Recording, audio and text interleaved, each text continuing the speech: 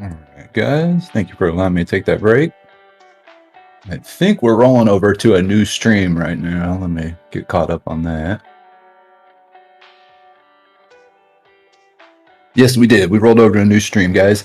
So if you can, make sure you hit that like and subscribe down there on the underneath our camera or underneath the picture there on your screen. Hit that like and subscribe if you can. We really appreciate that. Definitely helps us out here in the YouTube algorithms, keeping the channel up there so other people can find it. But we really appreciate it if you can hit that like and subscribe. Glad that everyone was able to get transferred over from the other channel, so that's good to see. Please like the stream and have a lovely evening. Thank you. You're welcome. There we go. Oh, we had two different types of you're welcomes. Some people went with the correct spelling of you're welcome. All right, guys. Thank you again for letting me take that little break. Just went and let the doggies out. Got some fresh coffee. Getting caught up here in the chat.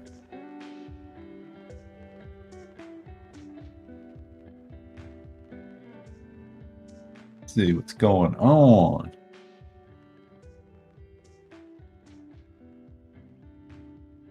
I'm somewhere in the green on some Tesla. Wow, nice, Tam. Good news. Tesla, wow, Tesla came roaring back, didn't it? 946. Holy crud. I went away for 5 minutes and come back, and Tesla is going nuts again. What we just saw this at was at $867, $870, $87. I think that's what it was. Hold on. Wait till I pulled up. This thing just rose up $60, just like that.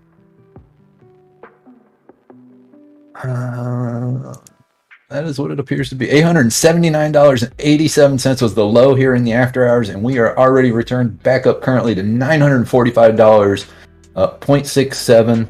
So we are coming back up over what we started after hours in. So that's a good sign, even after a very slight, from what I understand, the earnings was just barely down, not by much. And I think they still profited all year, so I don't think their earnings is really going to hurt them that much. I'm interested more than just the money part of it, the information that may have came out in that meeting. I have not seen any notes yet or any kind of stuff, but I am interested in finding out about their semi, the Cybertruck, where everything's at going forward, and when they think they're actually going to be rolling those things out, what their timeline is for everything. I know there's a lot more to talk about than just that, but I'm interested to, after I get off here tonight, I'm going to try to go find some information on that. Just a look at XCLA currently. It's coming down in the after hours, just a little hair here. It's still up, but it got higher than that, and now it's coming back down from those after hour highs. Still trading up 0.41%, and it did end the day up 16% on the day at 64 cents. Currently trading at 64.26. Just looking around the market here. DWAC currently trading at 0% gains in the after hours at 69.39, just trading sideways. Fun basically trading sideways in the after hours, only up 0.13%.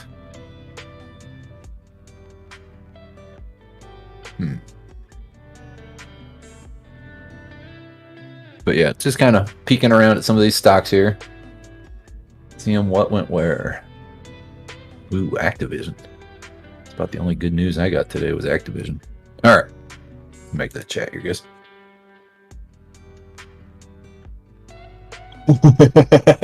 Naomi Valdez. Well, my gains for today went Powell.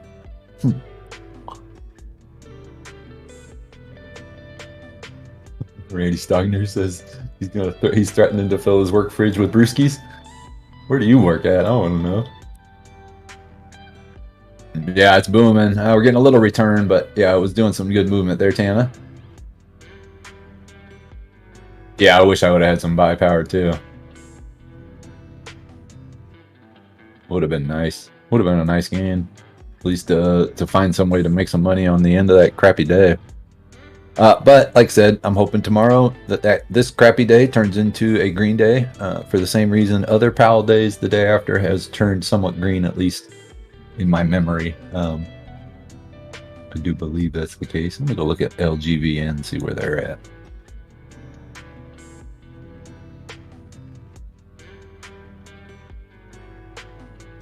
LGVN's been doing its thing, for a couple days.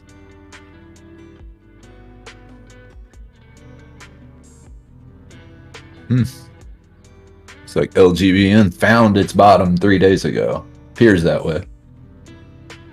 Right around 565-ish. And has been going up ever since. 3 straight days of gains. Big gains yesterday until the end of the day. Big gains throughout the day yesterday until the end of the day.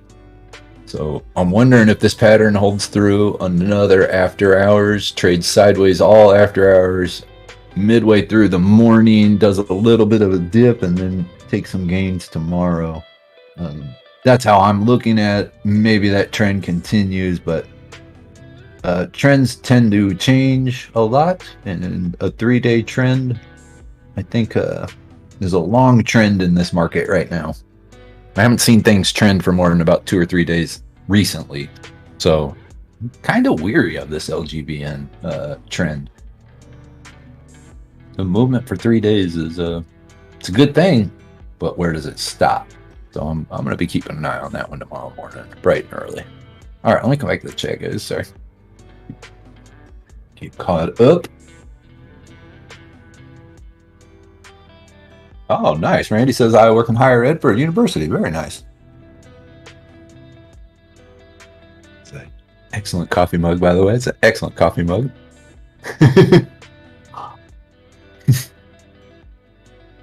That's cool, Randy. That is awesome. Lobo, the life of a stay-at-home boyfriend is serious business, guys. I do many activities through the day. I think that would be a cool life to live, Lobo. Currently, I'm just the stay-at-home boy at the moment. I need to get my butt back to work here real soon, though. I'm getting antsy. I don't like not working. I like to have a place for my energy to go daily. Oh, Mitchell. You work for your brother Bruce? Did something change? Naomi Valdez, at least I'm still up in pays. Pays. Let me go look at that one. Someone was talking about that yesterday in the Degenerate Trader room. Let me go look at that one. Oh, wow. 4 days of rising. I like that one. But again, when does the trend stop? Where does it begin? When does it stop? Was it on the 21st or did it start on the 24th? Interesting. Write that one down. I'll take a look at that one. Thank you for that. And Naomi, I'm glad you are agreeing on that for sure. At least some good news for you today.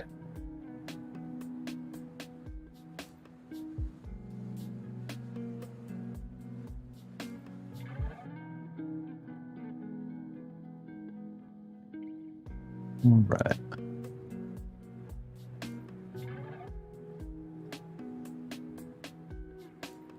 Oh, you work for Bruce Wayne. My bad. Gotcha. Gotcha. I haven't seen him around in a while. I did see a new trailer for that new Batman movie the other day. I don't know what I'm thinking about that one. Old Raven Farm 1 or 2 in Hattiesburg, Mississippi. Wait. Oh, okay. Old Raven Farm's got a father that works in education. Nice. Hearth Junea, we mooning? I wouldn't call this mooning. No.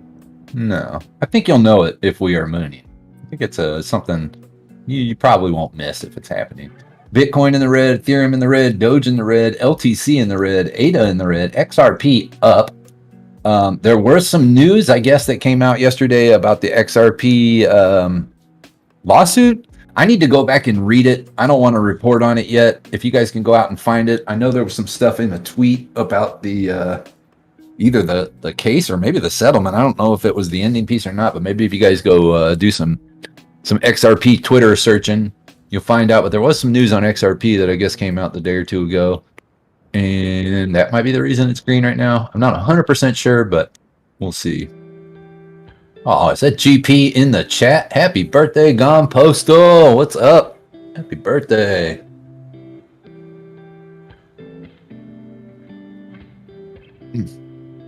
Coffee. All right. AMC slowly stair-stepping up. Currently at 1588. Right as I see that, we get a nice green candle. 1599. Very nice. What do we got going on here, guys? What are you looking at? We got about 3 hours till Nunya joins us, so we got to have some stuff to discuss here. We got to figure some things out. I need to know what you're looking at, what you're thinking about playing tomorrow. Happy birthday, GP. D-Grade wants to be a stay-at-home boyfriend, even settle for having a stay-at-home sugar. Stay-at-home sugar daddy. Gotcha.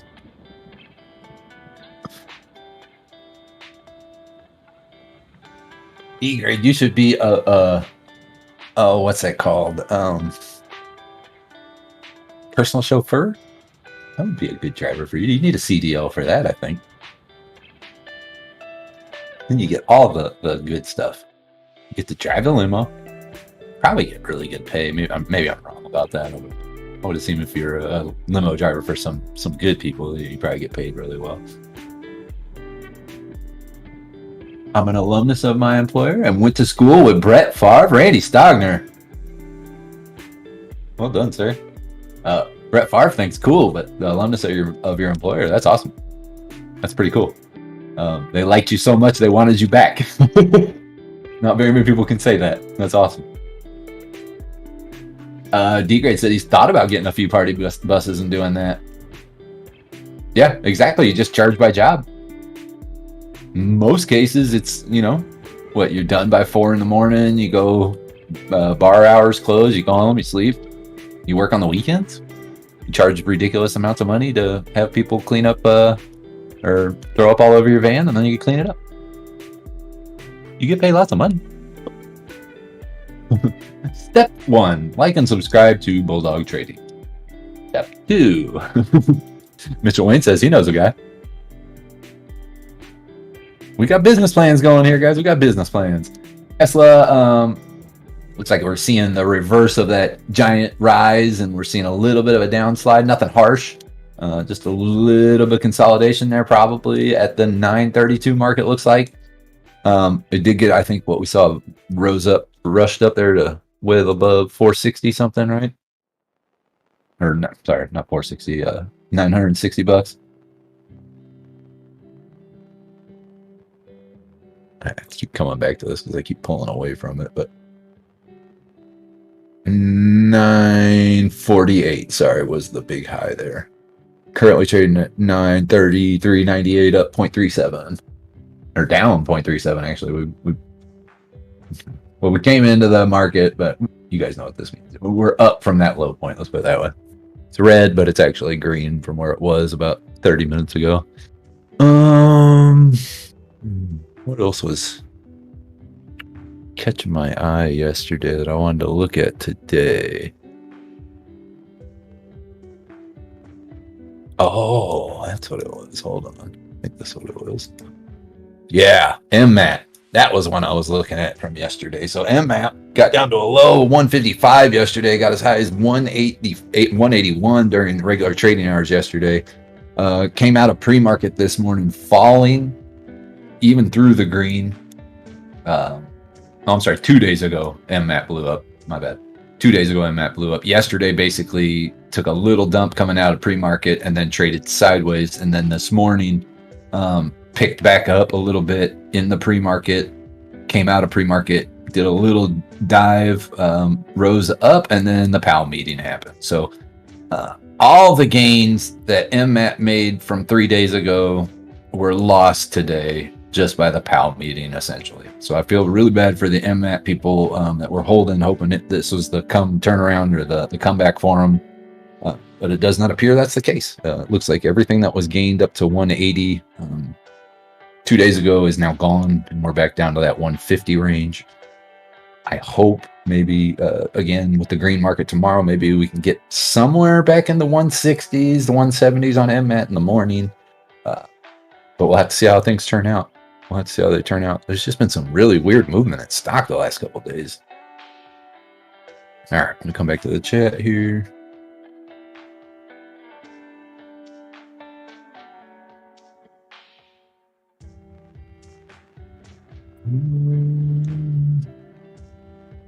Is that another person?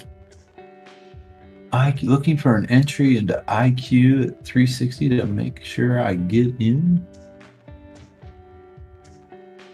I'm not sure I know that one. I'll have to look at that stock. Missing anything here?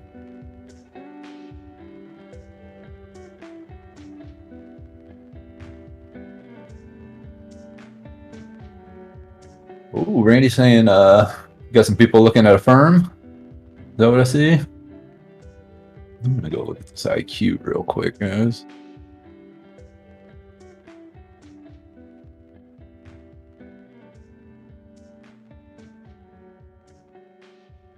No, IQ came down today. Came out of pre-market from 42.29 and went straight down. Volume today was 21.76 million. Average volume is 9.89 million. So here's another one of these stocks. Doubles its volume on the day, but drops price the entire day. Oh man, I don't see any news on this. 16 hours ago, they had a special list of content. I don't know what that really is. I'm not even sure what IQ does. Oh, okay. Never mind. I know as much as I need to know. IQ, IYI is an entertainment service in China. So I'm out. Yeah, I have no faith in any stocks out of China. It's just me. I'm sure there are stocks that can be played for money and be made gains on. I don't personally play with them because I just don't trust them or put any faith in them. So I'm gonna say no, dog. That's not for me. But if you can find a play and you make money in it, that's a play. Get your gains. All right, come back to the chat here, guys.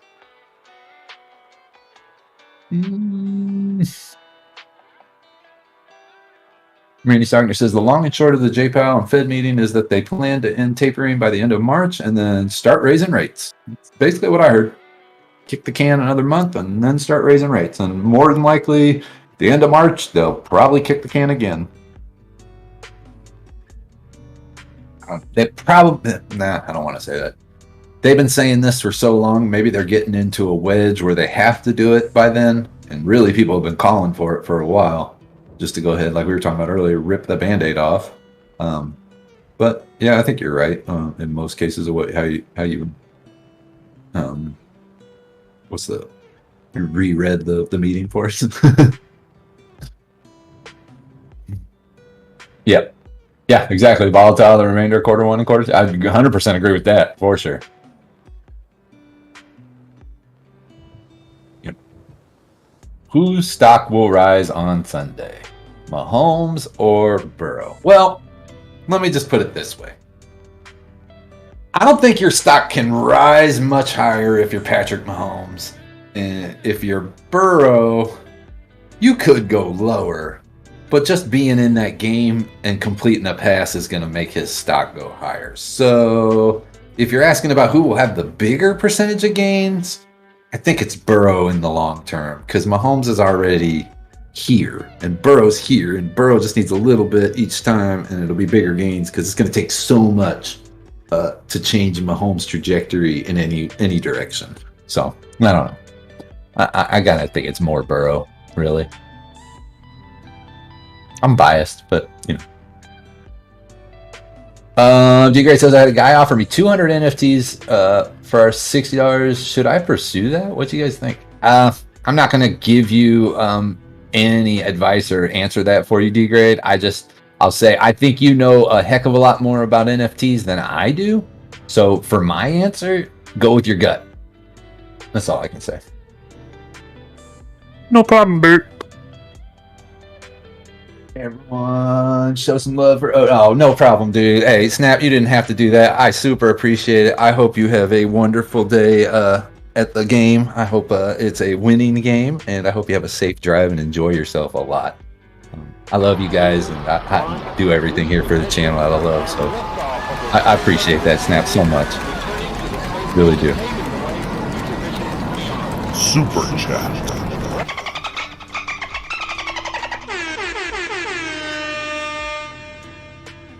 Thank you again, Snap. I appreciate that a lot. I really do. Wow, it's very nice.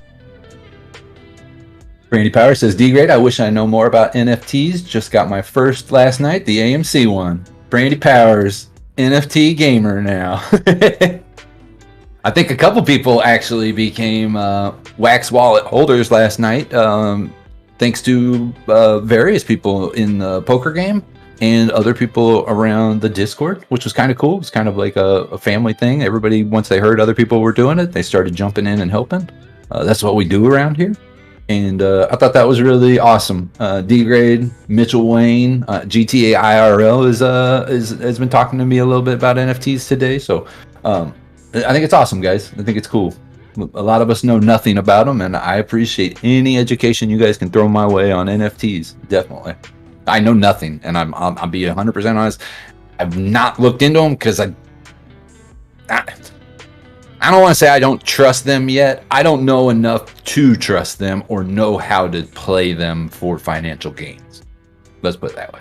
I want to learn. Kenneth Class says, me too. All I have is the AFC NFT. Yep. Naomi Valdez, this is as much as I know. There are a lot more educated people on this in our chat and in our Discord, but you can get a free AMC NFT by getting a free Wax wallet. I believe that is the only wallet that you can use for that. If you get the Wax wallet, it's called a Wax Cloud wallet. If you get that, you can then go to the AMC investors page and they will send you a free NFT to throw into that wallet. Some of them I think are rare. I think I'm not 100% sure what you'll get, but it's a start into it's your first step into it for sure.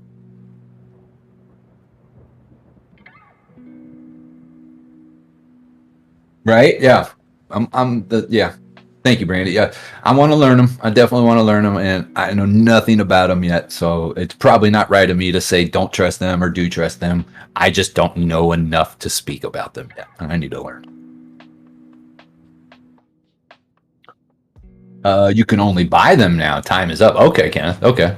I think some people got theirs for free, but maybe they had to pay for the different investor class things to get the NFT. I know Brina was able to get the free Spider-Man ones, and then the other one.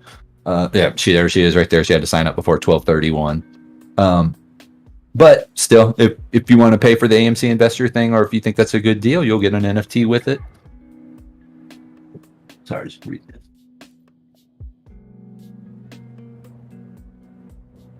D-Grade says, I've already scanned it and it's just clean. I haven't opened it yet. Oh, okay. I think you guys are talking about the different NFTs there.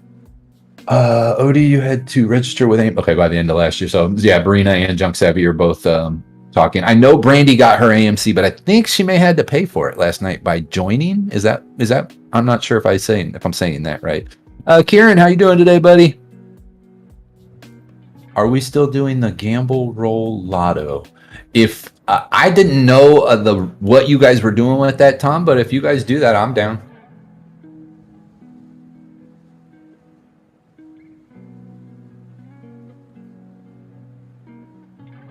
Okay, I'm getting some answers here from my questions. Thank you, guys. Brandy says it is free. You don't have to pay to be an investor on AMC Rewards program. Okay. And you got your NFT without paying. That's what I'm taking that. Sabrina's saying, but they do claim to give more in the future, so that even if you sign up now, you'll be able to get some more later, I believe. Oh,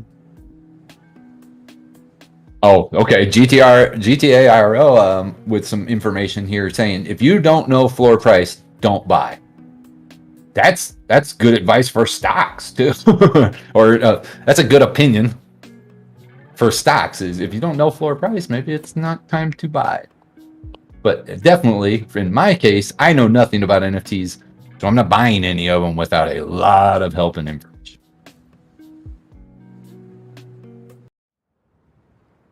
Junk Savvy says, still don't have mine. No email confirmed from registering. Junk, let me say this. If you used your Wax wallet, check your spam email. My when Mitchell Wayne sent me one to my email, which I had just registered, it sent it to my spam email, and it came through the Wax wallet email system, and I had to go in there and open the email to collect my NFT. So yeah, there's a good chance if you did everything correct on the AMC side of it, that it's still sitting in your junk email, possibly. Not 100% certain of that, but I would tell you to check that. Nupo says, did I win the Bulldog Trading NFT? Nupo, I'm not even sure if there was a giveaway on one. I'll have to get back with you on that one. I don't want to misanswer or say something wrong here. I didn't know that there wasn't a Bulldog NFT giveaway at this moment, and I'm usually up on top of lots of stuff going on here. But I'll check on that. Sorry. Oh, okay. There you go. Sabrina basically saying the same thing. Yeah, it was in her spam folder. Okay, now Naomi Valdez. A Wax wallet, I believe, is for NFTs only. I may be wrong in that, but I believe it is for NFTs. And like I said, you can look this up. It's called the Wax Cloud Wallet. And it's an online website that you start an account with. They give you your wallet. I'm not sure if there's an app, because I looked for one, but I think I was putting in the wrong name on Google Play. But I went through the computer and got it on a website. I didn't go to an app on my phone. Oh, okay. So there is something given away here. H2O Bubble says she downloaded Soulflare because of the Bulldog NFT giveaway. Okay. And I think, I actually do think Bulldog had kind of mentioned this a day or two ago, because he didn't want to get people mixed up with two different wallets. And maybe I've messed up here and messed that up. The wallet that we're talking about is not the Soulflare wallet. If you guys are in, and I do remember that they were talking about an NFT giveaway a couple days ago. If you are in the NFT Soulflare, you got the Soulflare wallet for the Bulldog NFT. Keep holding on. I don't know if that one's been given away yet, or if that's been decided. Like I said, I will try to find out real quick and maybe get back to you here in the next couple minutes with an answer. But keep doing that, because there was clearly instruction to go to the Soulflare wallet. So yeah, granted that's two different wallets, and now I kind of understand why Bulldog was saying that. But definitely, if you guys are in that giveaway, keep up on that one, because that's going to be a giveaway. I will try to find out here real quick and see what's going on with that NFT giveaway. Sorry. Oh, wow. Toilet paper square is more expensive than most NFTs with no floor, GTA says. Thank you. Oh, okay. Hey, Sir Nunus, I think that's how I would say that. If you can, maybe tell us the names of those books. I'd like to read some of those, get some information on it a little bit more. I know there's websites and stuff around, but books are something you can carry around and read. You can use as a reference, really. I like books, sorry. Yeah, D-grade, I think it's something they had brought up a couple days ago on MIA's show. Hold on for 1 second, guys. Let me just go ahead and see if I can get this taken care of real quick.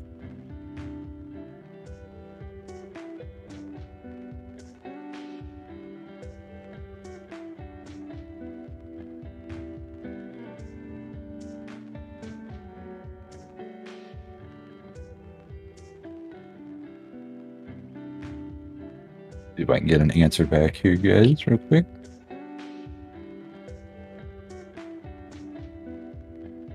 All right, come back to the chat. Like I said, I'm hoping we have an answer here in a couple minutes and know a little bit more about it. The Bulldog NFT on Bulldog Twitter, so that's the one you guys are, okay. Thank you, H2O Bubbles.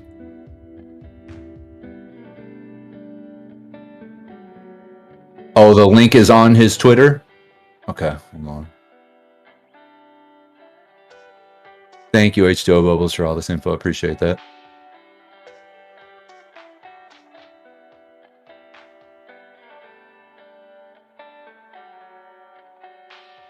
Okay, I think I'm getting confirmation.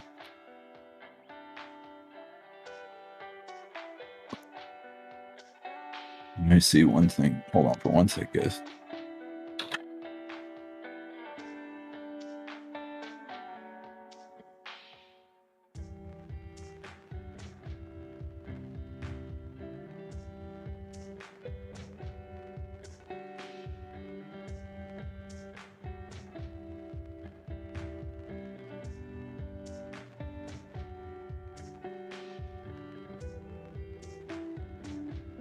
For one more second, folks. Hold on. Sorry.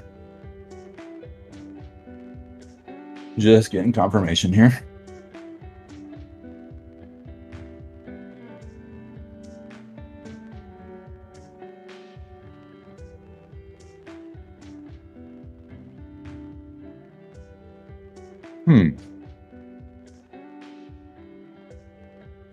Now I'm a little...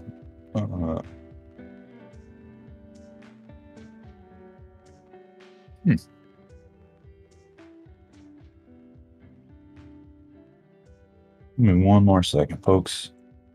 Just confirming stuff.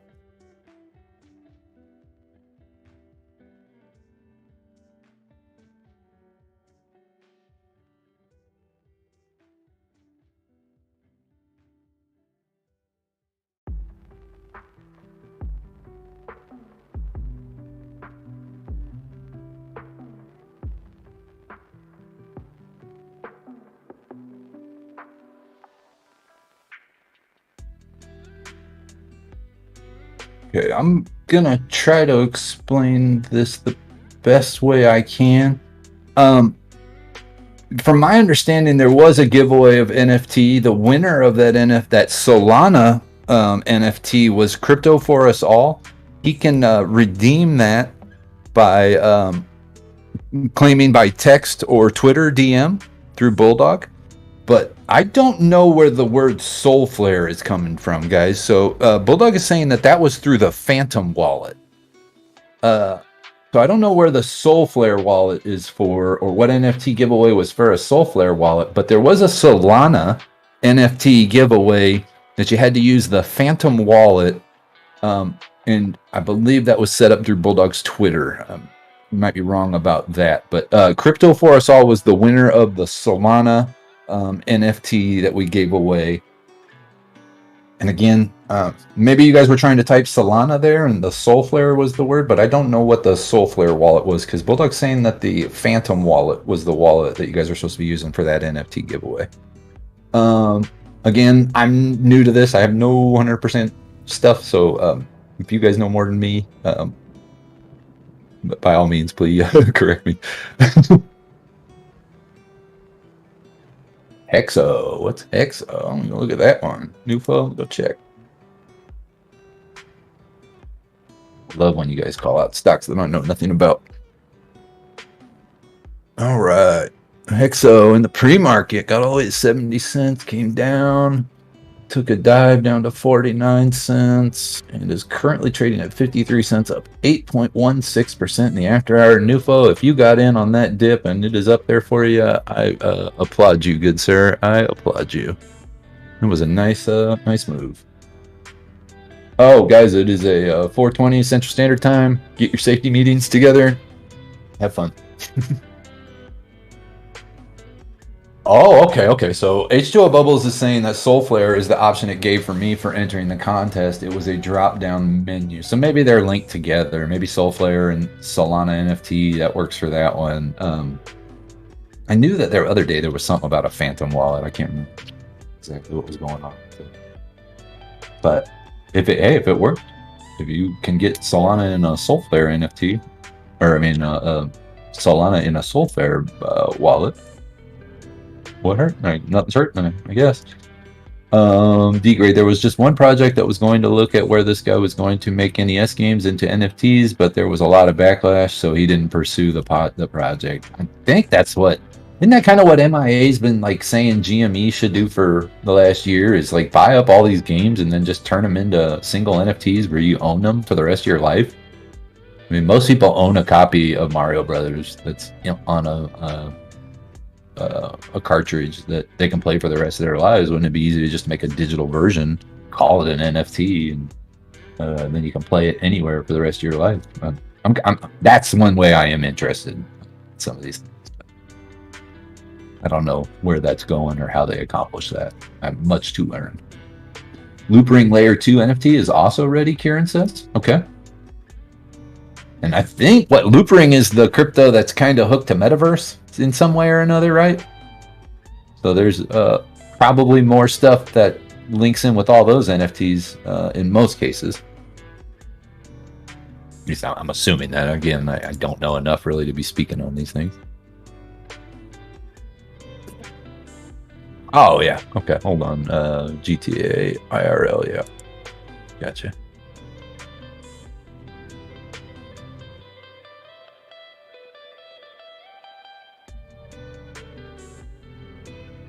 One second, folks.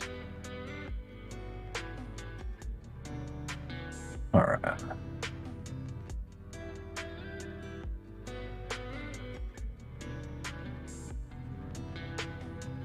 Kind of, yeah, and link to the GME NFT marketplace, allegedly. Makes sense, doesn't it? This guy was talking about homebrew. It's stuff like that, and I think it's a good idea. Yes, there are some things that need to be looked into and figured out, but I always back that. I back that project 100%. I would too. I kind of do like that because I don't want to have to buy systems. I don't like having to necessarily download emulators or anything. It's just hassle. It's more space on your computer. If you could just own the game and play it, an 8-bit cartridge right now is nothing. It's nothing. The size of it, the ability to be able to play it on your computer at any moment. You don't need a freaking emulator to play an 8-bit. They can basically make a program of it that you run in Windows just like that. So I'm interested in that. I would like to see those things happen. Now, granted, you start getting into some of these games that are deeper into the world of gaming, and they start getting to be a lot more information and stuff, then maybe we're talking a different thing. But for 8-bit gaming, yeah, so very easily it could be accomplished. The matter of, do companies want to sell their rights to that game and never earn money on them ever again? That's one way of looking at it. If you sell the right to mint an NFT game, you're giving away the right to ever make money on that game ever again if you're the original publisher. So whereas they could recopy, and as you've probably seen hundreds of times, they will re-release editions of things and new cartridge styles or the next gen model. They can resell a game, make $40 again off that same game. So that's the only thing I see is the resistance maybe coming from gaming places saying, no, we don't want to do that because we like being able to sell Mario 100,000 more times on new systems and things like that. But I don't know. We'll see how it goes. Like I said, I've got so much more to learn about these things that I've got to understand it before I can really speak on it too much.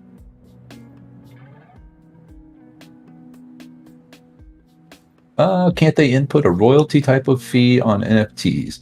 I would think they can, because the one argument that I've heard that I do like for art in the NFT world is that when an artist creates an NFT, at least from my understanding, the originator, let me put it that way, because again, I don't know all these things and I'm just going off conjecture that I've heard. The original artist, when the NFT sells each time, the original artist gets a portion of that sale. Whereas in like previous days, the person that painted the Mona Lisa, Leonardo da Vinci, got paid once. And that's it. Every other person after that that's owned the Mona Lisa and sold it made money and never had to give a cent to Leonardo da Vinci. So in this case, just using that as an example, it would be kind of cool if like an artist could get royalties every time their art sold down the road. And that I do kind of agree with. There you go, H2Os. You know exactly what, yeah. Yep.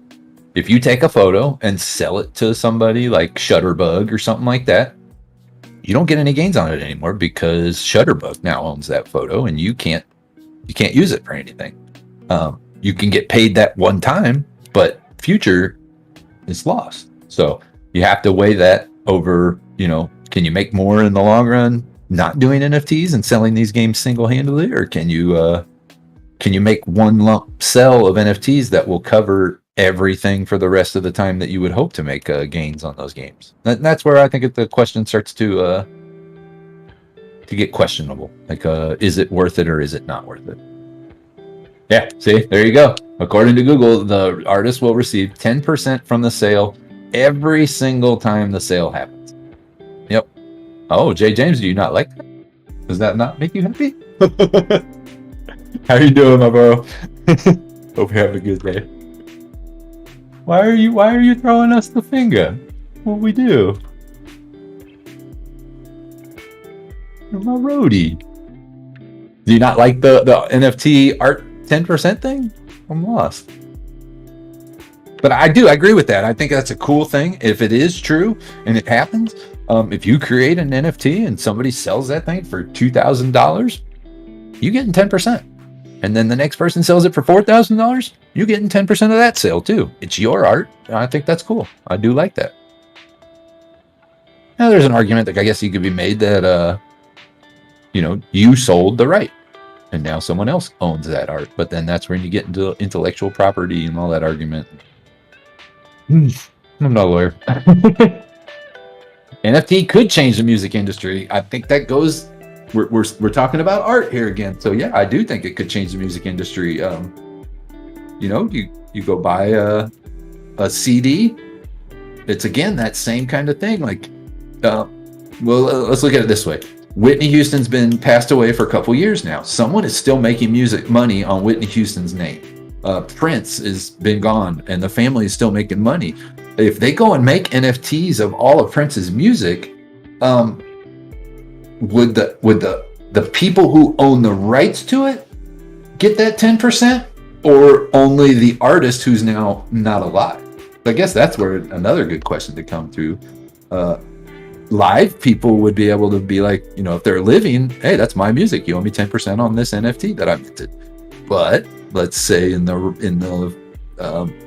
Michael Jackson's music, I'm not sure who owns it all right now, but they make a lot of money reselling those tracks and reselling those things. If you go and sell Thriller to an NFT, Thriller can't be used anymore, basically, because it'll be owned by someone, and those would be the rights, at least in my understanding of it. So, yeah, there's a lot of questions that have to be answered. I want to know so much.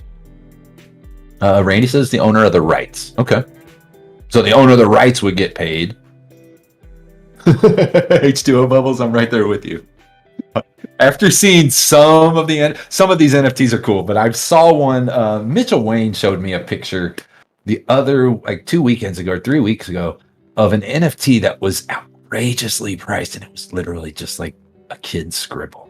It was a kid's scribble, and it was sold for millions. At least that's what he said, and I was just like, whoa, really? Like, somebody could get paid millions for that? Because I could do that. Oh, okay, JJ James, I got you. Sorry, bro. Yeah, I got you. Mariah Carey making an NFT of All I Want for Christmas. Right? Imagine that. Like, you have that video on hands at any time. Shaq is part of a group that owns Elvis rights. I did not know that, Randy Stogner. Did not know that.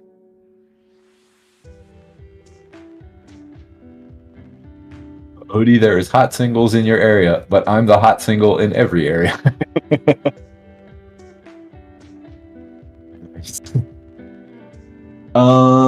Talil Latif. AMC is ready for a run to 20 plus tonight. That would be awesome. I don't know if that's the case, Talil, but yeah, be nice. Oh, Mitchell Wayne saying music will not be the same this time next year. Is it really going that fast? Is the NFT world really moving that fast right now? I know I'm behind the game big time. But I just didn't know if it was moving that much that every single album next year will be coming out will be NFT, or every single song that gets released, singles or whatever, will be NFTs or something like that.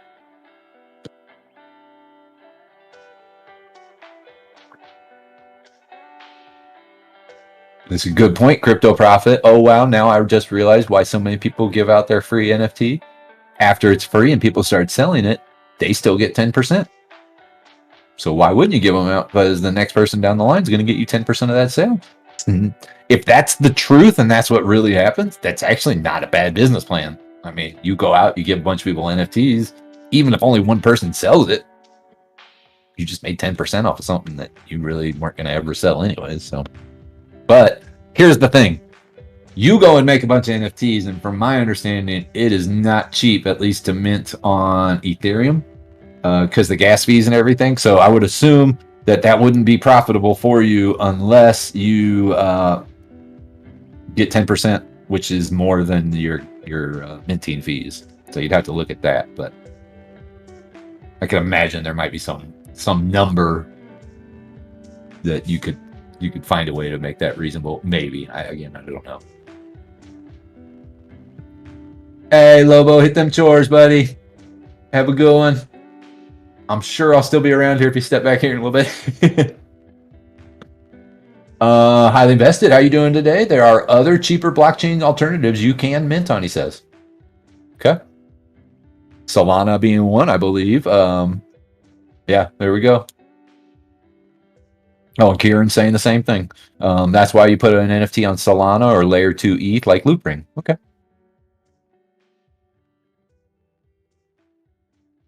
I missed two things about these Lisa Frank ones. Hold on.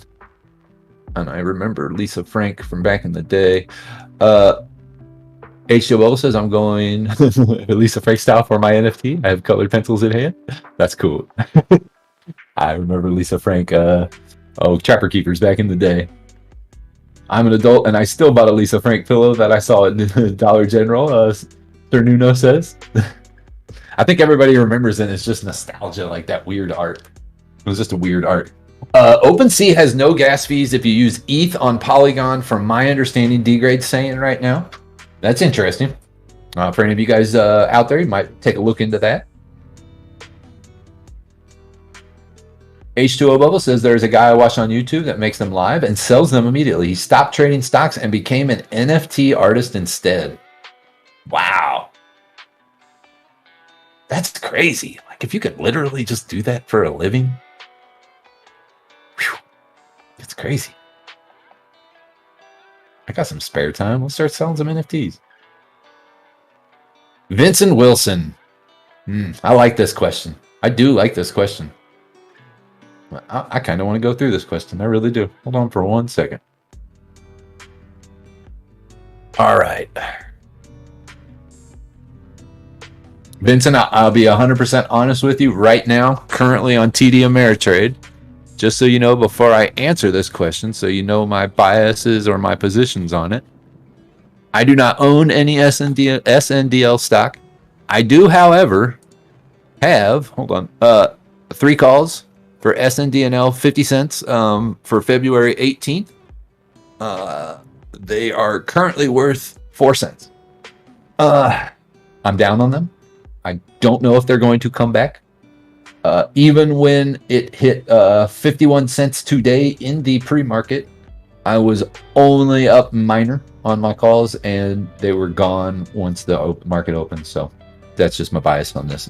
Going back to getting to the original part of your question, I have been a SNDL trader for quite some time. I've followed it for quite some time. I've asked a lot of questions of this stock and why it's sitting where it's at. Your question specifically, is SNDL tradable? To answer your question technically, yes, every stock that's on the market is tradable. That's a smart A answer, but yes, it's still tradable. Now, I think your question to me is SNDL profitable? As with any stock in the market, I believe it is your timing. Any stock can be played up or down depending on where you make the decision and your timing on it. Stocks move, they go up and down. Some stocks move really fast. Some stocks move really high in areas. Some stocks do really slow incremental gains. You have to watch SNDNL. You need to do DD on it, and you have to decide that for yourself. Me personally, clearly, if I own calls on SNDNL, I do believe it is still a chance for me to make profit on this stock. That being said, I am very weary of this stock. I do believe there is going to be a reverse split on it sometime in the future, very soon, or a share buyback, because they have a lot of cash on hand, and their moves that they have been making, which are plentiful in the last year, are not helping their share price at all. So that being said, again, I have calls because I think it can get above 55 cents in the next 2 weeks. Yes. But I'm not going nowhere near $1 on these. I don't think it's going back to $1 anytime soon. So I hope that kind of answers your question. If you are going to make a play on it, I suggest greatly you do a lot of DD on where their values are, what companies they've recently purchased, and how much cash on hand they have, and make a good decision for yourself if that's the right play. That being said, I'm going to come back to the chat, guys, and get caught up here.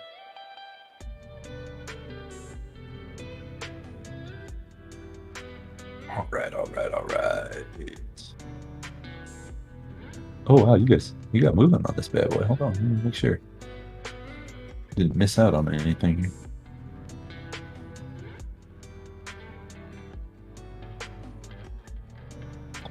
Cernunus is, who is that today? Okay, he wants to know H2O bubbles, or she would like to know H2O bubbles if you can lead her, point her in that direction, I believe, on that YouTuber.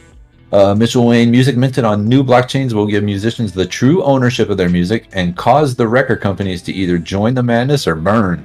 Okay, I'll be 100% honest, dude. I stopped listening to music, like new music, really in most part in the early 2000s because I just got tired of the mass-produced crud. So I'm all for it. If big music industry wants to take a fall and we can have individuals making music and let them sell their own records, I'm all for that. Do it. I don't like big music at all. Not a fan of it. D-grade, that's an interesting sales pitch. Elon supposedly retweeted Mr. Beast Burger. Did not see that. I'll go and try to check on that one.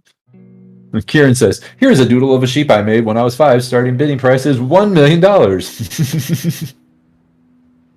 HO Bubbles responds, I found it by accident. I have it in my history. The NFT he makes are just using an art app. He only does 2D black and white. Cool. Easy. Randy Stockner, perhaps the better question is, should SNDML be tradable? That said, yes, it is tradable and can be profitable if you have patience. Randy, I think you and I were kind of in the same boat on that answer. Yeah. And thank you for that. I appreciate you giving your opinion on that too. Oh man, JJ James didn't do it again. Oh, you lost bull coins. Okay, I'm up now. I'm going to sell to buy more AMC. Thanks. Oh, hey, gains is gains, Vincent. Gains is gains. Good for you, man. Hello, come on, AMC. Let's do the thing. Yep, I'm kind of waiting on it to do its thing.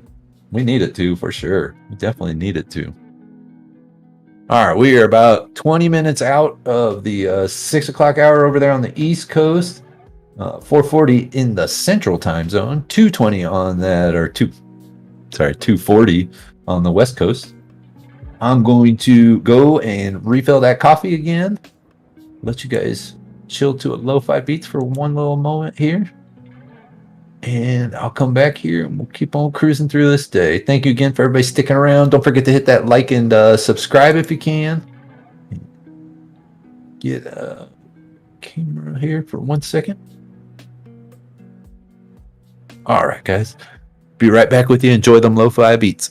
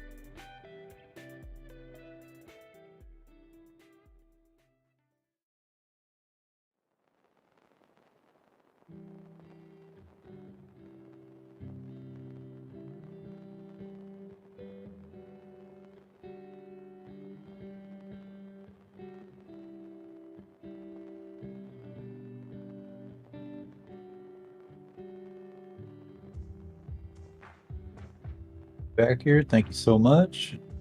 Take that little break. Appreciate that. Get caught up in the chat here. Witch a Woman. That's a good song. Good song. Janice playing Bobby McGee. Oh, you guys are going through some great music here. Kieran, I'm with you. I kind of agree with that, Kieran. H.O. Bubbles, I prefer classic rock and music that has a real band with real instruments attached. Yep. Yep. I don't mind rap. Don't get me wrong. I'm not anti-rap. I will listen to some rap. I don't necessarily like I guess I'm too old now for the newer rap that comes out, so I grew up with a certain style of rap that I do enjoy, but when it comes to music that I'll buy and listen to repeatedly, yeah, it probably stopped in the end of 2000s. It wasn't my thing anymore. All the boy bands, country music went to like pop country music. There was like this end of alternative where every band kind of turned into the same Creed / Three Doors Down thing, and it was just like, yeah, I'm done. I'm out.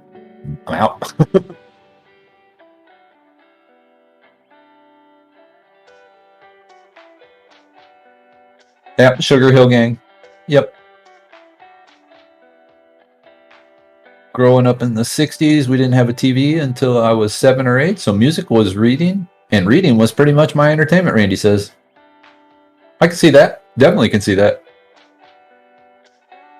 Oh, H2O Bella says, I love rolling down the windows and playing REM Drive full blast.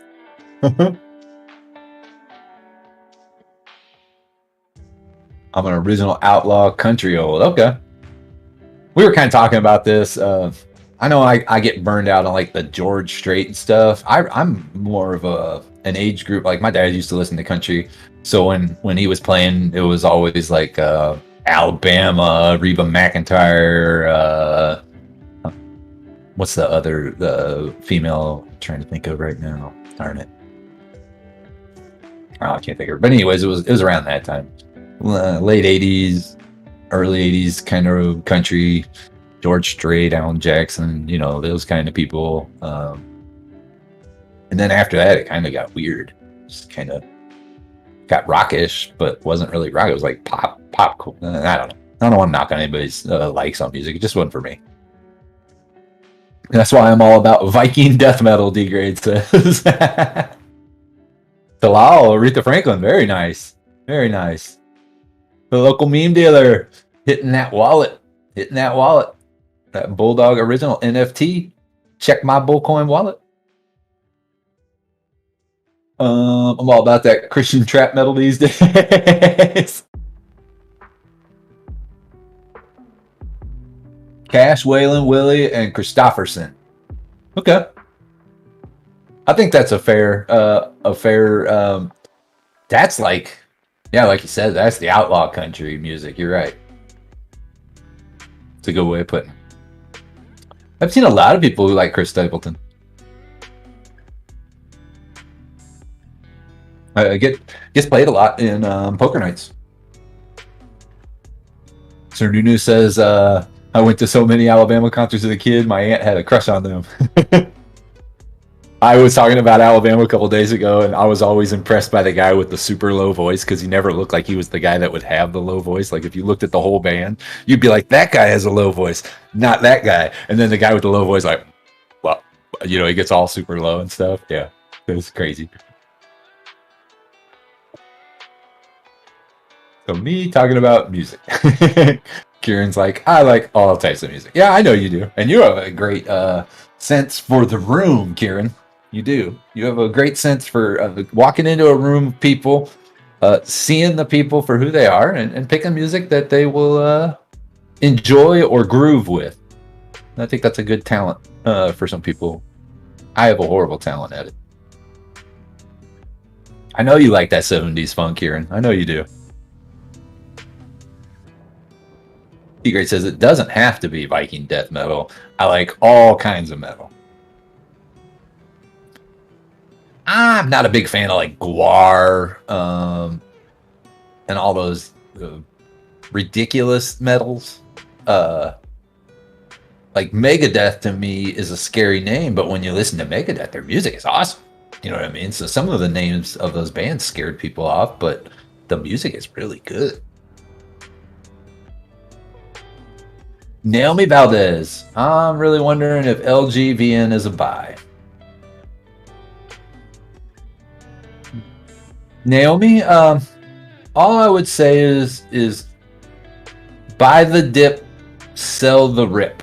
And if we look at the stock, it looks like it's been ripping for 4 days. I think it's when I look back at it, it's 3 or 4 days of upward gains. So knowing that information, I personally am very weary of taking a position in LGVN because it's already had 3 days of gains. Maybe 2 days ago, I might have asked the same question you're asking, but now that I've seen it for 3 days and knowing the ridiculous volatility in these markets over the last week or two, I personally, not going near that stock. Not going near it. That's me personally. As I always say, it is on everyone to make their own decisions on stocks. You have to do your own DD. No one here is ever going to press that buy or sell button for you. That is your decision. It is your choice. But just giving my instance of it, I look at LGVN as too late. So sorry for me. I missed it. If it decides to come back down and I get another chance to catch the roller coaster at the ticket booth, maybe I will. But right now, it's on the top of the roller coaster line for me. That's the way I see it. Sorry. Other people may see it differently, but for me right now on 3-day rise, I'm looking at that as the roller coaster at the top of the roller coaster. D-Grade says you should listen to Devil Driver Clouds over California. Okay. D-Grade, I know you know some crazy bands. Like you've named off, Megadeth has been around a long time, Randy. But yeah, D-Grade, you know a lot of bands. I know you listen to a lot of music. 90% of the time when you're naming bands, I've never even heard of these guys. Ever. Not like even like an instance of hearing them. So I'm always interested in the bands you bring to me, and I'll check them out for sure. Thunderstruck AC/DC? Great song. Great song. Ooh, what is Fammy doing? I haven't looked yet. Hold on. I know yesterday it was doing something, or the day before. Let me check it. Oh, wow. Okay. So, yeah, 2 days ago, we had rise from 18 cents to 20 cents. Kind of traded sideways until it hit pre-market. Pre-market came down, brought it back to, in the beginning of the morning, 18.97. Had another rise yesterday up to 20.61, traded sideways through after hours and pre-market. This morning has a small rise, then trades down the rest of the day, even through the Powell meeting. Not really crazily, didn't have too much of a far dip, especially because this is a really cheap stock, but then hit after hours. And I think this is why Caesar's pointing it out. In after hours, we have jumped going into after hours at 1979 or 1980. We're now trading at 23.20, up 17.17%. I believe this is that mushroom stock, not a medical mushroom, but an actual food mushroom. And they have been played for quite some time. I think Just Do was originally one of the caller outers of this stock way back when, and we've kind of been keeping an eye on it. But yeah, I'm interested in the moves it's making. It got as high as 24.70, currently trading at 23.21. Again, those are cents, not dollars. Fammy does not have options on. It's way too low of a stock, but this thing has had volatility for months on months on months. So thank you, Caesar, for bringing that to our attention. Thank you.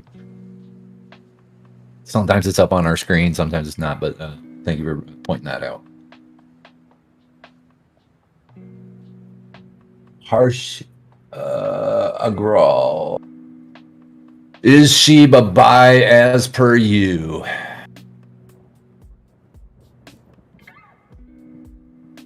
I own Sheeb. I want out of it.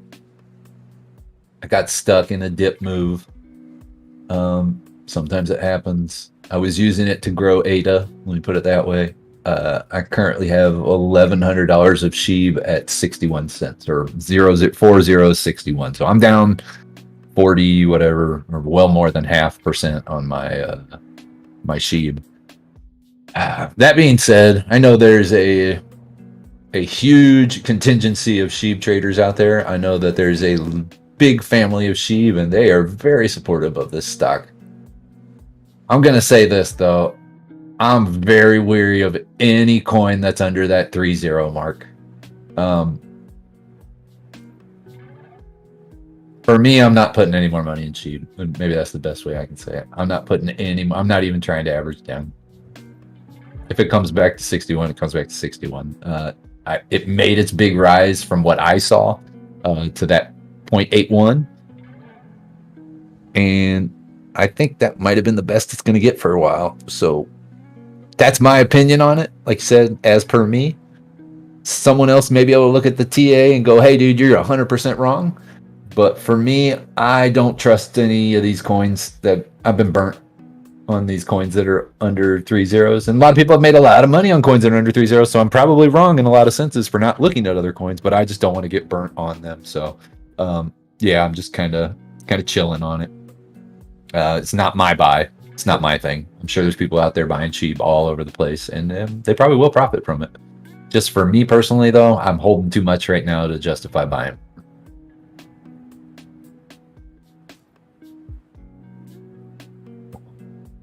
H2O Bubbles, I see what's being wrote there, and let me just say I didn't get a chance to say it yesterday.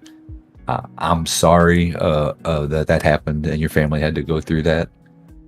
Much like MIA said, though, I don't want to say I'm thrilled or happy what came of it, but I think it's cool that your two sons found a career in something that they feel good about and doing good things. I think that's very inspiring to take a bad situation and try to be helpful with other individuals. I think that's awesome. Again, I'm very sorry, and I know I think it was an anniversary or something recently, but I just want to be very solemn about this, I'm sorry that happened, but again, I know you shared that story with us yesterday, and I thought that was uplifting, to say the least, what your boys did.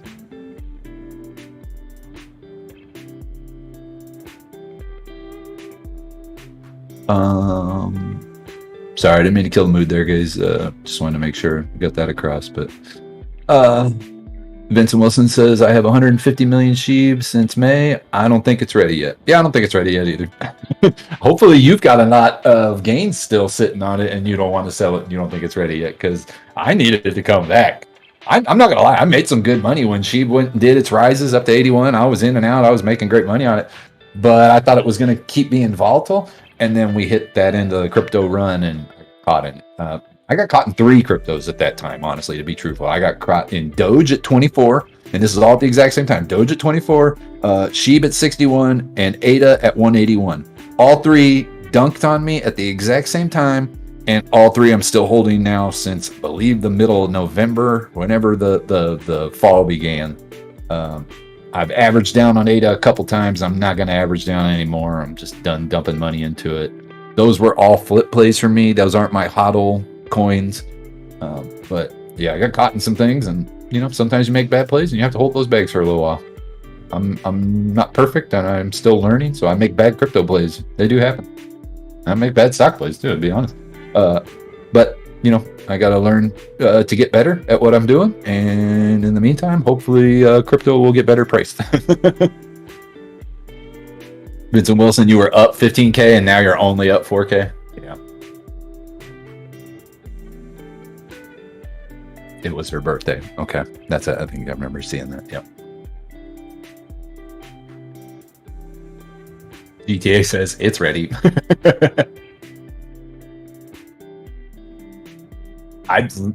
Kieran, you'd be happy if it drops a 0, like knocks off a 0, or adds a 0.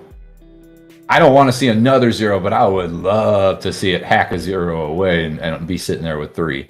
That would be awesome.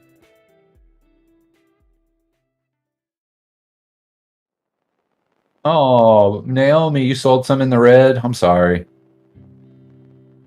I'm actually contemplating selling some things in the red here just because we're in such a market. Like, I literally was looking at selling my my XELA 3 days ago for the loss. for the loss of like $2,700, just because I want the cash that's remaining there to try to go and grow that money back, because it's not doing nothing, just sitting there dying. Now, granted, we're getting some EXLA movement in the last couple of days, but earlier this week, I was about ready to just launch all my XELA out the window and start making new moves on whatever remaining cash is still there. I didn't do it yet.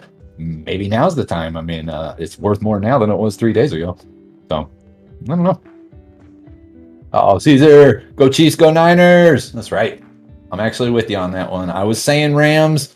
I've been doing some research last couple of nights before I lie down and fall asleep, and I really like the way the Niners are looking right now.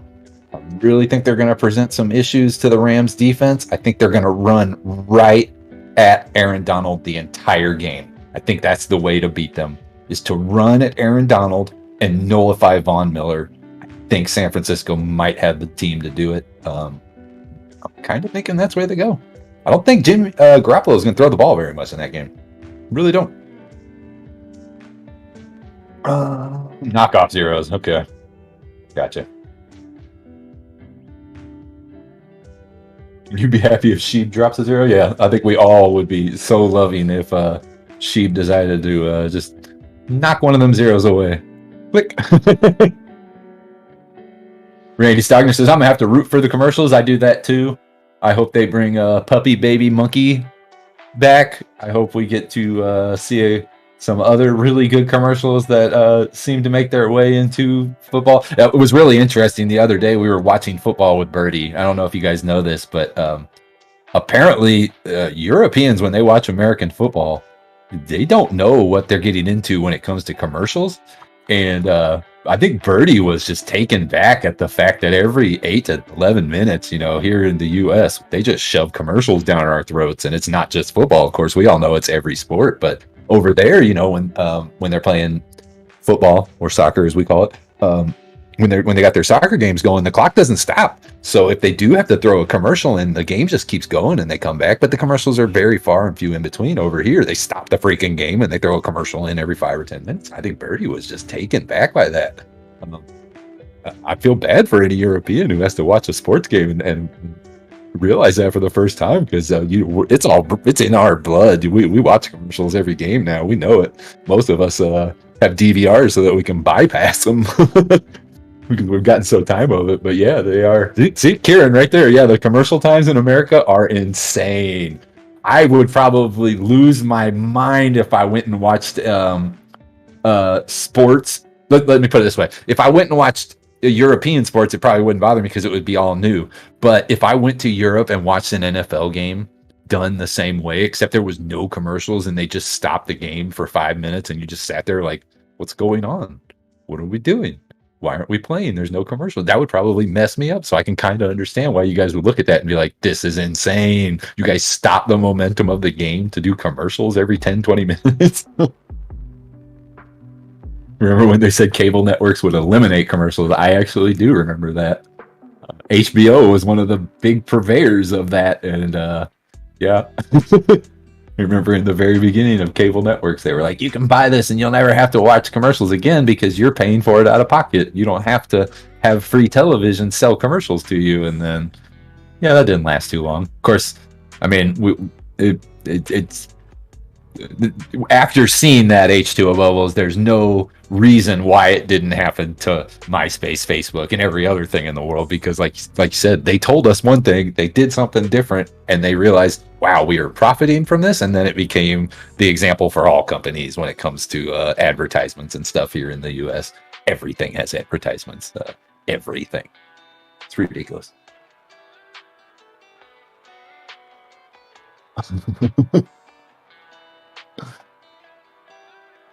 Naomi Valdez. Good to know I can barely trade Robinhood and Weevil. Oh. Wait, what did I miss? Sorry. Kieran says I'm watching the football game and I'm getting into the game trying to understand it, and bam, commercial. Yep, exactly. Right? You're starting to understand what a drive is, and then all of a sudden you got 5 minutes of Coca-Cola cookies and floor mopping components. Yeah.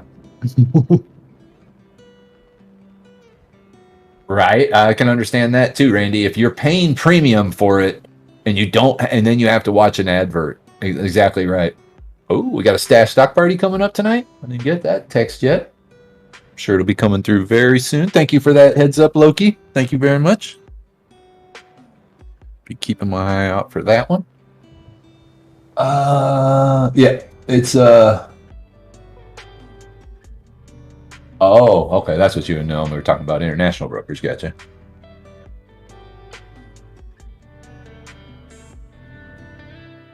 After hours, let me take a look at these. So FAMI is up on that FOMO list. VICR, Vicor, up 28%. MX Biopharma, is that what it is? Biopharmaceuticals, up 19%. Calix, CALX is up 14%. CLR, ClearSign Telecommunications, I think is what it is, up 14.29%. LTBR, Lightbridge, is up 13%. RCRT up 11%, and NO Now, well, it was there for a second, up near 10%.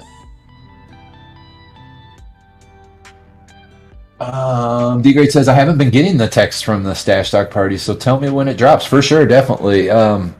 Robo Global Healthcare for the stash party tonight. Loki's coming through. Normally, those stash parties for me, D-Grade, have been starting at 7 p.m. Central, so 8 p.m. Eastern. And they've been running 2 hours till 9 p.m. Central, 10 p.m. Eastern.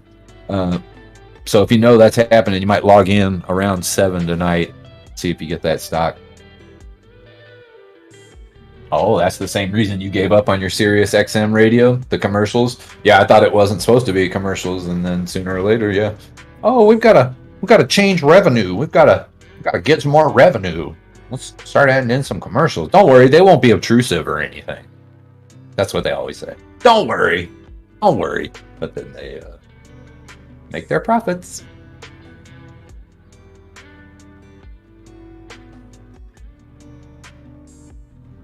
Cheers.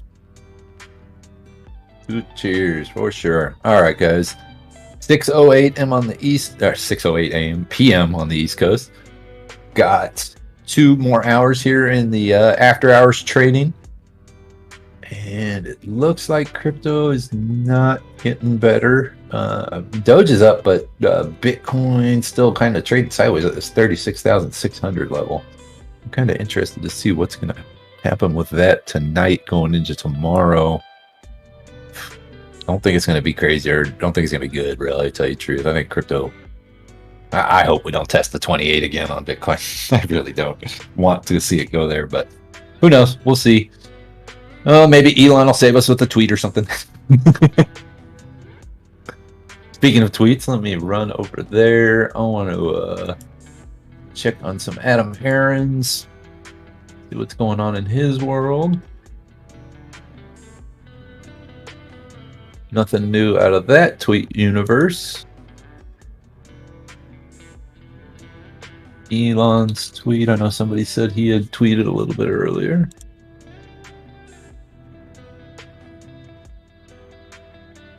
Oh, 22 hours ago.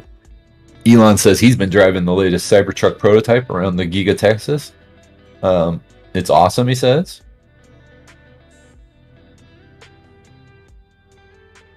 So hopefully that's a good thing. I don't know about this Elon Musk. I will eat a Happy Meal on TV if McDonald's accepts Dogecoin. I don't really like him doing that. I don't know. I don't really care if he eats a Happy Meal on TV, to tell you the truth. To me, I don't know. I just don't like that tweet at all. It's kind of pathetic, really. It's kind of pathetic. But I understand. I think I understand what he's trying to do. I'm gonna be 100% honest. If I know anybody who pays a Dogecoin for a thing of fries or a $1 McDouble cheeseburger, I'm gonna flip my wig, whatever it is. I just think that's ridiculous. But I'll make this point. Bulldog brought it up. At some point, crypto has to be adapted or adopted in mainstream for it to ever become what it needs to become. So, maybe he's trying to be the official adopter or whatever. I think the people have to adopt it. I don't think it can be controlled by a one man with a platform, but at least he's backing crypto, I guess. At least he's backing crypto. Just not a fan of the "Hey McDonald's, we do what I ask you to do" kind of thing. Maybe it'd serve me better if McDonald's just came out and said, "You know what? We're getting into crypto." To me, that would be better.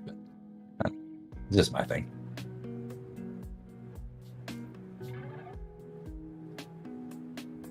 What did I miss? What's not going up currently?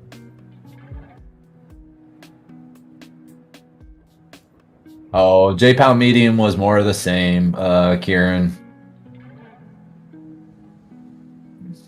Just more. Yep. I wish I could say it any other differently, but really, it's more of the same. Ooh, we got a heist going on, guys. Getting that heist. You know, you can get in on that heist over on the Twitch, too. Don't forget to do that. Double up them Bullcoin winnings. Yes. I'm in the heist over here, and we'll go get in the heist over there.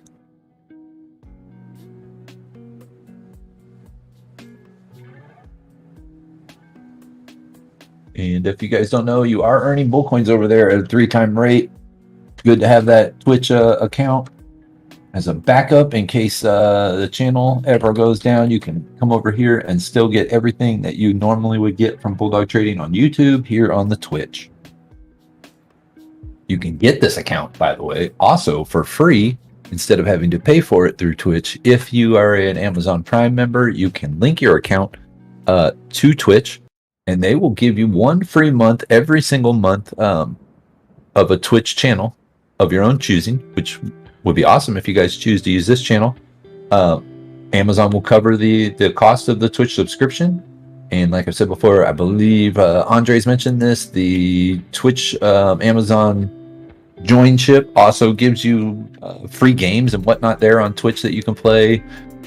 Some other cool giveaways or cool parts of that joining membership that you do there. So there's a lot of cool stuff that you can get from it. But for the most part here, it's great for our backup channel. And it helps us stay protected in case anything stupid goes on with YouTube, like we've seen before. So it's nice to have. BTC's popping all of a sudden. Oh, wow. It just jumped $200 in the last couple minutes. Hold on. Thank you, Tana. Let's see here. Wow. FAMI got all the way to $26.99 now. Currently trading at $24.99, up 26.21%. So FAMI is not done yet, guys. FAMI is not done. Let me roll over to crypto real quick.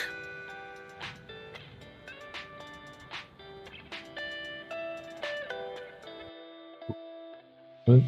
Am I missing something? Bitcoin popping or Bitcoin dropping? Oh, Bitcoin. All right. Bitcoin came down. Now Bitcoin turning around. All right. Sorry.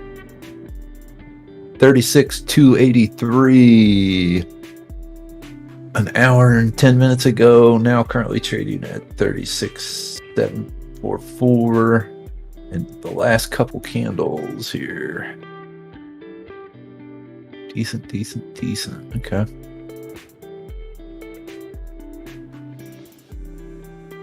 Did we cross over it on the 1 hour? Sure did.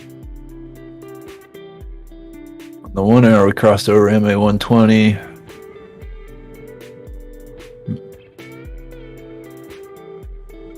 We are down below the MA 20 now, though. Still. RSI is 41, so you could see some nice buy action back here. Come on, get us to 38. Get up and moving. Let's go. All right. Beta's running too. Hopefully it stays that way all night long. All right. Coming out of that heist, though, we got Rodney Smith, Neil Stewart, Tenacious Matt, H2O Bubbles, Kieran, Nufo. Good job, guys. We get those coins over on the Bulldog Twitch. Anybody escape? Batman and Odefro got out on that one. Nice. Well done. Dude, the other day, something occurred in our chat. It was so cool. I'd never seen it happen before, and I still don't understand how it happened. Somebody was writing in our chat, and they used emojis, and they were the emojis from the Twitch here in the YouTube. And I don't know how they did it. I have no clue. It was one of those heads from the when you do the gamble or the slots over there on Twitch.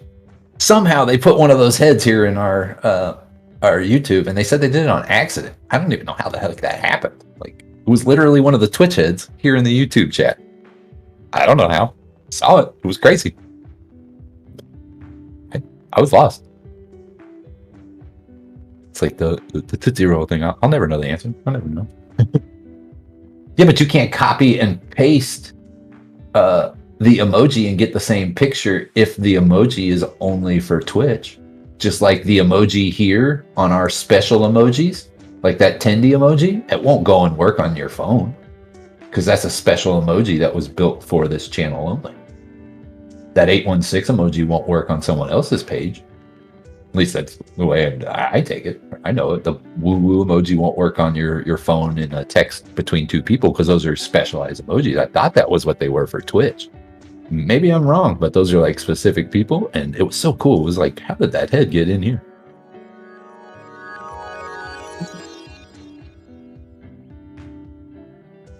What is that? What are you testing there, Tom Boom?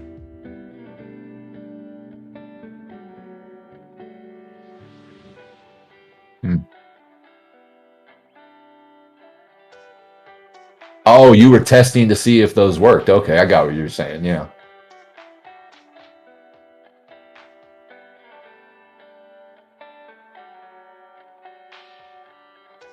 Wait, did it show him?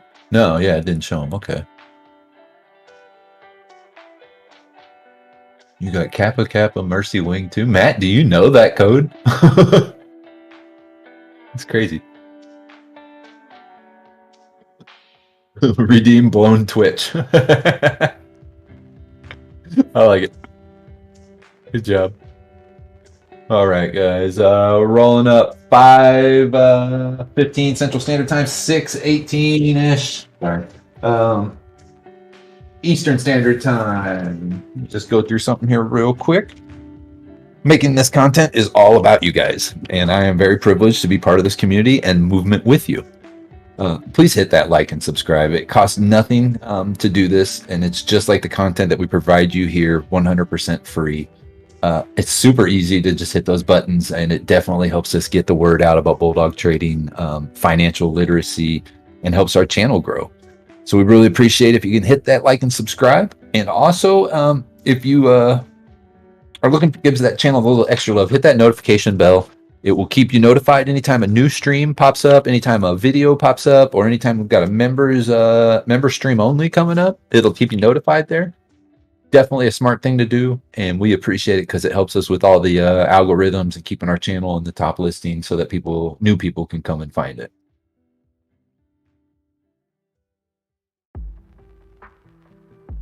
Aaron says you need a Chrome extension to use Twitch emojis on the YouTube chat. Oh.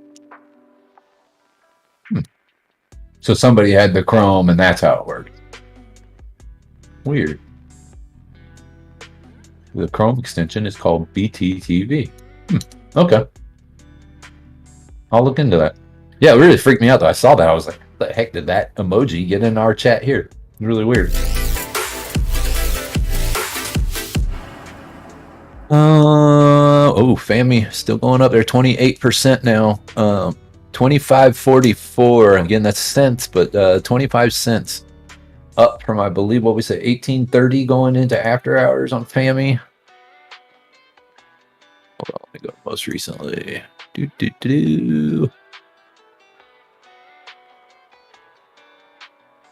1980, sorry. 1980. It's a good year, by the way. Yeah, FAMI up 28.48% in the after hours, so we're getting at least a runner. I don't know if this is an important runner, but at least we're getting some action. A little bit. Funware up 1.33 now in the after hours. Let me check for the DWAC action, if that's the case. Maybe what Mark is doing. Smile Direct Club's up in the after hours. Neo is up in after hours. NXTD is up in after hours. Hood is up 1.77% in after hours. SEV is up 2.24% in after hours. Let's see here.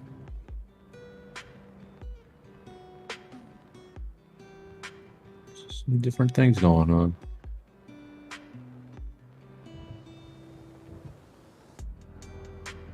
DWAG, sorry guys. Kind of got a little misguided there. DWAC is still down in after hours though, at 0.92, currently trading at 68.75. All right. D-Nut, what's wrong with you? Why are you down in the 14s again?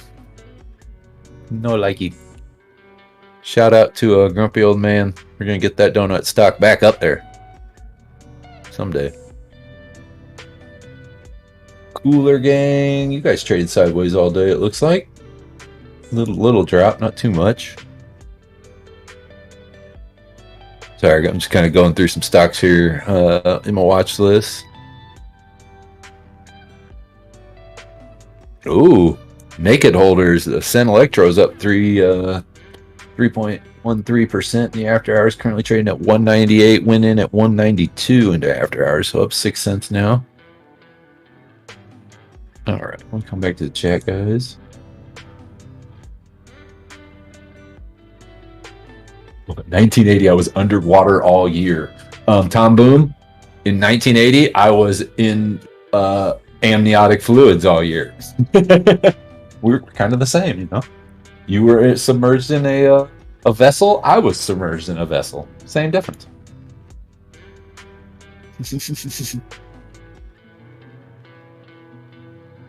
Oh.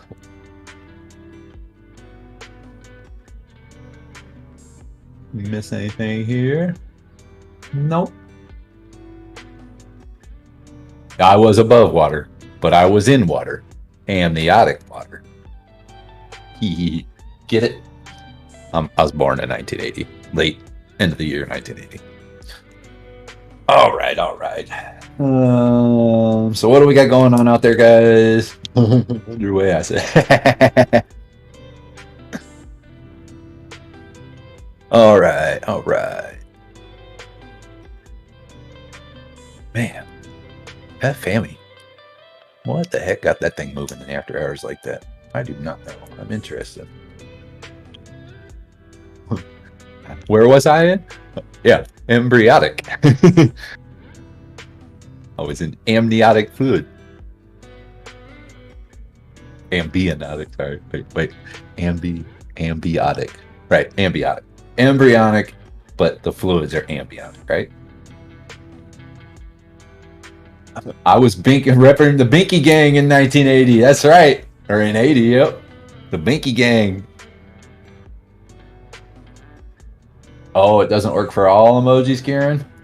Gotcha.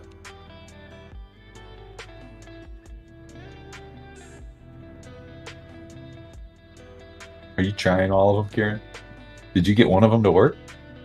Is the moon one of them? Is it because we have a moon here on YouTube? Or is that one of the moons from Twitch? Huh. Interesting. No, that's one of the moons from here. So that's why it worked. Okay. You were thinking, is that in the Indian Ocean?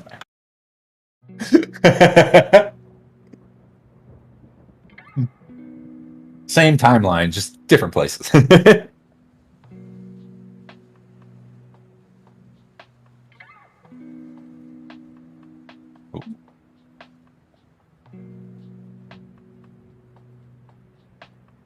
I see. Is B-Big coming down? No, I was looking at that earlier. No, it's just trading sideways. Okay.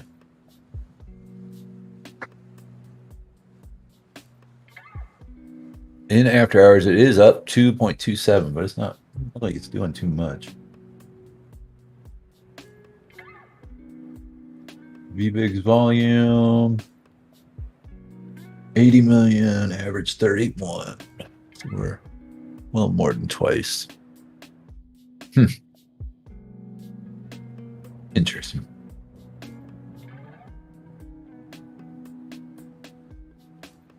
Oh, Diego Garcia's there? Nice. Yeah, that's out in the middle of nowhere, in the middle of the ocean, isn't it? Like Diego Garcia is like in the center of the ocean.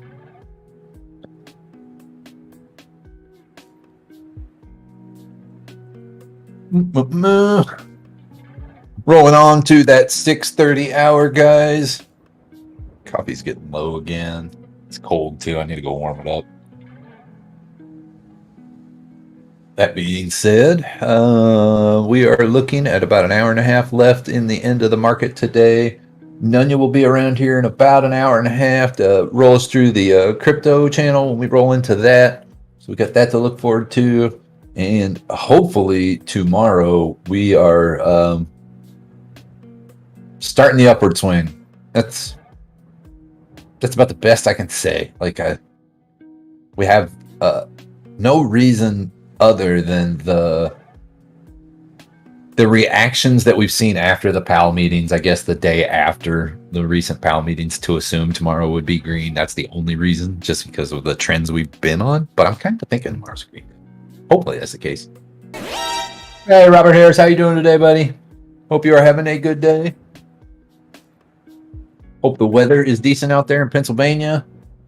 Getting some good sunshine today. We got a little bit of sunshine here in KC today. Temperatures were cold, though. Temperatures were cold. Crypto to the moon, manos de PayPal. Hey, Abdel, how you doing today, buddy? Just getting back from work. Excellent, excellent. Time to do some relaxing. Enjoy your evening. We're just kind of watching the rest of these stocks and everything they're doing. That's right. Pamp it. Pamp it. Yeah, cold coffee, not fun. And cold outside, not fun either. I don't want to be cold at all. Been wearing so much clothes. I'm in my house right now wearing a coat. I'm wearing my coat. And it's warm in my house, but I just think it's like that residual cold coming through windows and stuff. Any word on the return of the fog? That's a good question. I know Lindsay had possibly mentioned she was going to be bringing that back around sometime soon. I don't have a definitive date for that. I would be interested to know, because I was a big fan of that. And I'm hoping that does come back around here. We've got a lot of stuff going on in the channel right now, a lot of new stuff. So we're trying to bring in things and try new things out. But that was a fun part to the channel that we had previously. And you know, maybe it comes back around. Maybe it's not an every night thing. Maybe it's a weekend thing. I don't know exactly what her plans are for it, so I don't want to speak. But I know you guys love Lindsay Lenz and you want to hear her voice and have conversations about cool stuff with her. So hopefully that is the case, and I look forward to it coming back as well. That's right. Fingers crossed. Ooh, Caesar fam, how about the Fed news? Any good? I said it before, Abdel. I think I'll just reiterate the same way. It sounded like 100% more of the same. They did kind of, I guess, start to put a definitive date of when they're going to raise rates, or at least they are implied that they were going to do it here pretty soon in the next month or so, or after the next meeting. But for the time being, it just sounds like we're just going to continue the taper, and then we'll see what happens after the next meeting. I don't know if that's bad or good. I think that's just normal for what we've had. I think that's just normal. 6:30 now, guys, on the East Coast. I am going to step away for 1 second again. Go get some warmed up coffee. Check on them doggies, and we'll come back. We'll finish up this last hour and a half. We'll greet in with Nunya, and we'll let him take you guys into the crypto evening. So give me 1 second. I'll be right back. Let you guys chill with these lo-fi beats one more time, and I will be right back with you very shortly. 1 second.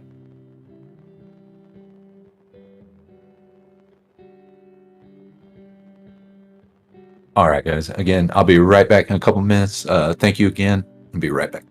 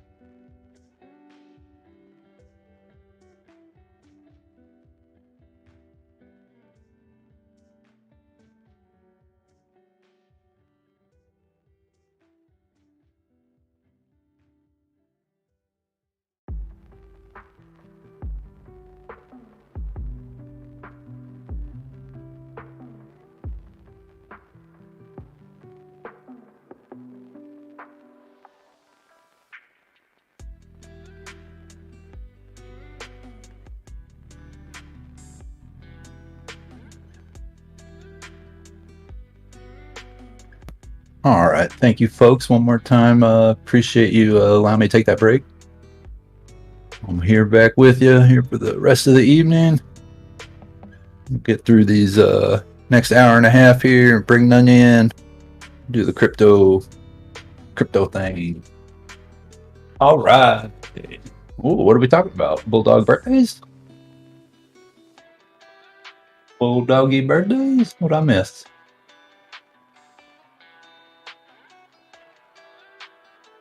Wait. Robert Harris. Is it his birthday today? Did I just... Oh, Robert Harris, it's your birthday today? So today's your birthday, tomorrow is Stanley's birthday? None of us knew this, that the end of January was Robert Harris' birthday? Oh my gosh. I imagine if it is Robert Harris's birthday, that there's going to be a certain someone at some point coming in with his patented birthday songs at some point. But Robert Harris, happy freaking birthday, good sir. Happy birthday. That's awesome.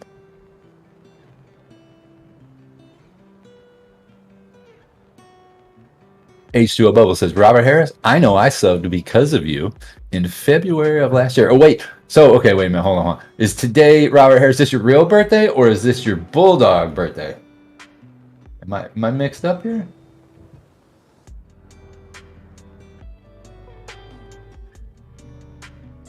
Trying to find the answer to that one. Sorry.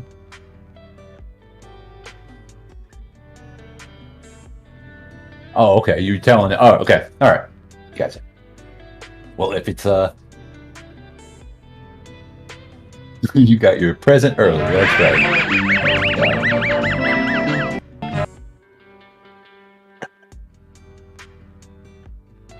The Bulldog birthday for H2O. Okay, gotcha. That's cool. That is cool.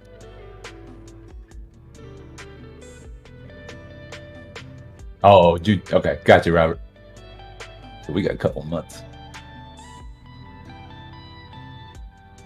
Oh, you guys, D-Grade's got a trivia going on for 2,000 bull coins if you are interested. Reborn on Bulldog trading. I like that, Tom Boom.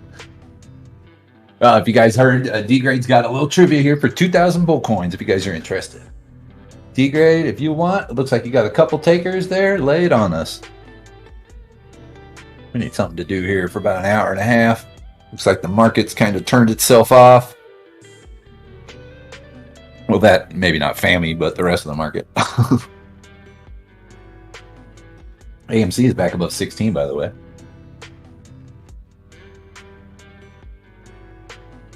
Oh, we got a couple more takers here, D-Grade. Robert Harris, Tom Boom, H2O Bubbles, Brandy Powers. They're all in for it. Let's do it.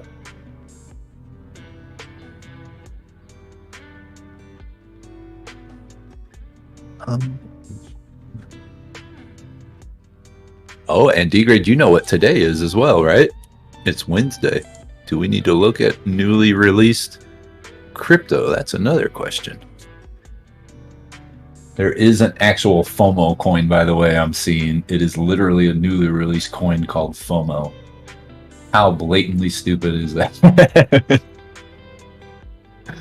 Oh, man. FOMO, the coin. Okay, for 2,000 bull coins, Ronin Blade for the PS1. What's another name for that game? Ronin Blade for the PS1. For 2,000 bull coins, guys.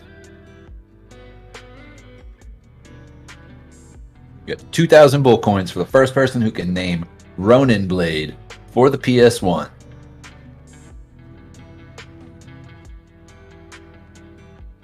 Nufo, if that's the actual answer, that's going to be crazy. Oh. All right. So, D-Grade, I see two answers. I don't know which ones are right. They're going to have to be your call. Robert Harris. Robert Harris. Robert Harris. Robert Harris. Robert Harris. Robert Harris. Robert Harris. Hey, oh, Robert Harris. Come on, Robert Harris. Robert Harris. That's awesome. Good job, Adam E. Thank you so much. Coming in with that happy birthday, Mr. Harris. Thank you so much. Yeah. We all love the song. All right. D-Grade, did you find a winner? Kieran was the winner for 2,000. Kieran says that was one of my favorite games to play when I was little. So what was the correct name? Soul of the Samurai? Is that what it was? Awesome. Good job. And good job to everybody who was in on that and got the name up there. I know not everybody can win, but good job. Game was tough. I never played it. I remember the name of it for some reason. But like I said, I never had a PS1, so I don't think I ever played it. Yeah, I stayed away. I didn't get PS until PS2, I think. Actually, I know that to be a fact. I think. Oh, I lost my plates and what day we are. Oh, there we go. Yes, it was a very good job. Congrats on that. And it looks like, oh, there you go. D-Grade's getting it. Bushido came next. That one I do think I played Robert Harris. I do think I played Bushido. And I think that one was on PS2, if I remember correctly, right? They brought it out on the very next one. Ninja Gaiden was tough on NES. Nufo says, yes, Ninja Gaiden was tough. Ninja Gaiden was kind of weird, too. Like, you just jumped around a bunch. It was like playing Batman with batarangs, except for all you had was Chinese stars. It was one of those weird games. You have to, like, get into certain corners, and I don't know. I got annoyed by those NES games like that. Oh, yes, it was. Okay. Bushido was on part 2 around PlayStation 2. Gotcha.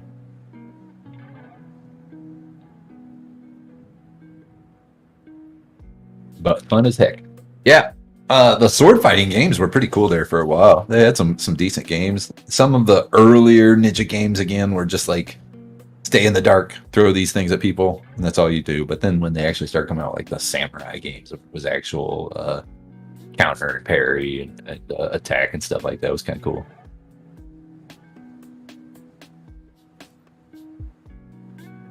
Remember a ninja game made by From Software on PS1? We can't find the name. I bet you if you ask D-Grade, he might be able to tell you that, or he's probably listening right now and knows the name of it. Quick and smart you are in my other voice.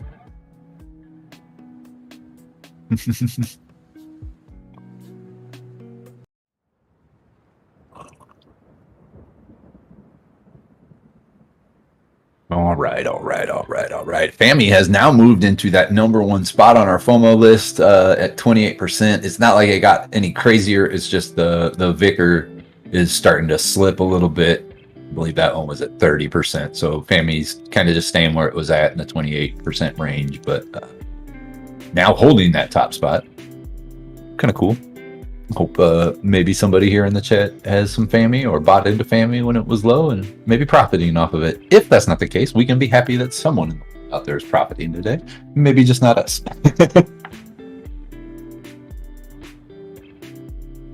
Oh, you almost had it. Yep. God, man, I used to have the slots down, Tom. And by the way, where has Don Johnson been? I have not seen Don Johnson lose in so long, and it's kind of it's kind of sad. I need to see him lose more often. Hope he's doing well, though. D-Grades asks, who remembers Tiknu Stealth Assassin? I remember that name. I remember it. I don't remember if I played it or not, but I think I remember renting it once or twice. These are older games, too. These were like 2002, 2003 kind of games, right? I think so.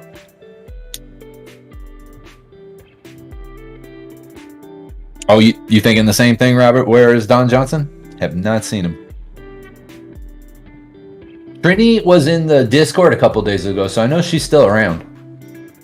They've been real busy. Plus, I know she does homeschooling with the girls that they have. So I think she's basically a teacher about 90% of the time.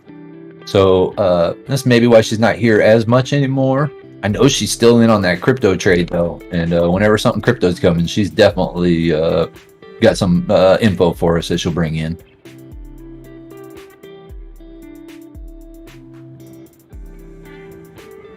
Oh, that's the name. There you go, Kieran. That's the name of the one you were talking about. Tiknu. Yep, there you go. See? That was the exact one you were talking about, I bet. Nufo, any thoughts on tomorrow's opening bell?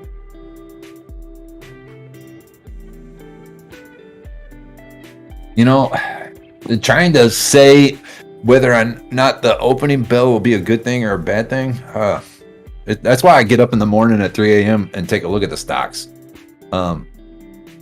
And futures, to tell you the truth. I'll tonight before I lay down and go to bed, and when I wake up at 3 a.m. just to see if anything jumps at 3 a.m. I'll look at futures as well.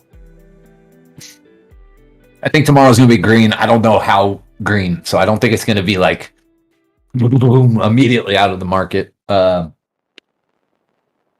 guess we'll know basically if it's going to be decent by about trader lunch tomorrow morning, but out of the market, Bell, We could see what we saw today, really, where some stocks fell down and then came up before the Powell meeting. I could definitely see that. But I think people are going to spend money tomorrow either way. So I'm hoping it's a green day. I can't tell you like the market bell tomorrow if things are just going to come racing out, but I hope so. I hope.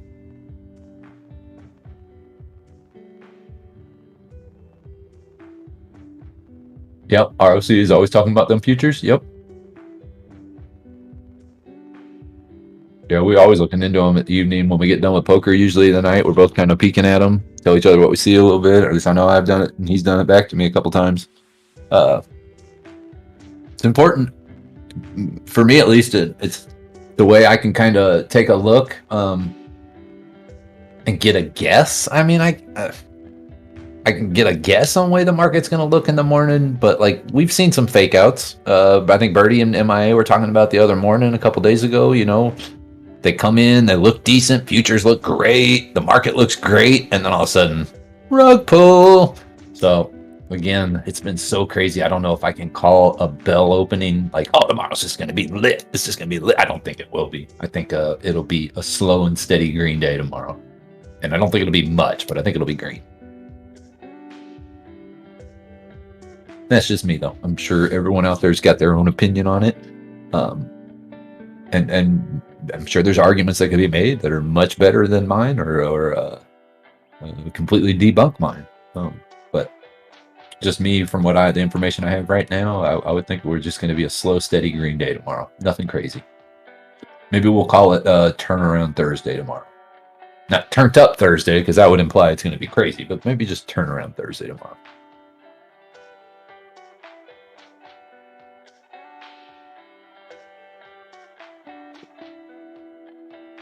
What do you guys think? Nails were his primary weapon? I was 6. What game are we talking about here? Do my little Canadian boot in there. A boot. I watched a Kung Fu movie where he was throwing nails. What Kung Fu flick was it? Oh. Blind Fist?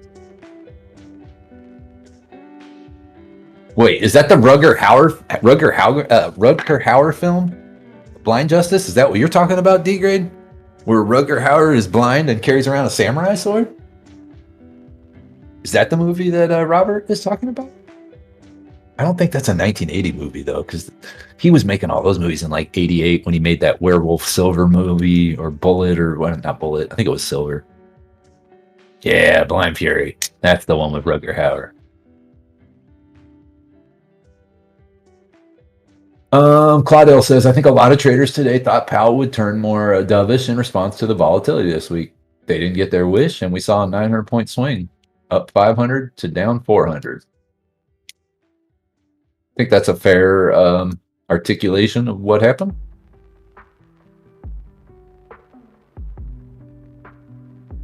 My dude. D-Grade says, I couldn't tell you. Robert Harris says, Blind Fury.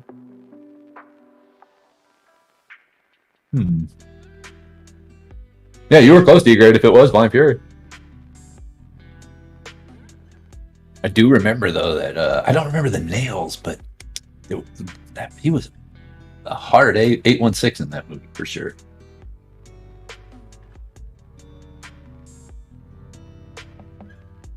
Oh, you said Fury of the Blind Fist. Ah, okay, D-Grade. So that's a whole different movie. Gotcha.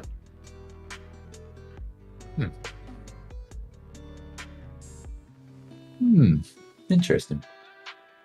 Wow, it keeps busting me back to live chat. I don't know why.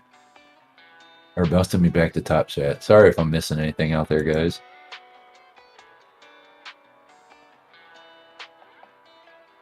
My dad never figured out what happened to his nail box. You ended up going in the backyard and throwing nails everywhere, Robert. Right? Yep. I used to do that. One of my biggest things is I was grounded from broomsticks for most of my upper child life. Like from like age 8 to like 14, I was 100% grounded from broomsticks or any kind of like home pole or anything like that for cleaning devices because I'd always go into the garage, chop them up, and make like nunchucks out of them, or bow staffs, or charisma sticks and stuff like that, and all of the brooms would be destroyed, and my mom would get so mad because we'd be out in the backyard literally beating the heck out of each other with these things. Me and my older brother and all his friends, and then my friends would come over and we brought some more, we made these, and it was just like a giant ninja fight in the backyard. And yeah, it used up a lot of broomsticks, I'll tell you that. You used to use nails in your slingshots? Okay. We used to buy the BBs. I mean, we'd have BB wars with the slingshots. Literally take somebody's eye out, but at that point we didn't care. We were just shooting those big old, the ball bearing ones too, not the little tiny BBs, but the big ball bearing ones. And we'd be, 100 yards having wars with them. I remember I've injured some people, and I've been injured big time by just playing games with kids with stupid stuff. I think the other night we were talking about lawn darts and what we used to do with those. We would literally throw them up as high as we could in the air, and 5 or 6 of us would stand underneath it, and the last person to move was the winner. None of us ever got impaled, but there were some very close calls. Clothes were ripped. Shirts were cut. Shoes were almost completely destroyed, trying to get in as close as you could. Lawn darts. D. Gray says, we were friends at some point when we were kids. I swear I did the same thing.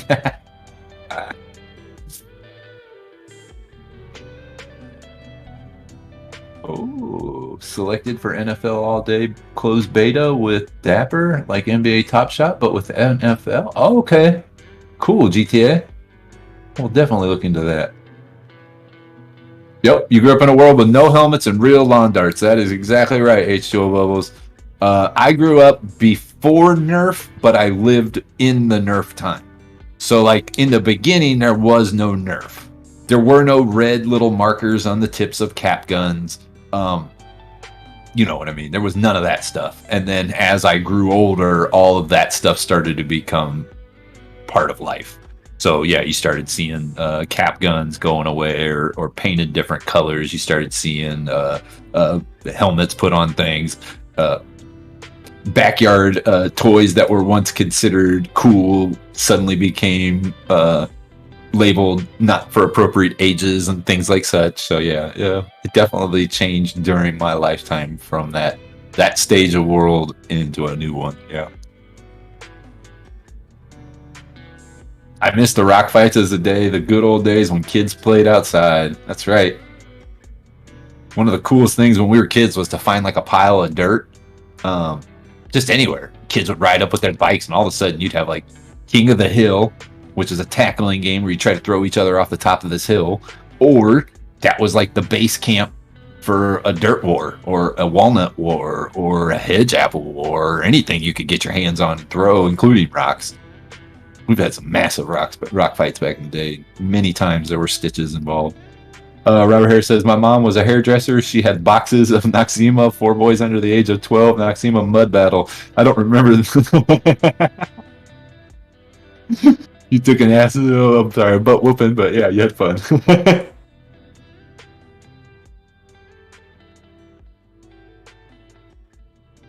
Oh.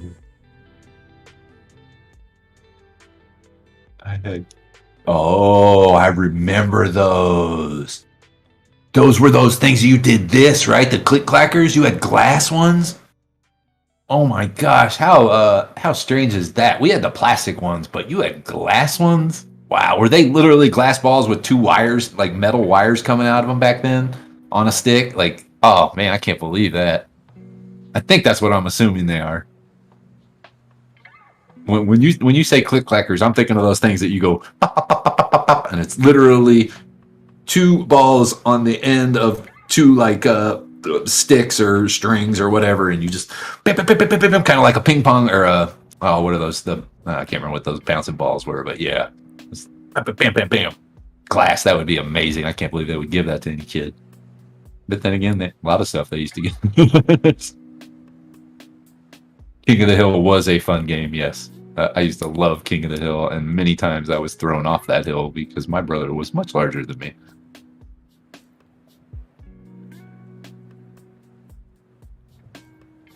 Yep. Yep. That's what I thought, H2O Bubbles. I knew exactly what you were talking about. Yep. Yeah, we've had discussions about the worst butt whoopings around here before, and I know some of you guys have had some parents that use some inventive ways. My dad was always very inventive in the ways he would come at us. I do remember Hot Wheels tracks multiple occasions with if you ever seen an old school Hot Wheels track, it's flat, but it has two ridges on the sides that stick up, so it's kind of like this shape. Well, he would spank us with the U shape down, not the flat end, with the U shape down. And because it was so flimsy and it was bent the wrong way when he did that, he'd have to like bend it over twice so it would make it firmer. Yeah, it was you were left with nice what's the ridge marks? Ridge marks. That's a good way of saying it. You got the hit, but you also got the ridge marks. Yeah. And back in my day, that wasn't called abuse. That was called parenting. Just saying. Brushes. Belts were the worst. The old belt trick. That one's always bad, where you pull the belts apart. Yeah, there's a lot of ways that I used to get spanked. I mean, heck, most of us in this chat right now grew up when they still had paddles hanging in the principal's office. I know I did. They had paddles with holes in them where they would spank the child. Spare the rod, spoil the child.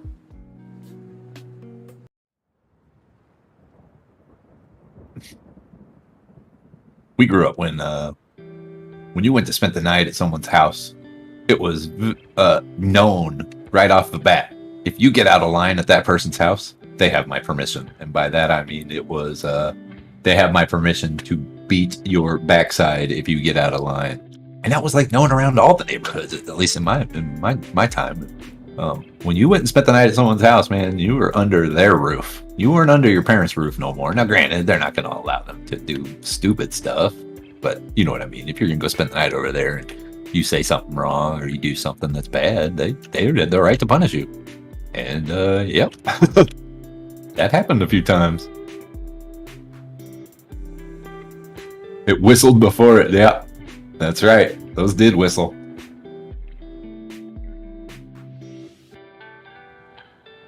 Yeah, I've had a few weeping willow trees that my backside has actually broken the branch. It's been hit so many times with it.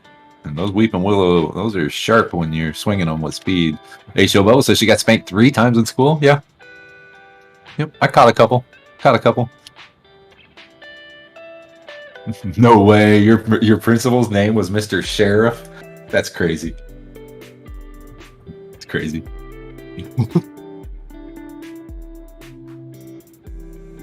He's rounding all them kids up. All right, B Big up 3.32%. DWAC now in the green, up 0.12. BKKT 4.62% up. MVIZ up 2% still, able to hold through. LGBN was able to hold through and hold them gains. GME at 105, up 5%. Tesla able to escape. It looks like 940, up 2.40%. And Camping World is green on the moment, but still red on the day. Like I said, I think the market kind of took a nap now. It kind of looks like we're in that point. Mr. Mahon and Miss Sloan at my school. At the time I entered elementary school, there was a male principal and a male gym teacher, and both of them could spank you. And then by the 2nd grade, 2 years later, the world started to switch a little bit, and we got a female principal, and she stopped the spanking, but it was still legally allowed. Now I think it's completely outlawed, but what do you call it? It could have kept on going, and the female principal just stopped it at that point. But it could have kept on going for a couple more years. I just got my first Stash app info there, D-grade. So it is getting started. It's saying from now until 9 p.m. Eastern. So you got 3 hours, D-Grade, to get in on that Stash app. And anybody else who's on that Stash app, you can get over there. There's a Stash stock party going on. Go claim your free HTEC stock, or stock bit, I guess is the better term for it. But yeah, Stash app party's going on right now. Robert Harris says the 3rd grade. Is that when it stopped for you? Yeah, it was like, I would say 86, 87, when they kind of started saying no more at my schools, in the school district and stuff out here. The rural schools in Missouri were still doing it into the middle 90s. I know that for a fact. Because we'd go play football games, or not necessarily football, but like junior high football and stuff like that. And we talked to them in Pop Warner. We talked to kids in Pop Warner, and they were still getting spanked.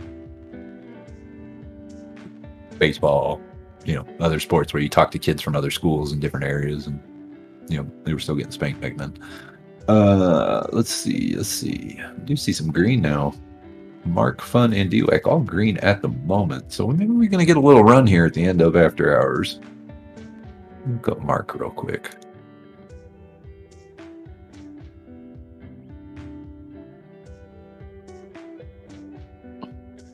Mark currently trading at 81 cents. Again, this one had no volume today, guys. Literally no volume. Average volume on it is 9 million today. Didn't even break 1 million in volume. So there was nothing on Mark today. And it doesn't look like it's going to do anything here in the after hours. Get Fun real quick. Fun's got a couple green candles here in the last couple minutes. It is up in the after hours 2.21, currently trading at 231, went into after hours at 226. It's had about, since after hours, bounced on and off 228, about 10 times up and down. So I'm looking at 228 probably being the end of the day, or just a couple cents higher than that. I don't think it's going to go anywhere else. I think it's having a hard time getting over 231, but it's sitting on 228. So I think Fun's going to trade sideways the rest of the day. We'll see. You got 1 hour left, by the way, in that after hours market. 1 hour to set up our plays for tomorrow, finish up our plays for today, and maybe just get some good ideas on where we're going to go the rest of the week.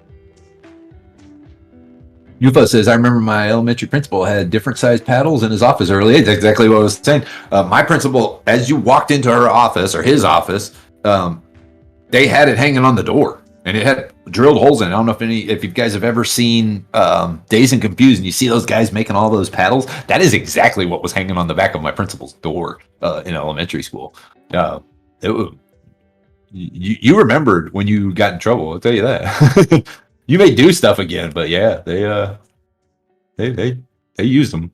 Brandy says in the mid 90s in Texas, they still use paddles, called them licks. Parents had to sign a form if they didn't want their kids spanked. If they didn't, not if they wanted them to, if they didn't want them to, that's how normal and usual it was. Yeah. That's crazy. You would think it would be the other way around, but even in the 90s, it was still that normal in Texas. Yeah. And again, I'm not knocking it. I'm not a parent, so I've never had to sit there and be in that situation of, should I or shouldn't I? But I have my opinion. I won't give them here, but it worked for me. I changed my life when certain things needed to be done. Not everybody's the same, though. And again, I'm not a parent. I'm not going to tell anyone or ask anyone to do anything other than what they want to do for their own kids. So it's up to them. Yeah, we did not have resource officers. We did not have those. And in some cases, I don't know. I'm kind of for resource officers and against them. I don't know. I don't like schools feeling like prisons.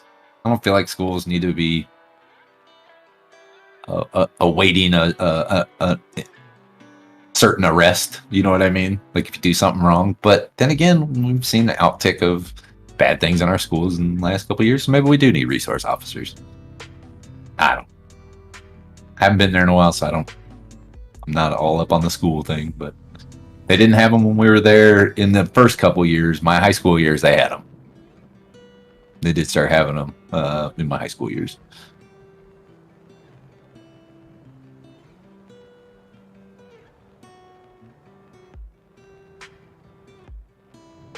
Saucy Fredo says, let's say my average is 23 and I sell at 26. Price drops to 24 and I buy back in. Is that better than holding a lower price?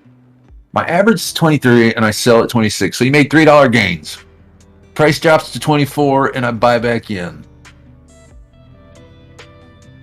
You made $2 gains. Is that better than holding at a lower price?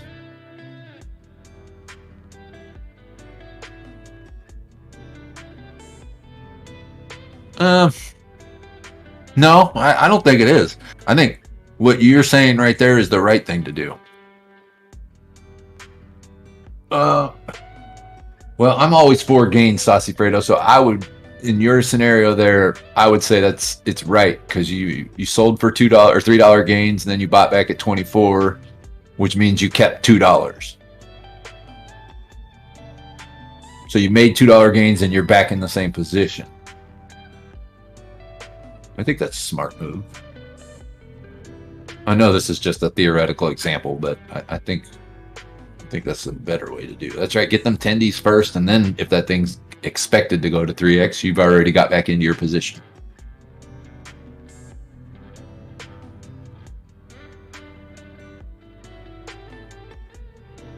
In GTA, I've seen videos, and I'm not happy with what I've seen.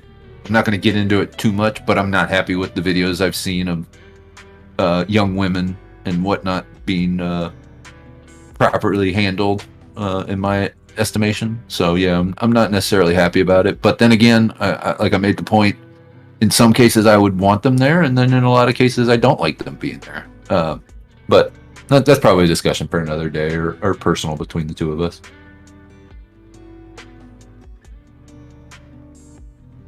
HO Bubbles, we've had shotgun and a shotgun racks in our trucks, even at school, never rolled the windows up or nothing ever happened.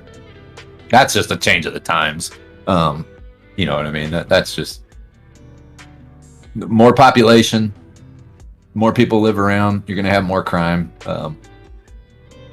As population grows, you're going to have more instances of people, and you know, whether with more population, you have the same amount of instances as good as bad. You know what I mean? It's just more instances. So, yes, I agree. In some places, crime has gone up, but I would also just say population's just gone up.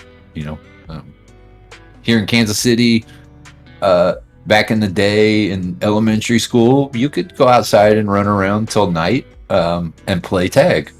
I would argue you could still do it now. It's just not what people do anymore. My street's pretty quiet. There are kids, but I don't know. I just, I think it's just a change in the times, sign of the times changing.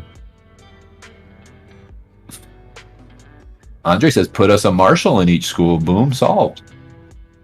See, I think that kind of goes with the resource officer. I don't like the fact that the schools feel like jails or prisons, or they feel like they could be impending doom if they do something wrong. But again, I'm not big on what's happened in our schools over the last, since 1999. So resource officers and having people there to protect the children, not that bad of a deal either. But yeah, I mean, I can kind of see what you're saying. If a marshal is there and maybe they're assigned to that school and they're there for their entire career so that people get to know those same people, and everyone knows them safely, that's probably not a bad idea.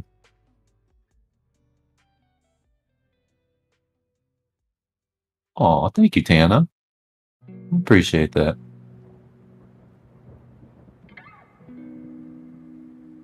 I hope you still like all of them, though. We've got some great hosts here. LOL, try leaving a gun like that in Florida. Yeah.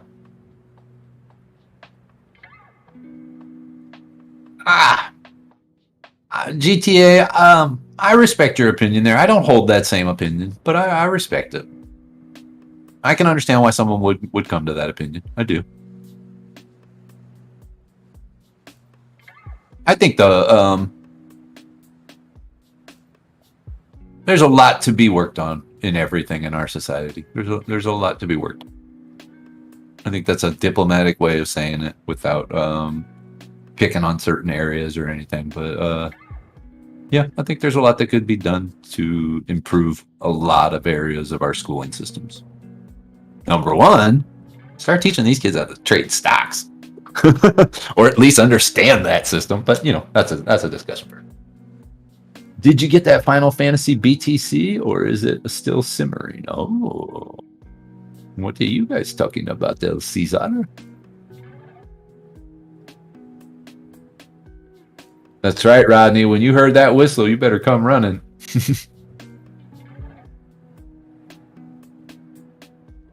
Back in the day, school was a lot different too. We watched it change. You know, we watched it change. I mean, heck, when I was in junior high, they were still allowing smoking for kids outside the school. Like they were still able to go outside and smoke cigarettes, like in front of the teachers. No questions asked.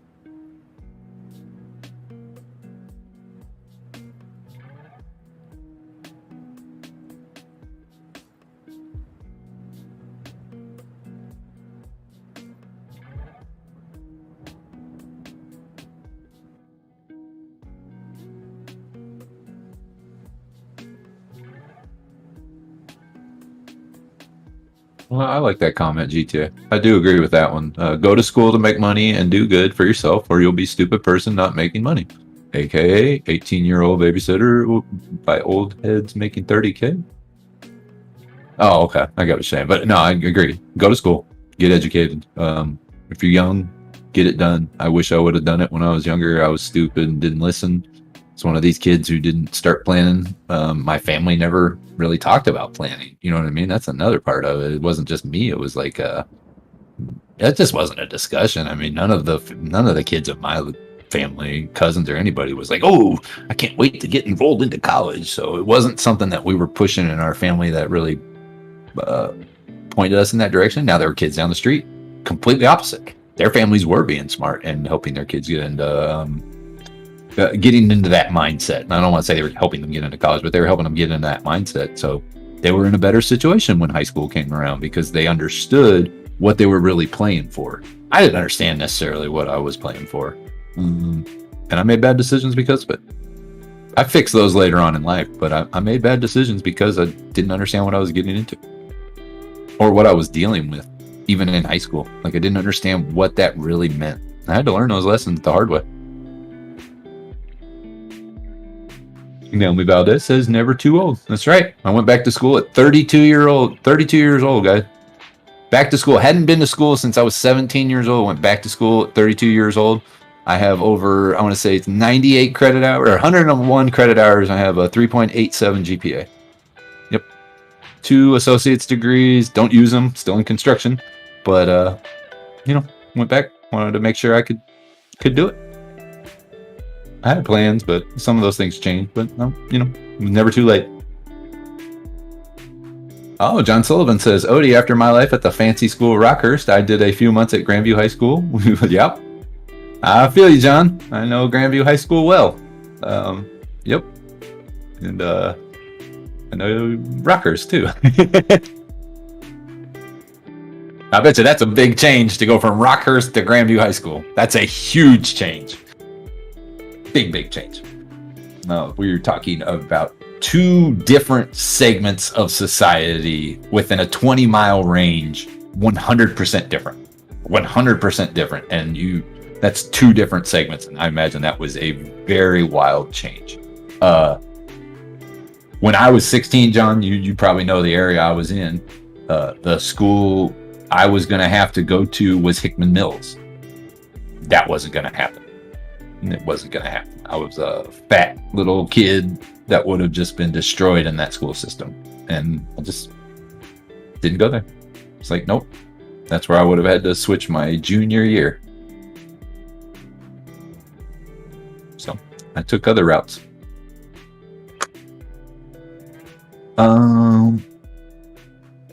I got my degree. I'm just saying it's all front. So they keep printing money while telling masses of double digits on what they want to hear. I'm not going to argue that either, GTA.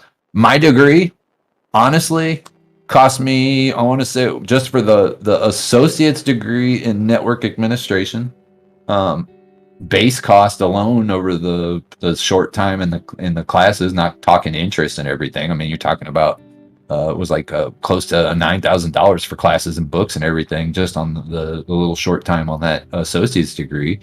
When I got out of the degree and went to go try to get a job in the field, granted, I was stupid, didn't really do enough research on where I would be starting versus my age and the new kids that were coming out. So 32-year-old versus an 18-year-old with a degree, or a 20-year-old with a degree, they're going to hire the 20-year-old, especially because I was asking for more money than that 20-year-old needed. But point being, my degree was worthless. It wasn't enough. So I had to go back to construction.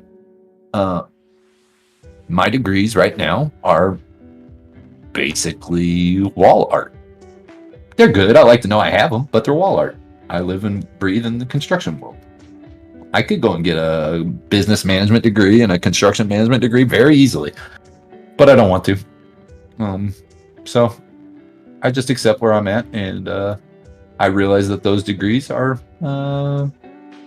placemats for me right now. But I just want to point this out. Brandy is saying she went back to school at 29, took 10 years to earn her master's, but it's never too late. And just to even tie this up even more, as many of you already know, Brandy just recently is getting employed in her new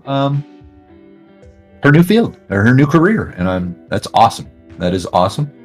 Sorry, I don't mean to laugh. Tana said something here that just made me laugh. But she got her master's degree and she's stepping into a new career at her age, and that's awesome. It can be done. Never stop trying, and you can get where you want to go. You definitely can. John says he kind of stuck out like a sore thumb. I imagine just being where you were from and then going there. Yeah, I imagine that was bad. He says my brother was kicked out of Hickman Middle School. That's how bad he. Okay, all right, I got you on that. Caesar said I had a 9-year gap between my bachelor's and then finished master's in less than a year. Good job, Caesar. Good job. John Sullivan went back to school at 27 for IT, took JUCO classes and did a few certs.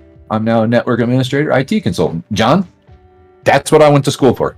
I got all my Cisco certs. I got my associates in network administration, computer sciences and everything. And when I went out to go get a job, it wasn't the greatest paying thing, especially for a 32-year-old with a degree, or at that time, I think it was 33 and a half. So I went back to construction. And I was working construction the whole time I was doing it. But when I went to work the job for real, it wasn't for me. So I went back to construction. Tana, I do want to read this. Turn your degrees into NFTs. Right? It's not a bad idea. You could make some money off of it. That's a pretty smart idea, actually.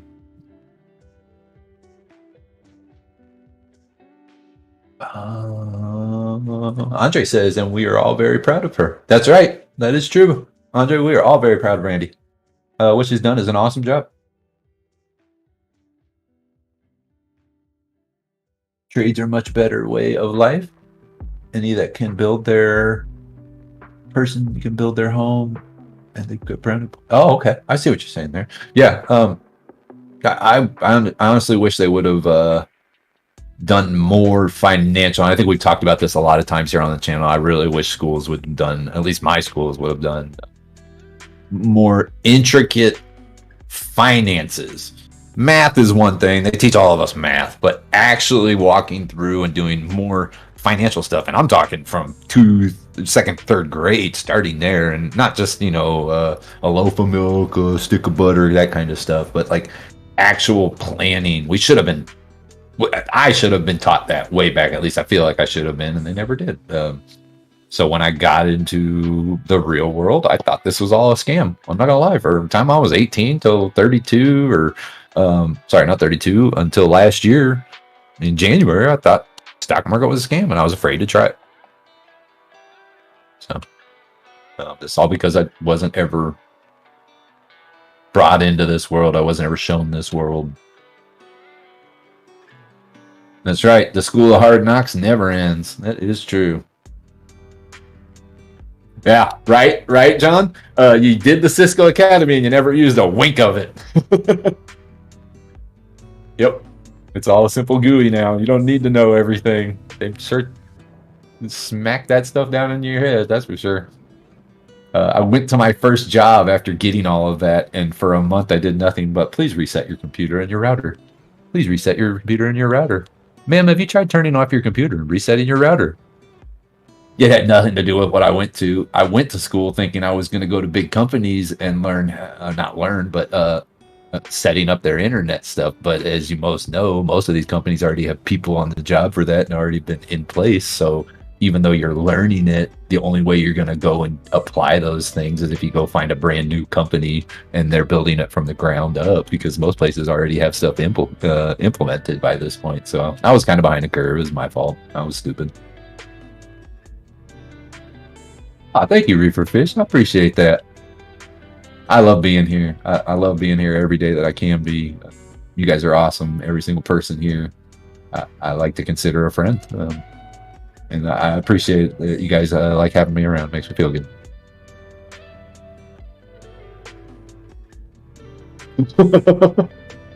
Did you ever see how smug you could sound? Like, aim for maximum smugness? Oh no, did I sound smug? I'm sorry. I'm sorry. Tana, don't be mad. I don't blame you. Some people don't want to go to college, and there's a lot of people who can make the argument that college, for a lot of people, was a waste. And they didn't see money. I would honestly argue get a trade. I'm a big proponent of trades, man. Like a huge proponent of people going and getting trades.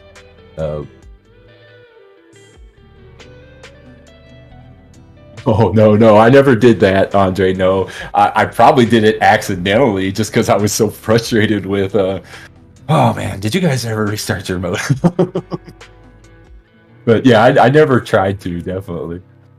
But to get back to what I was saying, honestly believe in trades, man. I really do. They're so much more useful, at least for these young people. You can go and get a trade and still go to school, and you can put yourself through school. I'll give you guys young NY. He's out there. He makes music. He does his thing on the side, but he's got to pay bills and he's got kids to feed and he's got an awesome trade, but he's able still to make music and enjoy his life. Trades are where it's at. Okay, I'll be honest with you. I'm in one of the worst trades, drywall and framing. There are better trades, electricians, welding, more intricate trades.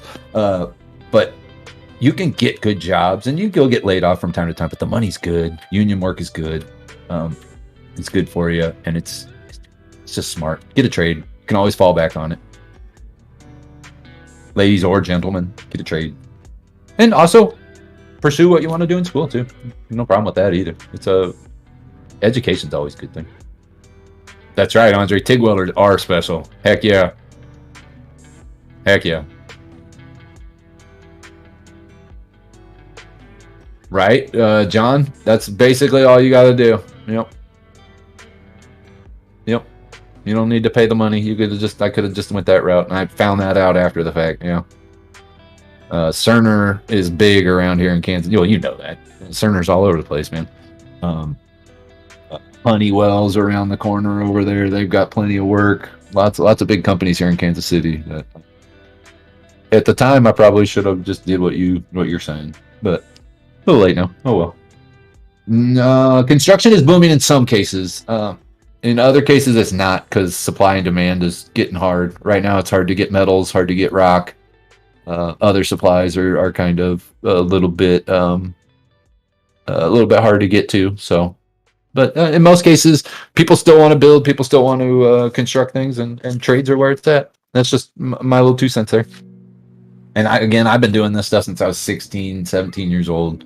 So it's easy for me to do, but no. Swing trade, not bad either, right? There's another kind of trade you can learn. Trading trade. Oh, Lady Robin, whatever. Good evening. I hope you're having a wonderful day. Hope you are enjoying yourself this evening. You guys are getting some good weather up there in Ohio. I know that everybody was saying it's a little bit cold, but I hope you are having a great day, Robin. I'm happy to have you here.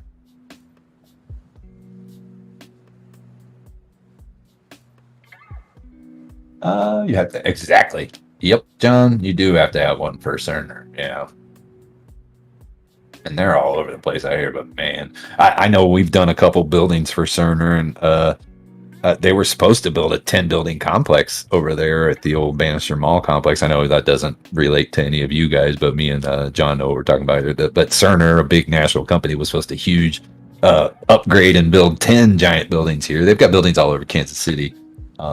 And that's kind of fell through in the last couple of years. And that was supposed to be a lot of work for a lot of our unions out here. So I don't know necessarily that's going to come back around or whatnot, but we will definitely see.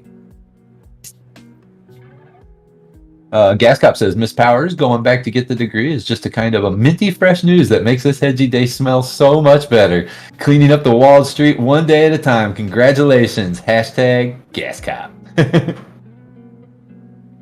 We've got a full force of authority here. We've got an entire force of stream cops here. Kind of awesome. GTA IRL, have a wonderful evening. I will message you later. I'm going to check my all that stuff later on, and I appreciate that so much, GTA. Thank you. I'll definitely message you a little bit later, bud. Yep, that's right. That's exactly where Mahomes is building his house.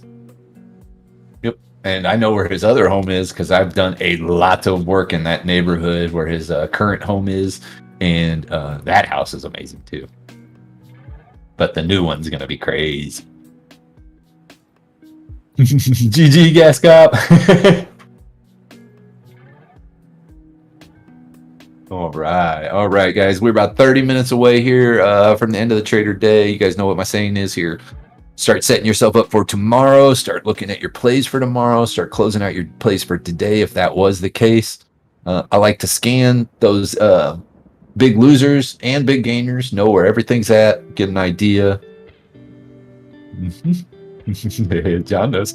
But yeah, check out that big gainers, big losers, get an idea of what's going on.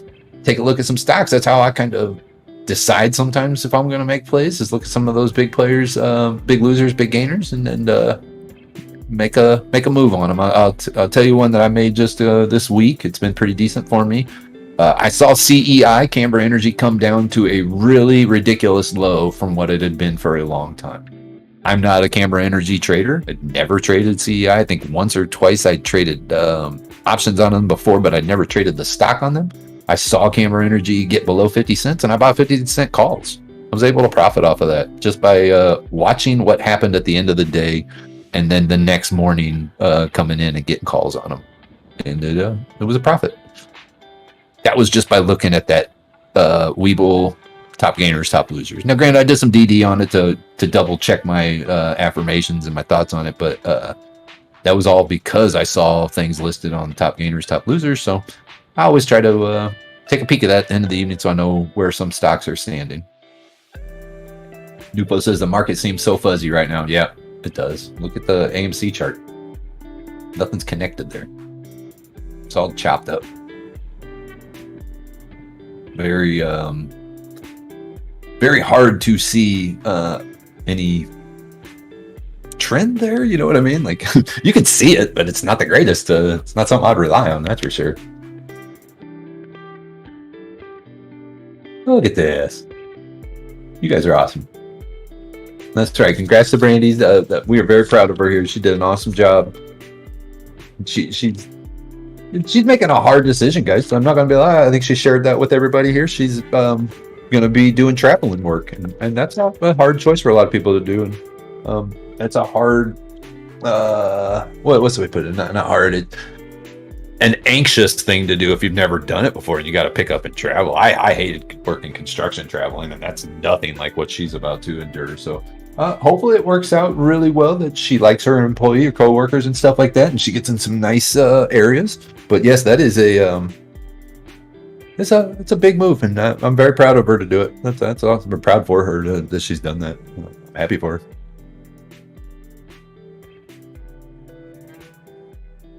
Let's see here. D-Grade, where are you at tonight? Rodney Smith is asking. Rodney, I hope you're having a good night.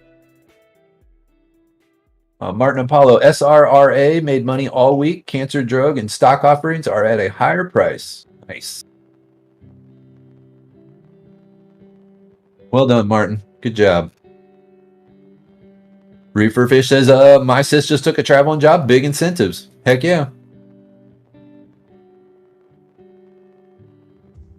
That's good to hear, Brandy. I'm glad every single person has. Yep. Really am. All right, all right.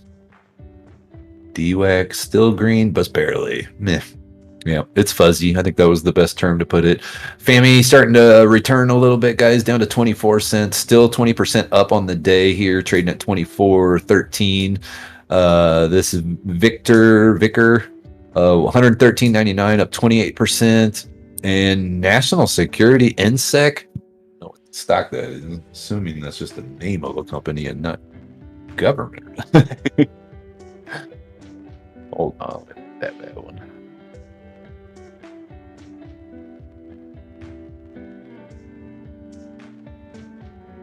Up 70.19%. Came into after hours at 923, currently trading at 1570. The profile on the stock says National Security Group Incorporated is an insurance holding company. The company, through its 3 wholly owned subsidiaries, operate in 2 industry segments, property and casualty insurance and life insurance. The property and casualty business are operated through National Security Fire and Casualty and Omega One insurance companies, which primarily write personal lines dwelling coverage, including dwelling fire and windstorm, homeowners and mobile homeowners lines of insurance in approximately 10 states.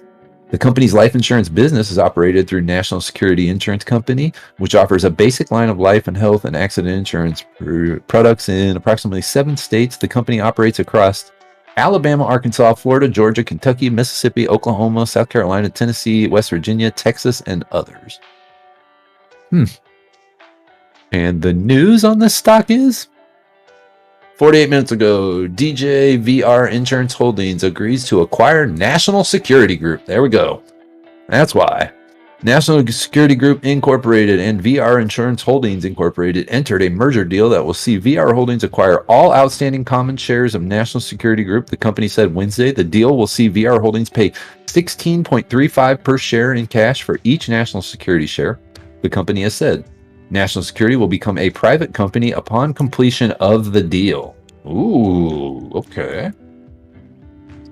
National Security Group said its board unanimously approved the deal and recommended shareholders vote in favor of the transaction. The acquisition is expected to close by the end of the second quarter of this year, the company said. Upon completion of the deal, Brian McLeod, Chief Financial Officer of National Security Group, will serve as Chief Operating Officer of the National Insurance subsidiaries and will also serve as the VR Holdings Chief Financial Officer, the company says. The National Security Group, through its subsidiaries, is a specialty underwriter of property, casualty, life, accident, and health insurance, the company said. Okay. So the only thing I found that's really interesting in this is that they're going to turn to a private company instead of a publicly traded. How does that work? Did everybody have to sell their shares now? Is the stock, are they just going to be bought out of their shares at $16.35? Is that what that? Sorry if I misunderstood that, but by going from public to privately traded, does that mean they have to kick everyone out of their shares? I wonder if Yellow Badge interns ever had to deal with that before, or anybody out here who's traded a while.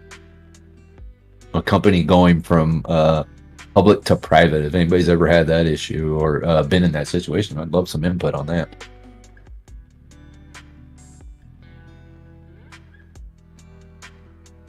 Get caught back up here in the stream. I see Harley Knight's back. Hopefully that means the Discord situation or your nap was good, but I hope the Discord situation cleared up maybe since you got back.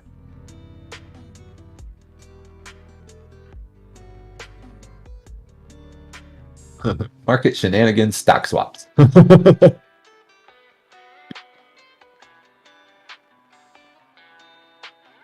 Aw.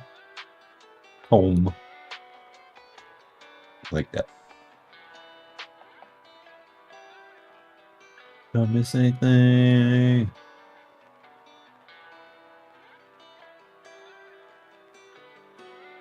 Alabama and Arkansas. I do love my mom and pa. Is that where they're from, Tana? You got some Midwest in you.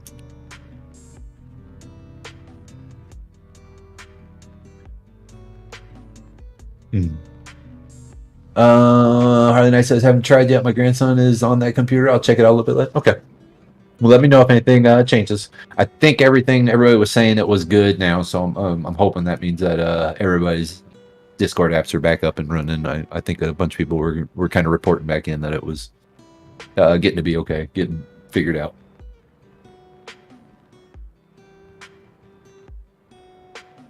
I'm just going to take a little look over here at some cryptocurrencies real quick. Just want to see if anything's starting to get on the up and up at all. Bitcoin 37,000, so we got out of the 36. Ethereum at 2483. ADA's still kind of doing that sideways thing, and it looks like SHIB has returned back to 21, where it was up at 22, I think, a little bit earlier ago. Mana 221, LTC 107, and XRP 61. Get out one other thing real quick. Let's see here. Voyager.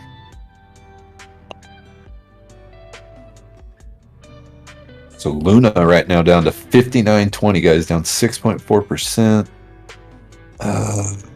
Polkadot at 18.11. I need to do some Polygon research. I don't know if anybody knows about this, but there's a bunch of stuff been going on with Polygon. I know I need to do some research because I want to know if I need to buy into that coin or if that's a coin I should be looking at. I saw some stuff. I can't remember exactly what it was. It looked interesting. I need to go back and look into it.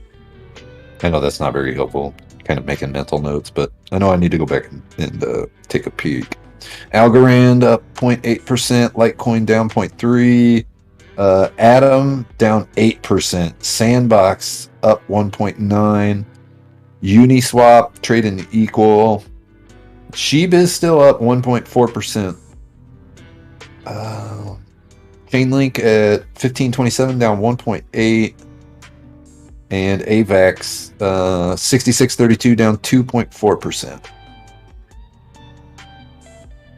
And there was something else. I think I mentioned this earlier. Somebody had sent me something in the Discord. It was a picture of a tweet coming through about XRP. It looked like a legal document. And I think it was released the day before or yesterday at some point. I need to go back and reread it, but I need to do some more research on it. I think maybe we're coming to the end of XRP's legal battles. I'm not 100% certain, but the way that thing read, it sounded like there was about to be a decision coming out. So I need to go back and do some more on XRP. So I'm kind of looking at Polygon and XRP as two of my coins that I need to do some more DD on. Reeferfish says Polygon is very interesting. Oh, Matt's Market coming in. Robinhood is finally rolling out the wallets. Are we getting confirmed users, Matt? Are you seeing anybody with them? Because when I click on my Dogecoin, which I don't really have anything, I am currently 834,397 on the crypto wallets waitlist. But I hope people are starting to see them.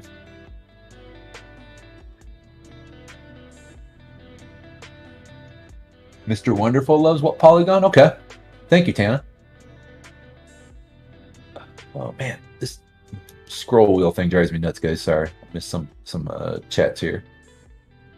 Let's see what Reeferfish was saying. Being dissolved from the exchange and going private requires lots of paperwork and compensation. Investors relations should answer all questions. Okay, Reeferfish, thank you. Appreciate that. I don't currently own any stock in any of that, but I was interested once it did say that they were going to switch from public to private once they sold the company and everything. I was kind of like, man, did any of the shareholders have a say? Now, granted, they asked the shareholders to vote yes for it, but if they vote yes for it, aren't they not shareholders anymore? Or are they... I don't know how that would work.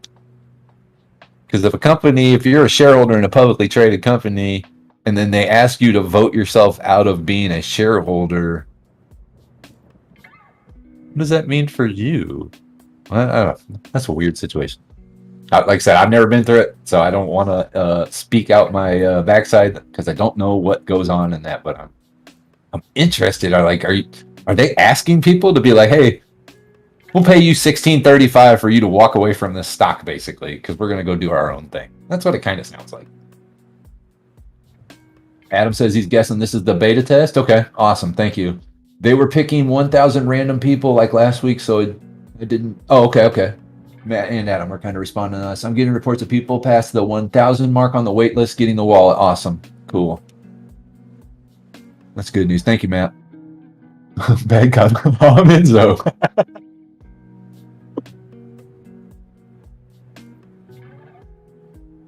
Oh man. That's another one of our officers. Blue bad cop. Blue dog bad cop. That's what we'll call him. Blue dog bad cop. Maybe in a month or two he'll be what's the next color? Pink dog bad cop? Yellow dog bad cop? Oh man. All right, so 15 minutes away, guys. 6:42 Central, 7:42 Eastern Standard Time, 4:42 on that West Coast. We're getting there. Nufo says he's 264 on 1,000 on that waiting list. Yep, you better than me, that's for sure. I'm way up there. Yeah, I'm kind of interested to see what the wallet looks like. If there's any photos on Twitter, maybe of people who have got to look at the beta and share it yet. So I might peek around on that this evening, see if I can go find that.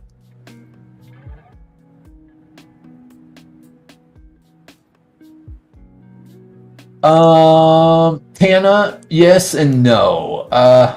Like I know how much I'll make if my my shares sell on AMC because I have few. I don't have like thousands of shares, but I have certain shares that I have kept for a while that are like rocket ship shares or lotto ticket shares. And I know exactly how much I'll make if those sell because I've worked it out where I know what I'll make if it gets to those levels. And I've stair-stepped certain amount of shares so that I can continue making money if it continues going up. But honestly, I'm not in the mood or looking to make millions from it or anything. Just make a couple thousand, I'll be happy. And by a couple thousand, I mean like double digits. You know, I'd be cool with that. Oh, Matt, thank you. I'll take a look at that. Appreciate that. I know there's a lot of people who hold a lot of shares and they will make millions if it happens. I don't need that money. I'm good. That'd be nice. I'd love to walk into $1 million lotto ticket, but you know, I can be cool. Give me a couple thousand. I'll make it work. Thank you, buddy. I appreciate it. Just you know, my normal schedule, and Snap wanted to go see a game, and I wanted to make sure he enjoyed it and didn't have to deal with any hassle or anything. So yeah, it was no problem. My pleasure. Posting pictures in the main chat, Harley. Good deal. You guys check that out. Thank you very much for doing that. I know everybody else will be happy to see those too. That's pretty cool. It's a good looking jersey. Grady Powers is 347,977 on that Robinhood crypto wallet waiting list. So it seems like a bunch of us are up there a ways in that. Oh, Matt. Okay. Send, receive. So it's just a basic wallet. There's nothing crazy about it. Thank you for sending me that picture. Yeah, just a basic wallet. Cool. Cool thing. Huh. It does. It just looks like Robinhood mobile app. Just the same color in there. All right, hold on. Check one other thing.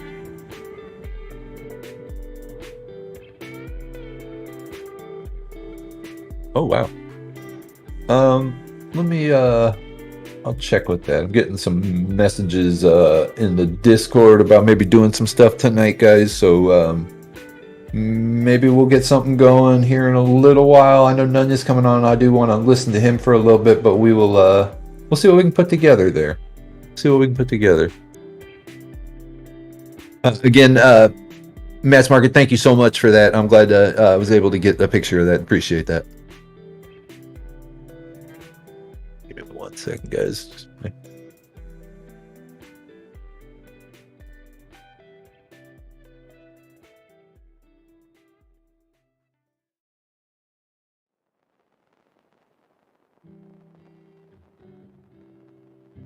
All right. Go over here real quick, guys, or just kind of bounce around. Sorry, I saw something that's funny. And I'm still buying puts on hood. Sorry. I like that, Adam.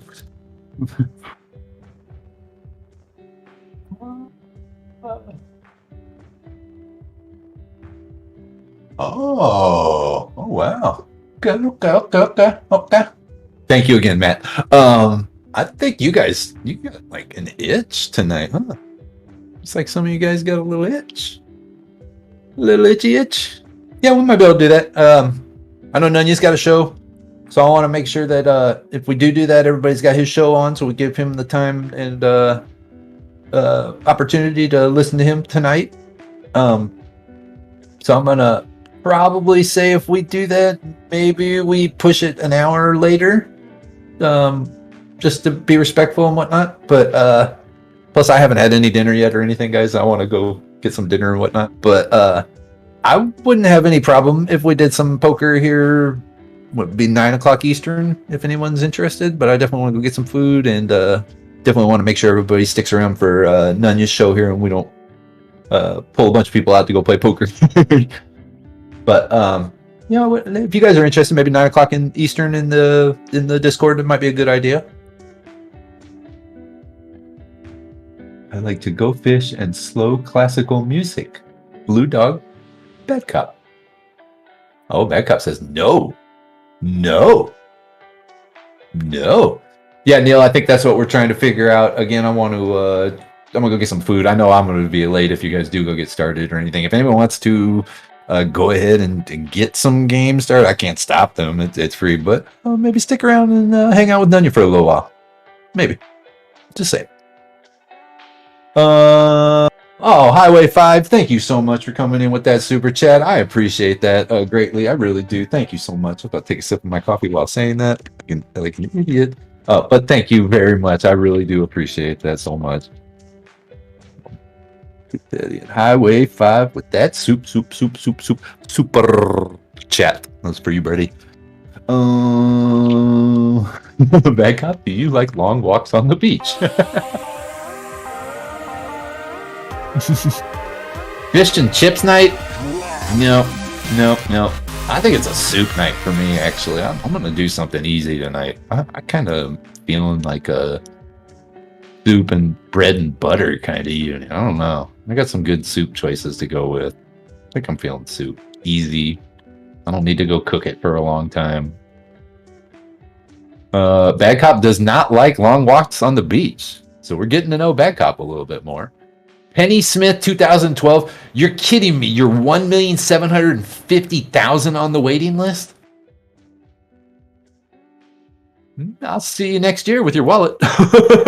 I'm just playing. I hope it comes to you faster than that. But that does sound like you are way down on the list. Soup gang! I do have some good soups and they sound good. Ooh, there you go, Andre. There you go. It does. It just feels like a soup night. It's like when I get done here, I'm going to go put on some sweatpants. I'm going to put on a hoodie. And I'm getting into night mode. Oh, you guys, we got a heist. Final heist of the regular trading hour. Taname's getting that one started, guys. Jump in on it. You guys know what to do. Type exclamation point. No, I'm just kidding. Exclamation point. HEIST 1 through the number 100. You can choose any amount and get in on that heist, guys. Double up your bull coins. Don't forget, get in onto it on the Twitch over there as well. I'll tell you, I have almost 300,000 bull coins on Twitch in less than 6 months. I'm never on Twitch. Honestly, I'm never on Twitch.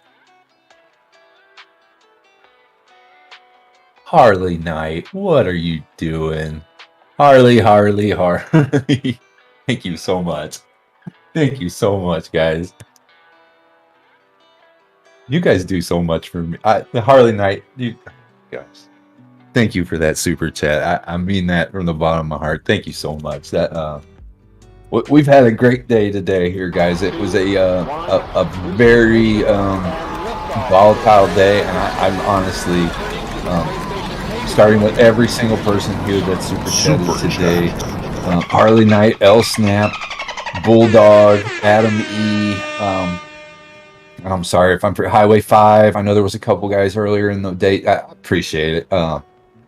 It's a really, really nice thing to do that you don't have to do. And every time you do, you're helping the channel. And it's a very great thing you guys are doing. And we really appreciate it. Really do. Thank you so much.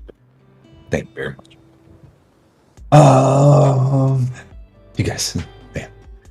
You know what the waterworks here? The Claritin about happened on that one, man. Really did. Really did.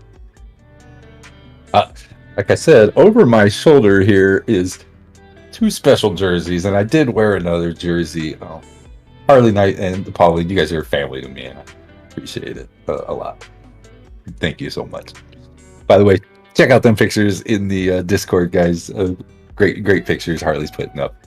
I'm going to be looking for that video as well, too. Tell Pauline hi for me. I hope she's feeling so much better today. I really do. Speaking of that, you know what? Let's see if we can start something here. How many of y'all want to do what I'm doing? Huh? Because I know this brightens a certain someone's day up a lot.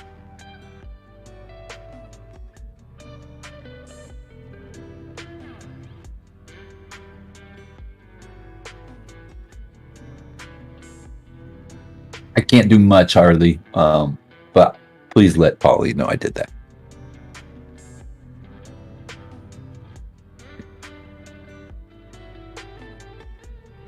Robert Harris, I do what I want. I won those in poker, by the way.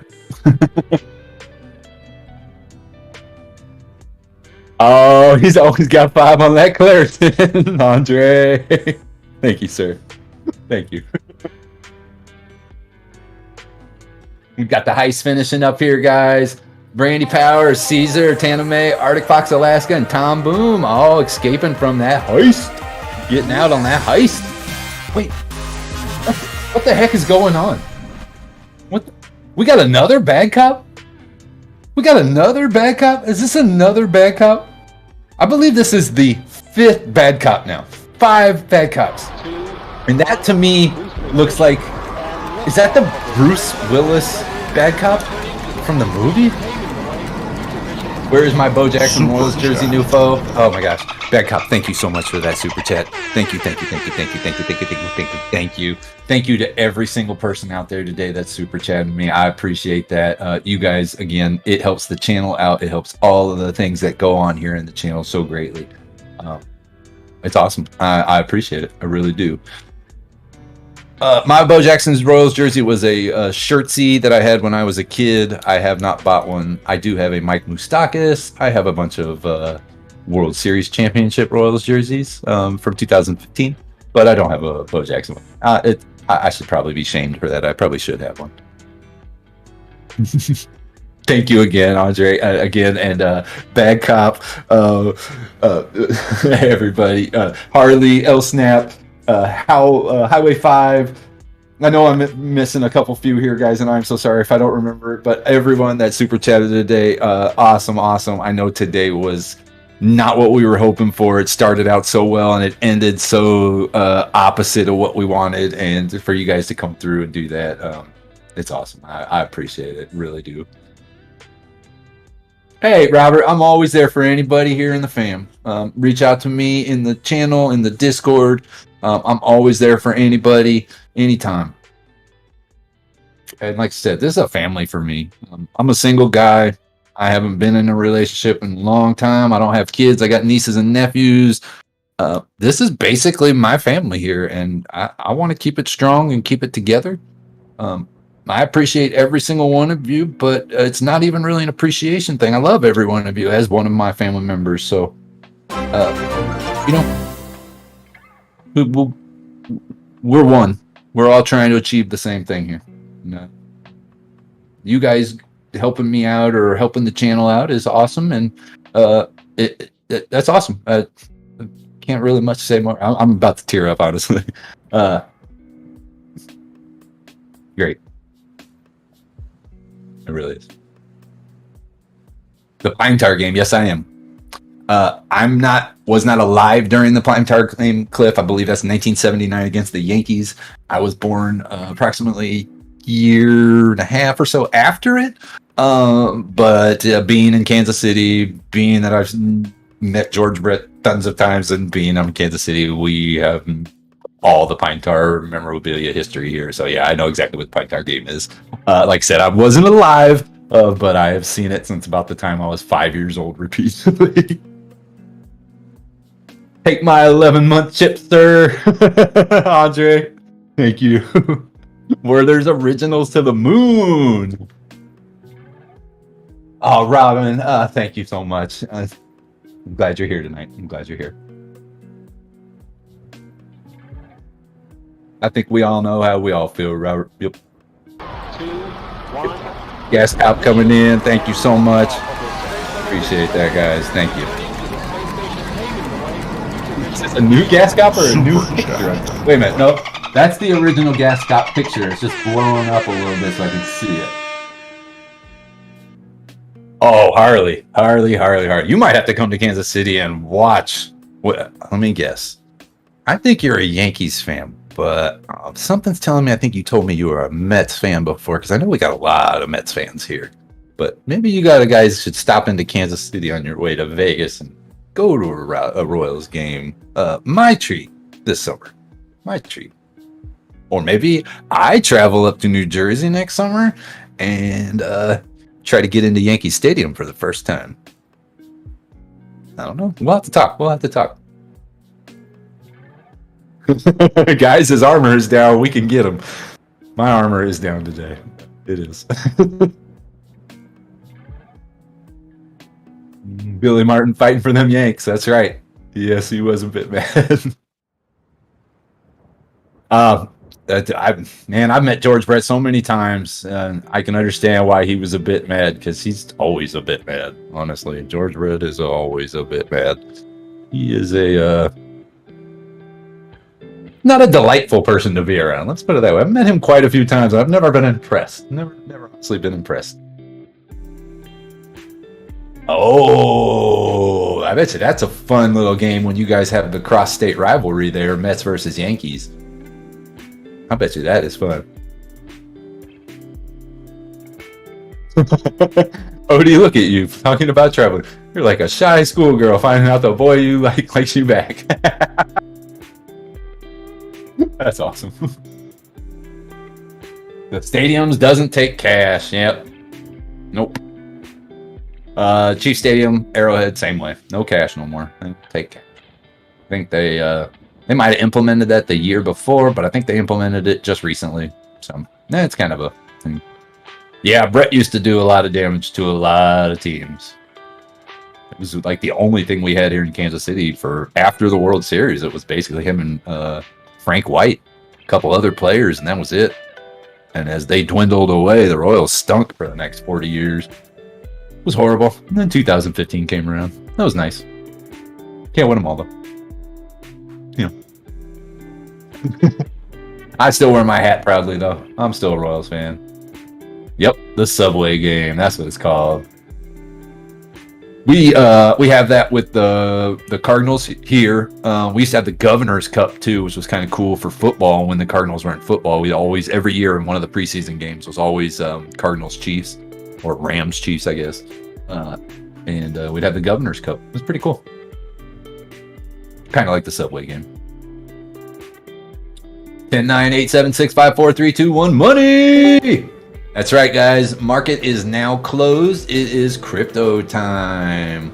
I just want to say it one more time, guys. Thank you to every single person out there super chatting. Thank you to every single person who stuck around with me today for 7 straight hours, just keeping the chat moving. I know this was a hard day, and you guys could have found other things to do. You could have went other places, but we're here because you guys are in this chat. We're here because you guys. We're here because you guys are here. Let me put it that way. You guys are in the chat, so we're going to be here. And I appreciate you guys sticking around, keeping that chat moving. I know it was a little slow at times today, but you kept it fun. You kept it light. And I look forward to tomorrow being a green day.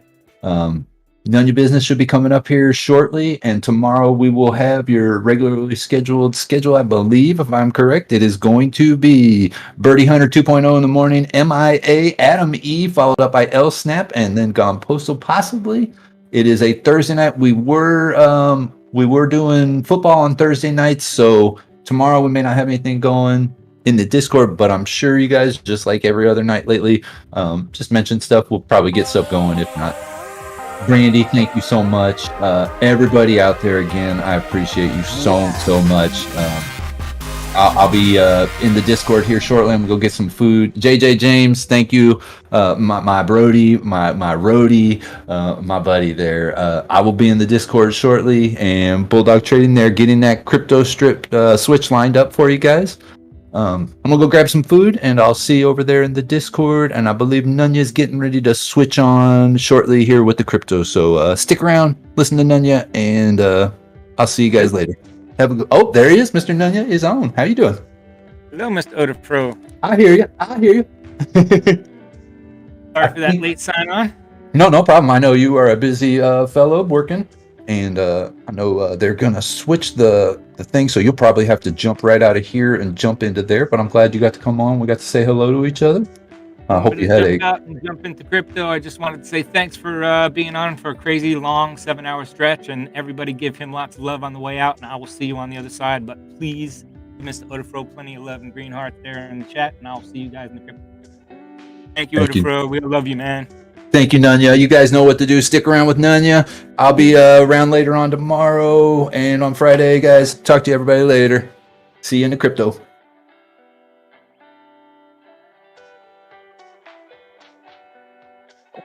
Good, my happy guy. Oh, just a happy guy. Oh, just a look at that, a happy. Oh, the happy dog. Oh, just a happy.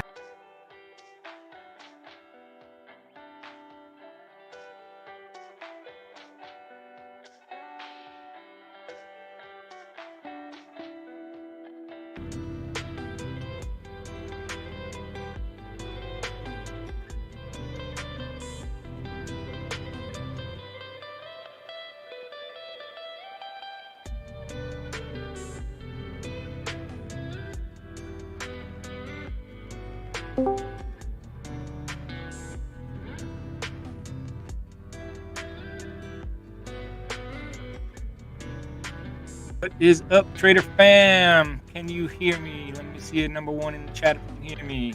Oh. Like Caesar might hear me. What's up, Caesar?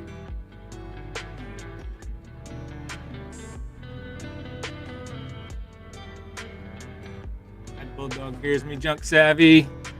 Andre. Cotton Inman. Thank you, everybody. What's up, Stanley? Everybody had a good day trying to get through this day that was not so fun. Howdy! Yes, thanks, Junk Savvy. Or to my lady, Katie Robin. What's up, Loki? Happy to see everybody sticking around tonight. Uh-oh, I sound far away. Let's mark it. Is that any better, D-grade? Anybody? Is it just D-grade I sound far away from? Or is it everybody trying to get closer? Somebody start a card game. Yeah, I hear there's a card game going, but I think it's going to start around 9 o'clock, and I am probably going to make it an abbreviated show, and I'm going to be splitting it around 9 o'clock to go have some fun in the poker room with everybody. And it was a lousy day in the market today, and crypto's not looking so great either, so isn't much to have fun with tonight. But I did want to stop in and say hi and have a chat with y'all. Guess Mr. Powell didn't really have much to say today, huh? Didn't really do much for confidence, and any green we had kind of went kapooey today, so that's no good for us. And I saw Bitcoin get up to about 38.8 today, and see what happened. Oh, Brandy. Oh, if you're going to sit out poker tonight so that you have bull coins for Friday night, just don't worry about it at all, because I got you. no problem. Got your buy-ins tonight. Let's have fun. Let's play poker together. So it's not about having the bull coins to join. I got plenty, so we'll do it. Nasty grade. Yeah. So I was saying, Bitcoin was at 38.8. Things were looking good. Things were rallying. The market was rallying a little bit. Things were starting to look green, and Powell came on and basically said nothing. And we bled out. Basically, that's everything. At least in the crypto market, follows Bitcoin. Tired of having to say it, but until something decouples from it, Bitcoin is king. So it's going to happen. We're just going to keep watching that follow.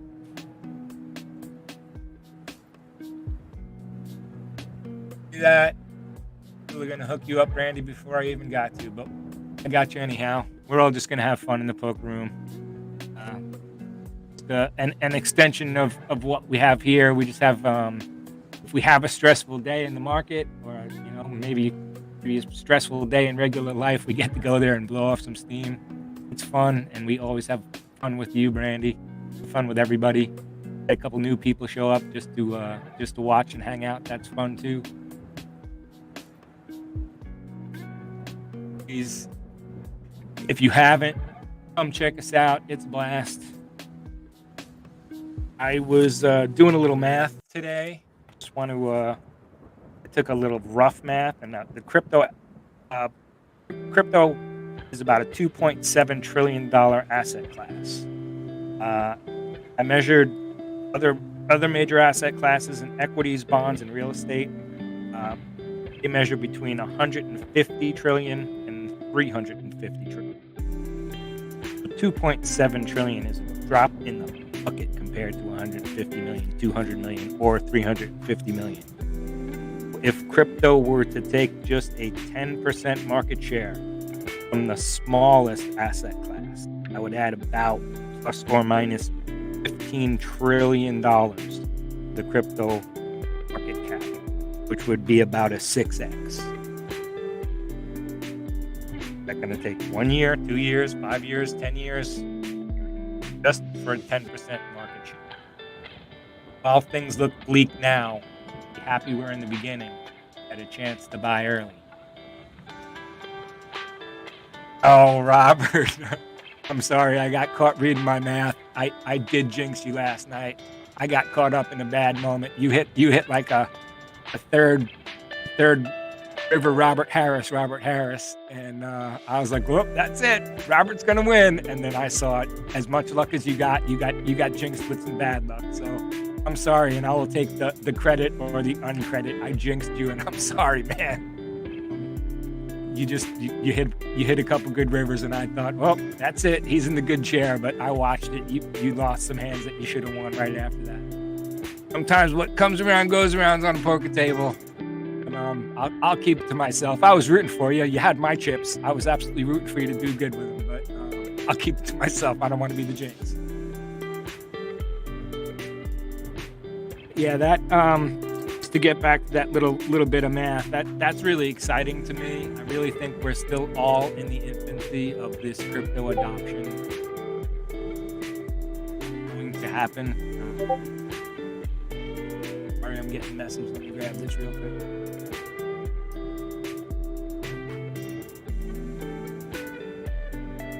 And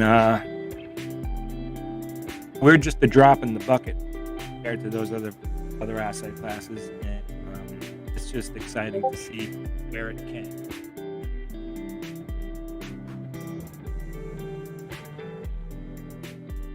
I like to every week take a quick look at CoinMarketCap, look at the trending coins, the biggest gainers, and the recently added. On Wednesdays they add new ones and they update the list. So today the top 10 trending are gaming Shiba, Bitcoin, number 2 trending right now, DAO Maker, Wall Street Games, Girt, Lunar, Brand Protocol, X World Game. So of the top 10 trending, there's only one with a respectable market cap, so people aren't trading the big ones too.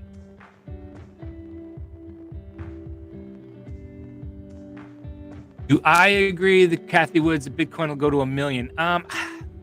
Maybe eventually. I certainly agree with a lot of people who say 300,000 to 500,000. Speculation, of course, that is not any type of financial advice, but yeah, it's the gold standard. The way it changes over time to fight, it basically is designed to fight inflation. It halves. Satoshi was freaking brilliant. It's the gold standard. It was there first. It's limited, so I think it's never going to go away. I think it absolutely has some flaws. That's why there are other cryptos now. I think Ethereum has a giant head start on a lot of other ones, but it has stumbled. So some other cryptocurrencies have room to take that market share, and there's a lot of different reasons why cryptos can succeed in a lot of different.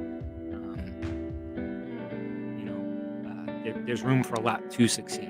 So it's not just going to be one or two, but there's certainly not going to be hundreds or thousands like there are now. If you want to look back to when everybody was becoming .com boom millionaires, and now it went back, and there are some, but it's not tons. That's what's going to happen. There's going to be consolidation. But I don't necessarily agree with everything Kathy says, and I think she may be a little inflated in beliefs, but I guess, yeah, I'm a big believer in it, and I am trying to accumulate it. It's just, boy, is it pricey. So I think right now is the dollar cost average in. I am, but a lot of people I know, trust, respect. I have watched what they have drawn. I've listened to their thoughts, and just because past things have happened, it doesn't mean it's necessarily going to happen in the future. But it certainly wouldn't surprise me. It wouldn't surprise them who know more about Bitcoin than I do if we saw significantly lower than this in the short term. I don't feel like it's going to be a real long term one. I don't think we're getting out the footies and the winter coats, and it's true crypto winter. I hope maybe we don't get anything like that again. Not anything prolonged. I hope we have enough of a footing where at least the big ones don't fall as far as they did, and there's some institutional money, and there's some just there's regular traders who see it as such a value that they're buying the dip. There is support or hopefully there's support where we don't see the lines yet. So my hope is that the support for Bitcoin comes before 30 or 32. But until then, I'm still really cautious. I'm really cautious about everything. I saw Cardano hit 94 cents the other day. That's really low. I don't want to be Captain FUD, but if we see $30,000 Bitcoin, it wouldn't surprise me to see 80 cents Cardano. You see $1,800 Ethereum, maybe. I hope not, but it could happen realistically. I want it all to be green candles, but it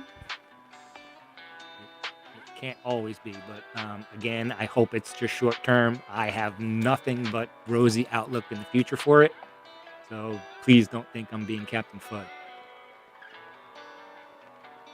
Randy Powers, yeah, you need to play the poker tonight. No, I'm sure she does, and if she doesn't, we're gonna go right into chat. Junk Savvy, that's super generous of you, but we go into the chat room before we have poker, and she will absolutely be comped into poker. But thanks. I see you in the chat in the morning, in the afternoon, way more than I used to.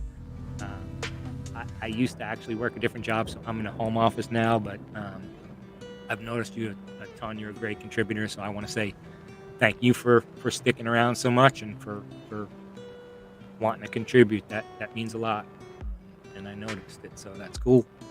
Thanks for being fam. Yeah, Bitcoin at 36.8. Like I mentioned, I saw it at 38.8 earlier, but we're not diving down, which is good. You know, we had a dipsy do. Okay, good. Glad to see that you do. Mr. Low Key gambling it up again.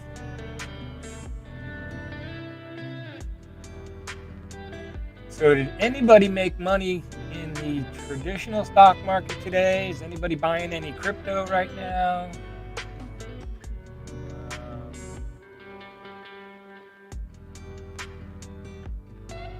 You're welcome, Miss Savvy. It's good to have you. It's good to have you. And I like to, I do watch. I pay attention. I'm home more often. I have the chat on. I pay attention. I know who contributes. Hope you're having a good night too there, Mr. Low Key. I know it was 8 degrees here when I woke up this morning, so I know you had pretty much the same. It's going to be really brutal for us tomorrow. We're supposed to get some snow Friday, I believe. Yeah, we're going to have a little bit of a cold front, so we're in for it, buddy. Had time to reevaluate. You're selling all your green tomorrow, Saucy. Again, I can just I can say that's I can understand why somebody would do that, and it wouldn't surprise me if we had a little bit of green tomorrow and we bled right back out. So if that's your strategy, my hat's off to you. I like conviction and a plan, and I know you're not just going to take it and run away. You're going to do something, or you're gonna find something else that looks appetizing to you, and you'll attack that. You'll attack it with a plan. So way to get your thoughts together and regroup and sell in the green, man. Gains is gains. That's tendies. D-grade, never make money in the stock market. I just got some more wax and got some more NFTs. You know what, D-grade, we're gonna have to I'm gonna have to try and use your brain or try and, you know, I want to learn a little bit more about NFTs, or have you point me in the right direction where I can learn some more about them, because I don't know much about them. I have gotten a couple for free, but I don't really know much about them, and I want to learn more. If you don't mind, I'll talk to you in poker or fibbage or one of those one night soon, and I'll pick your brain, and or I'll have you point me in the right direction where I can do some self-learning. Ooh, there it is. My wife, Lady Robin, saying it was 4 degrees this morning. I saw 8. So, yeah, really cold. Were you up early, Loki? How cold was it? You're a little itty bit north of us, but, you know, like an hour north, not way north.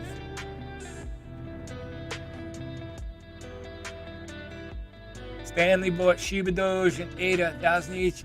Oh, nice. Way to buy it on the bottom, Stanley. And I like them all. Shiba Doge and Cardano. Good for you. I'm happy, Stanley. This is, I said to somebody earlier, this was like we got a free ticket in the hot tub time machine back a year, or maybe even a little bit more than a year, and we got to purchase again. I don't think it's going to take that long to get back to where we want to be. So, those people that had the powder to attack now, awesome. And I know you don't blow it all in one shot. If we go down more, I know there's some room for it, but I love all 3 of those buys. So congrats on that there, Stanley. Good for you. Oh, there you go. I see Arctic Fox. He had the 2-minute, and it just hit. So cheers, y'all. Cheers, cheers, cheers. Okay, D-grade. Don't know much about it either. Just having fun. Okay. I hope you're making some wise, fun choices. I do hear a lot about it, so maybe we can learn together. If you get in early, you know, maybe you're one of those guys that picked the crypto with 10 zeros on it, and you just hit the lotto. So if you spread a little money around on a whole bunch of different NFTs, maybe you picked that lotto ticket, man. I'm rooting for you. Once you pick his brain, you can share with us. Yep, I will try. Low key, you know I'm good. I will definitely try, and I would love to share. Yeah, junk savvy. I'm not confident it's a super red wave coming, but I'm not feeling great about tomorrow afternoon. And I do think there's going to be a good Tesla rebound. I really do. I know it fell under 1,000 a couple times this week. That's in my opinion, that's a great time to buy. Speaking of Kathy, I know Kathy Woods said Tesla would be 3,000 by 2023, I believe, the end of 2023. I am, always have been. I'm a believer in Tesla. So yeah, I believe in the rebound, and odd that they came out and said that they didn't buy any Bitcoin, they didn't sell any Bitcoin, they just kind of sat on everything this year. I don't know if it's for tax purposes or not. I don't know if it's just because he wants to be the green man, but he did kind of soften his stance. So it's hard to say, but I think he's holding on to it for a good reason. I think he's really smart, and he believes that when Bitcoin goes up, it's just going to make his company all that more valuable because he's got so much of it, you know. He isn't currently accepting it for vehicles, but he was, and he did buy a ton of it earlier. So, yeah, junk savvy. I said 8. It was actually 4. Burr.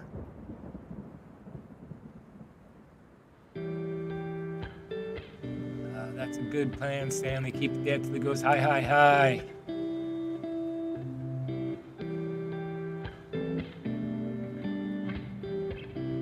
I agree, Stanley. What goes down must go up. What goes up must go down. If we've been around, we've seen it, you know, and we can watch the fundamentals. If something terrible is happening, we're going to see it. That's another great part about it being a community.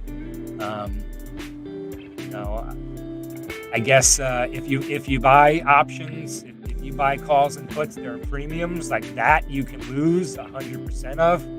But for the most part, unless you're stubborn and kind of pig-headed, nobody's really going to ride something to zero. So, you know, I mean, you're not going to lose 100% of anything.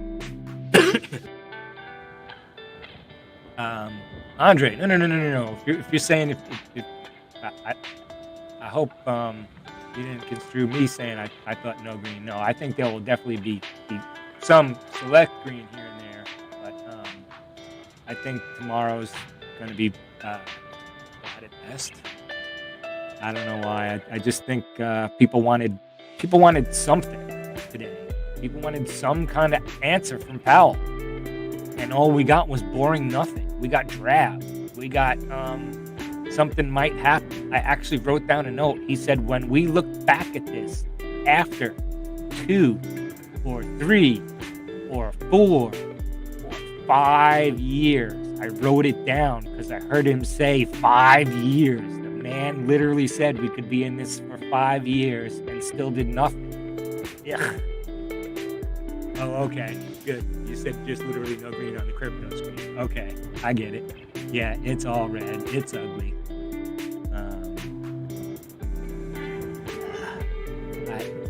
I just wish Powell would say something. He might as well have not had a meeting.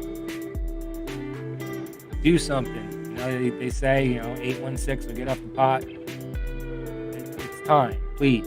We need to do something. We're having shrinkflation. It's time.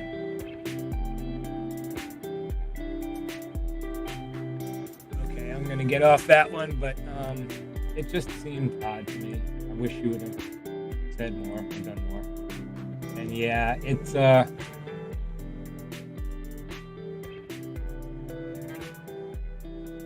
you think crypto is expecting U-turn? You know, there was part of me that thought this could actually be good for crypto and cause some kind of a rally.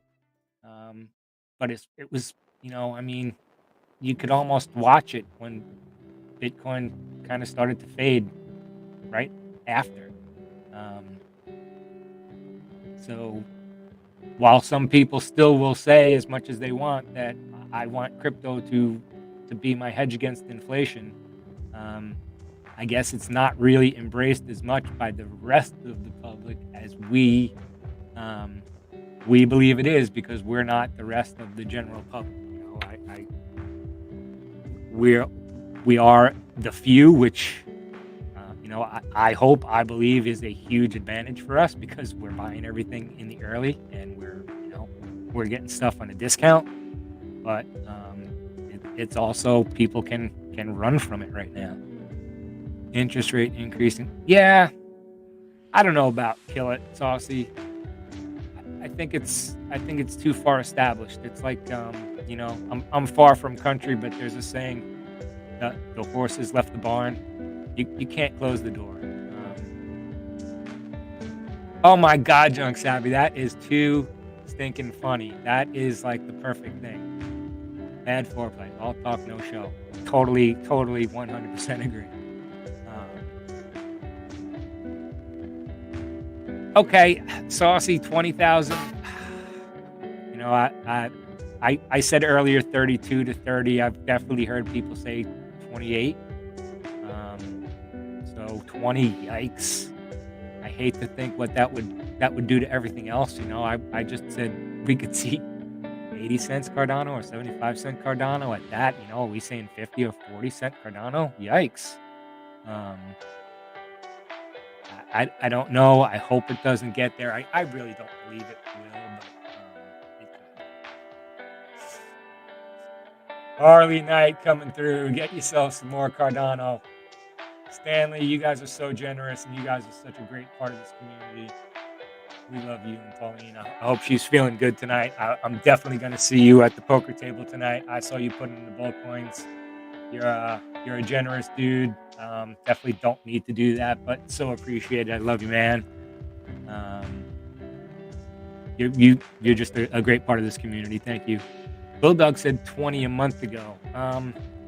Yeah, I did see that. I do believe. Yeah, I think he did say it. I wanted to say I believe he said somebody else, but no, I believe it was him who said 20.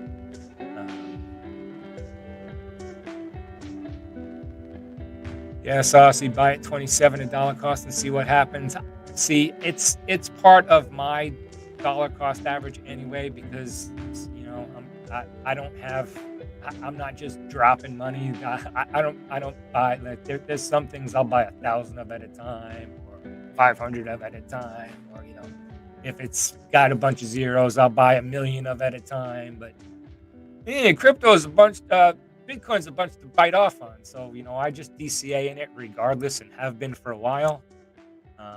But part of what I do, part of my plan, I really do, like, part of my dollar cost average plan is I have a percentage that I just put off to the side for a big splash buy. And I have been so tempted to jump into that. And I'm not touching it. I'm waiting for what I think is the way back up.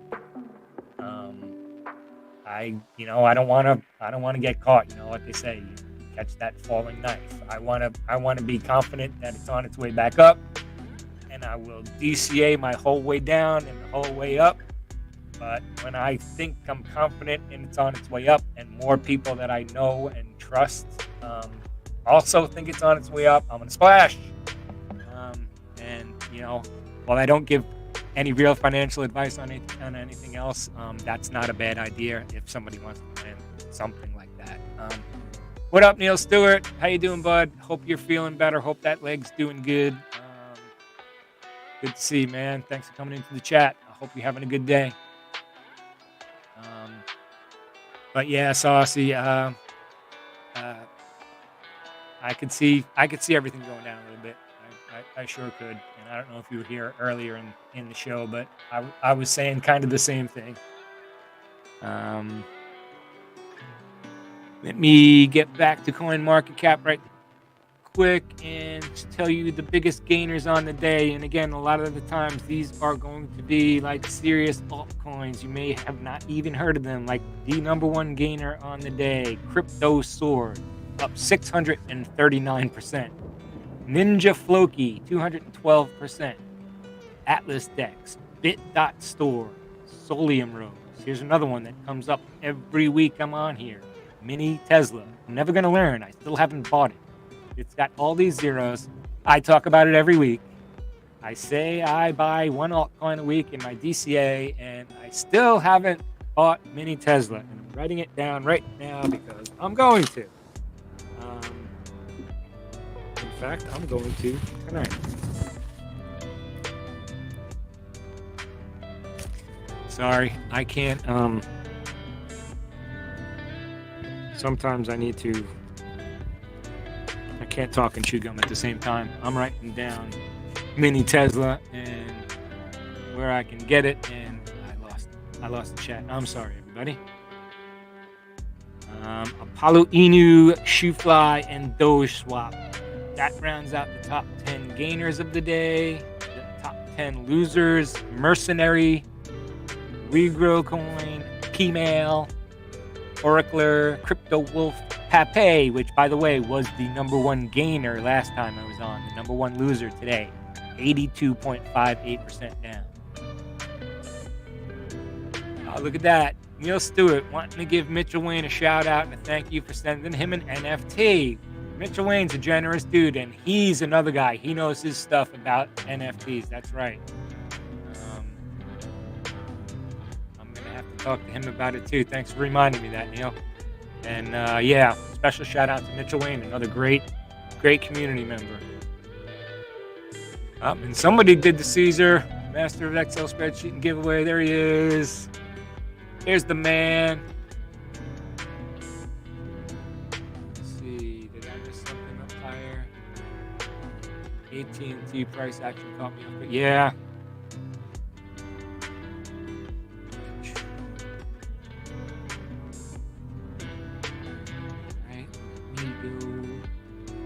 Now, this is always a fun one for Wednesdays, the recently added. And let me guess, they're all going to have some kind of Inu or dog or Shibu or something in them. So, yeah, the #1 recently added, King Dog Inu.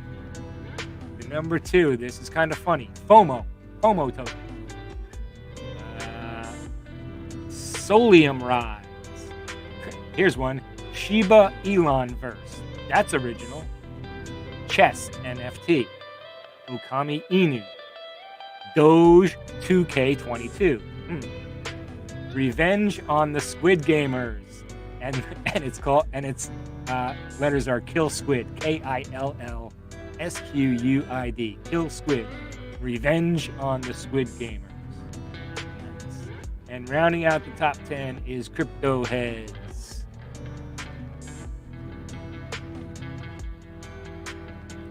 Seeing a saucy Fredo. Ouch, from Junk Savvy. That's not good. What did I miss?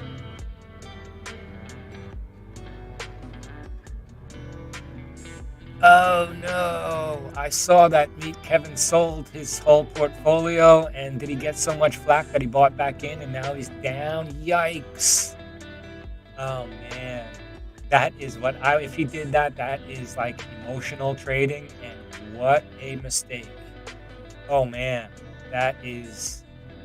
What a mistake. Wow. I hope that is just some kind of rumor. I hope not. That's terrible.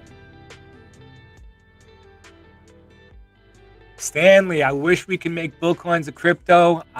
You know what? I wish so too. And our wish just might come true someday. You know, if anybody can make it happen, it's our fearless leader, that yellow badge intern, Bulldog. He's been working behind the scenes furiously. He knows a lot about this, and if he can make it happen, he is going to make it happen. He just wants to make it happen right. So, keep on hodling. It's fun to play poker with him, and I freely give him away and have fun with him. But yeah, I love those bull coins. But his YouTube freeloaders feel some satisfaction. Hate to see anyone lose, though. Yeah, Junk Savvy, from what I heard, he kind of told all of his paid, and again, this is allegedly, this is what I heard, that Meet Kevin told his paid Discord members that he was selling out and didn't tell his YouTube stream, and they kind of lost their ish. Their 816, they went apery, and so that's the only reason why I then assumed, which is terrible, bad on me, that he kind of got emotional and bought back in. So I'm definitely going to research that, and yeah, here's my retraction already if I was wrong. That's poor on my part. I'm going to research that though, because if I was a detective, that's where my brain would go into. So that's where I'm going to start researching. SoFi at 1350 today, and 360. Ooh, I see SoFi at 16 there. Yeah, there's a lot of people there with you though. So there's hope in that. Okay, exact prices. There it is, Saucy. Perfect.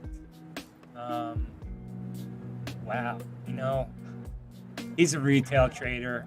I root for retail all the time. I had watched him early on when he was also kind of he had some AMC videos, and I popped in on him from time to time.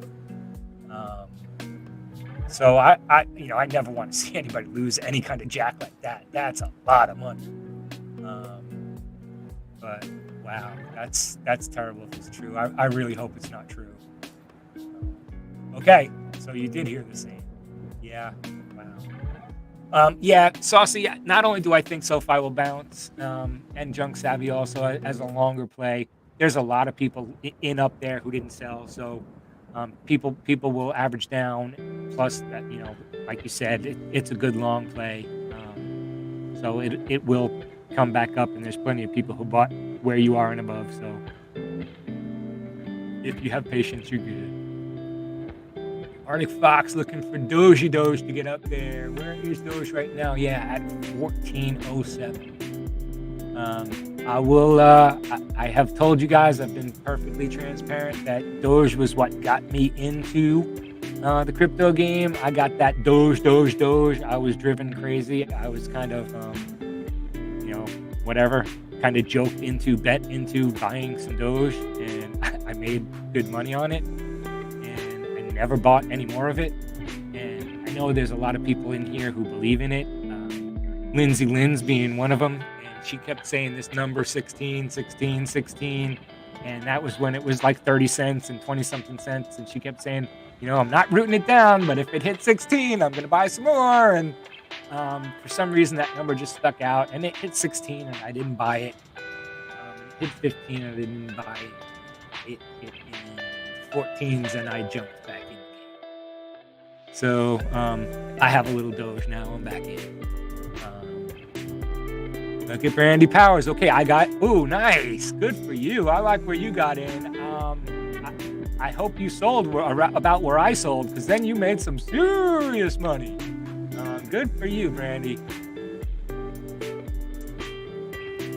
have Doge at 1720. Okay. I have it at 1420, so we're close. I don't have a ton, but I'm back in, so I'm in the Doge gang with y'all. I'm rooting. Yeah, Brandy. That's nice. I like to see 3 zeros. That's like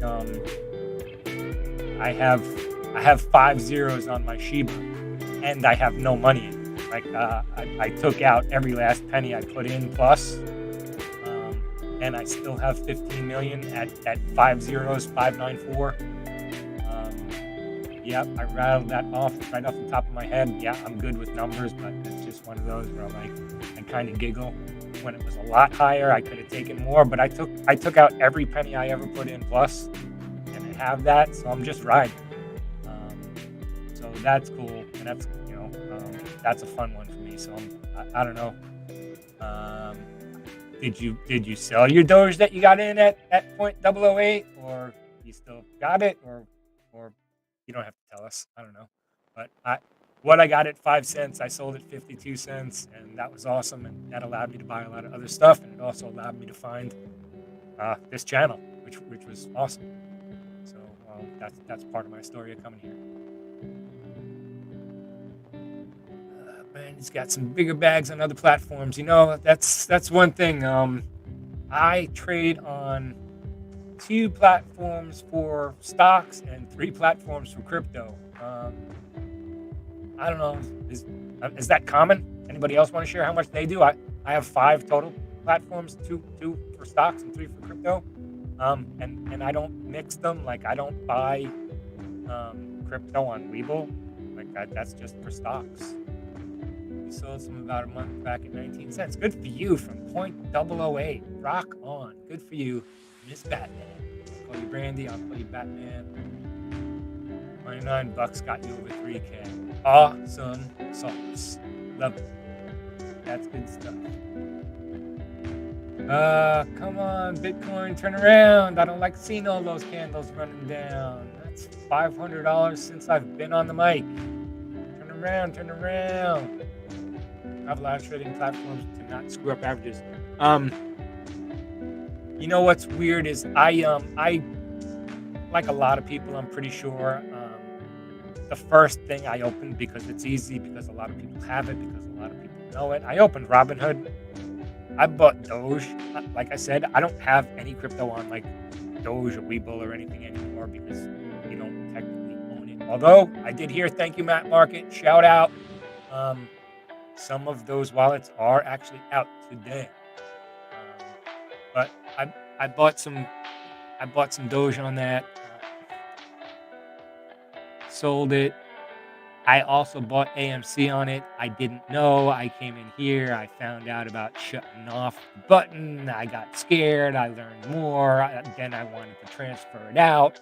And, there's the whole fear of, am I going to transfer it and it's going to get caught and it's 3 to 5 business days and MOAS is going to happen and it's going to go up and down and never be anywhere in between in those 3 to 5 days. Well, long story short, I transferred the AMC that I had at the time that I had bought on Robinhood over to Webull.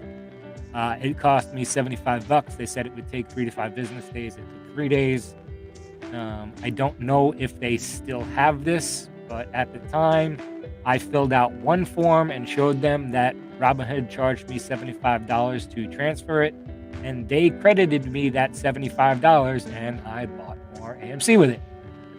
So I thought that was cool. Webull kind of just gave me the credit for getting my business, and I don't trade anymore on Robinhood. That was what I had on it, and Webull does have my business and my loyalty, but I don't trade crypto on it. I trade stocks on it.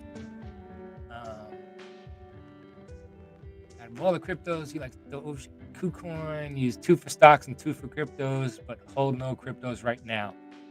Yeah, Saucy, and I saw you say, you might sell some stocks tomorrow. I know some people who have sold completely out of crypto like a month or 2 ago, just saying they want to be on the sidelines. I know he shared it in poker the other night. A community member here, Rusty Rocks, sold a bunch of his crypto in early December, and he's just happy as can be. He made a ton of profit, and he's just waiting. He's waiting with, he made some money, and he's waiting to make splash buys and buy everything on discounts. So good for you. That's cool stuff. So I know you're a man with a plan, and that's cool. You got 2 and 2.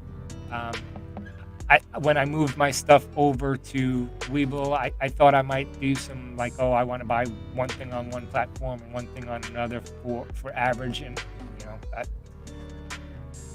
gains is gains at the end of the day. It is what it is. It's just psychological. So I kind of throw it all in one. Bottom line is I pretty much keep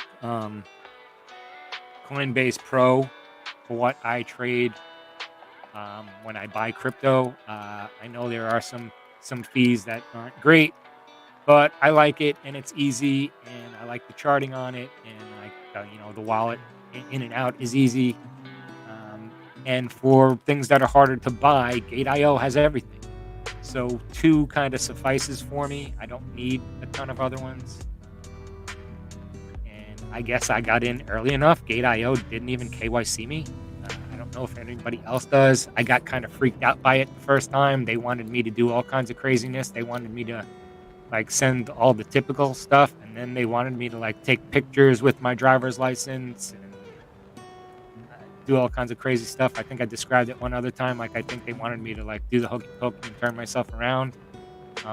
Well, I went on, I don't know, a few weeks after that, and I just wanted to check prices, and there was a buy crypto button up at the top, and it allowed me to just hook up a credit card to it. So there it is. And I don't know why. I don't know if there's still a workaround that way, but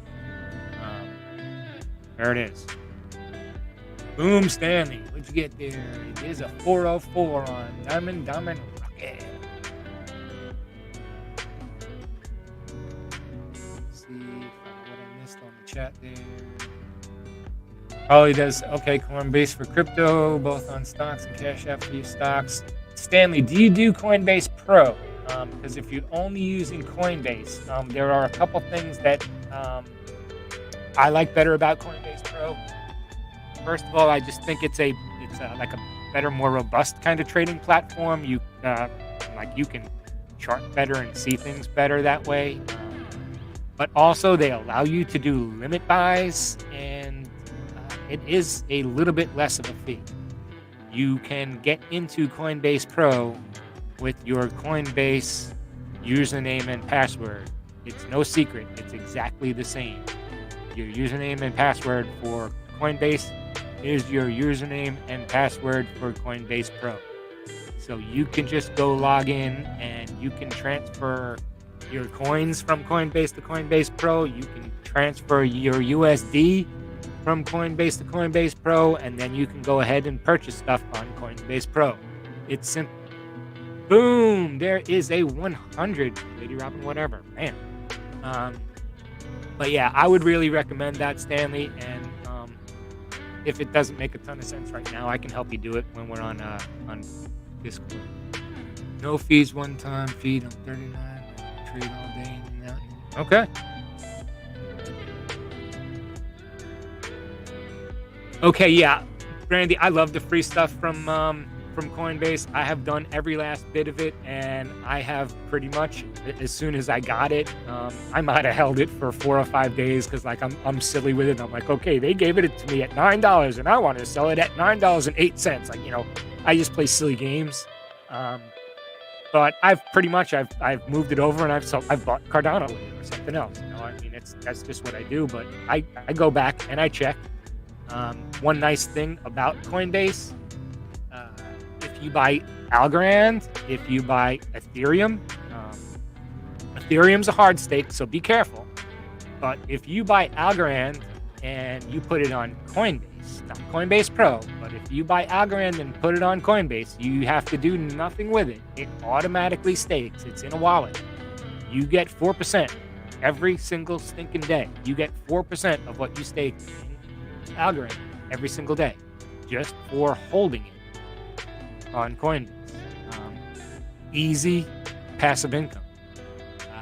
They have a hard stake for Ethereum, which is if you put your Ethereum on there, you get interest, but it's a hard stake. In literally what it means is you can't touch it until Ethereum 2.0 comes out, which is, who knows, may or may not be soon.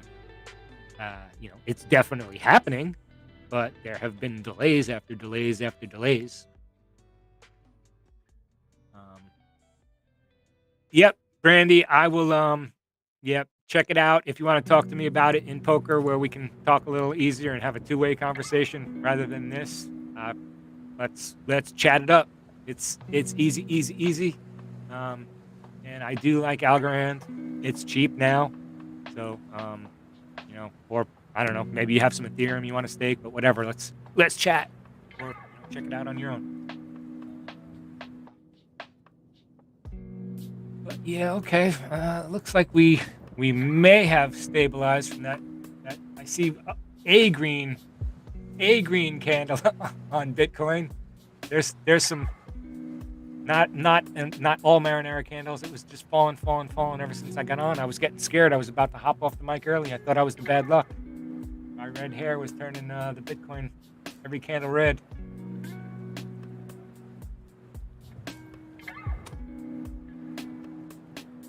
But yeah, pretty crummy day on the market. Pretty crummy day in crypto. But luckily we have each other to get through days like this, and we know, if we zoom out, we see things like this have happened before. We know,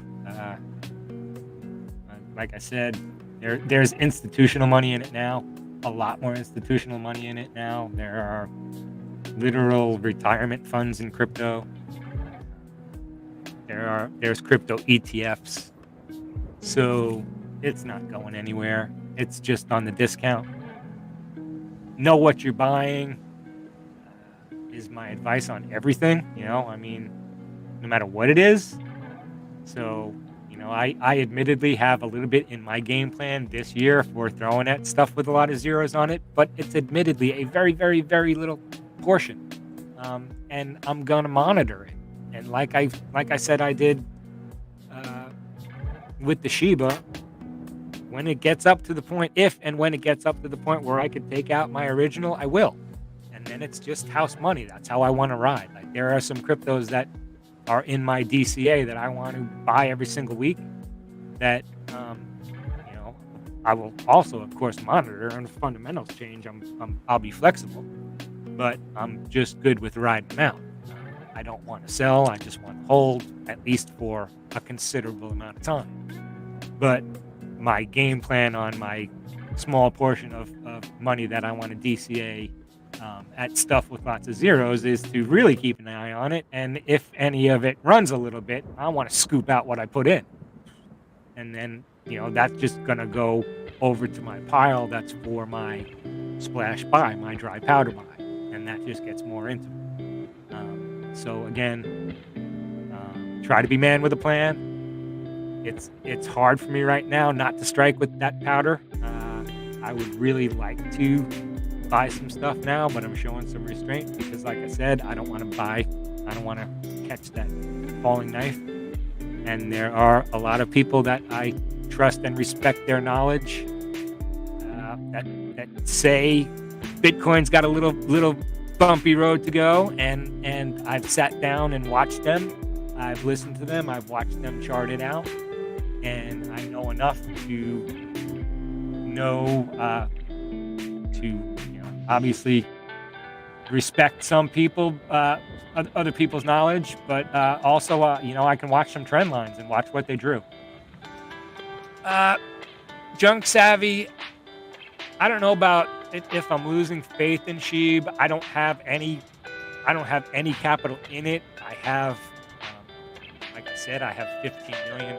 What I do know is if you want to get a little bit more faith, go to Reddit. Just find some of the Shiba community. There's even some stuff, like there's some YouTube channels that are all about Sheeb, and I believe there at least were. I don't know if there still are. There's some things on YouTube where you can like play playlists, and it earns some Shiba. So the community is super strong. So I never thought, like, it's a meme coin, let's face it. Like, I never thought it was going to be Ethereum, but I didn't sell every last coin I had when I was 1100% up. I sold, what I put in, and, whatever. I put in $90. I sold out $190. So I sold in, whatever, what I bought, and that's, I wish I had a better answer for you. I have faith in the community. I think they're not going to give up on it. I just don't think. I don't think it's going to. I don't think it's going to reach. Like, let's face it. Unless there's tremendous burns and like billions or trillions of burns, it realistically it can't get to a penny. It would have a bigger market cap than Bitcoin. So, like, as long as you take it with what you expect it to be. It's kind of like, do you go to an Adam Sandler movie and expect to see an Oscar-worthy movie? Probably not. But he always, they make a lot of money. They're funny. I go to them. So, I'm not necessarily calling Sheba Adam Sandler, but I hope you get my analogy or my point there. It never had a chance to be Ethereum in my eyes. Just look at it's got so many zeros. I don't even know what the number is. I can't even get to that number. So unless it burned and burned and burned and burned and burned and burned and burned and burned and burned, it's it's not going to get to a penny. And as I said, Bitcoin got a green candle. It turned around and sunk under 36,000. So I saw it at 38.8 today. Please don't hit 35.8. Turn around. Find some support, Bitcoin. Find some support, please. Turn around, turn around, turn around.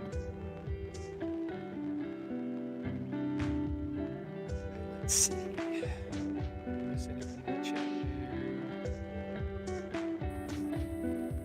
here? Gone Postal giving Lady Robin 2 cents in a row. And I forgot to say happy birthday to you today, Gone Postal. Happy birthday.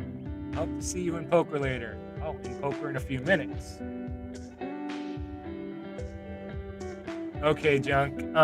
Miss Savvy, I'm sorry. That's some people had a problem with my wife's name when they said it was hard when they would say Lady Robin, or even before she was Lady Robin, whatever. She was Robin, whatever. And they're like, it's kind of like Robin, whatever.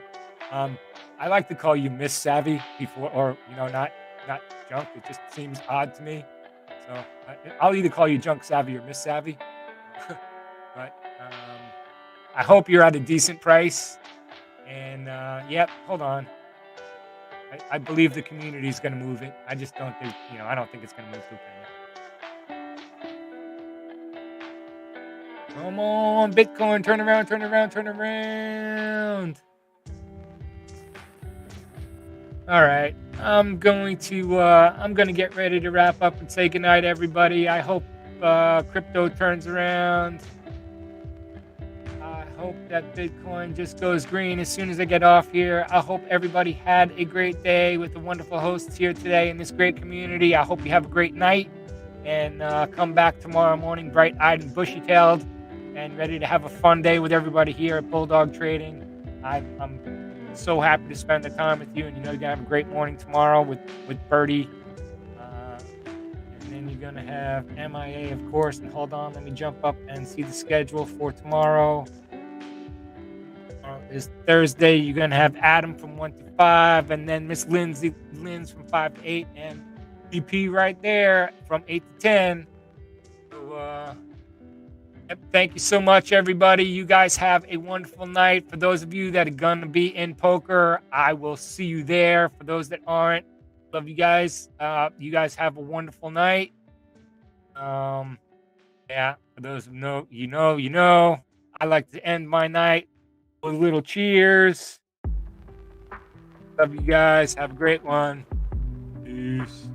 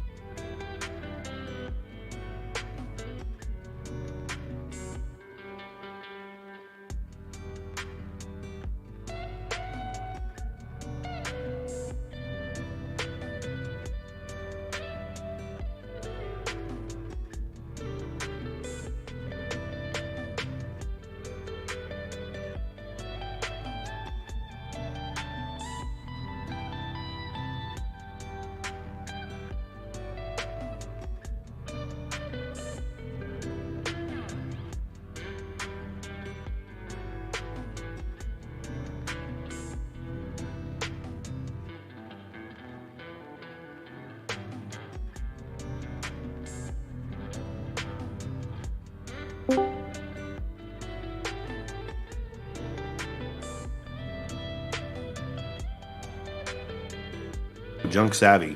Get it. He is going to get the 816 out of it. Don't you worry.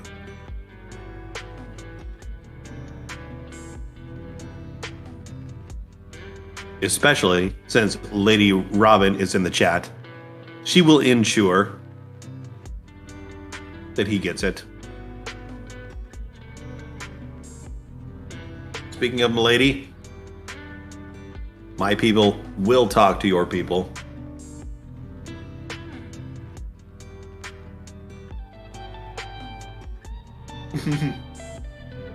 Cesar, good evening.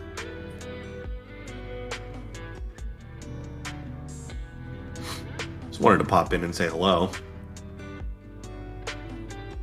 I couldn't leave Ms. Savvy and her junk just sitting there waiting while she's sitting there holding her junk. I have to do something. If I'm sitting here holding my junk, I would hope somebody's, coming to help me out. So I will pretend I'm Nunya Business, and I will say thank you for the super chat. So let me put on my Nunya face. I practice this daily. Yo, hey, Junk Savvy, yo. Just want to say thank you for that soup, the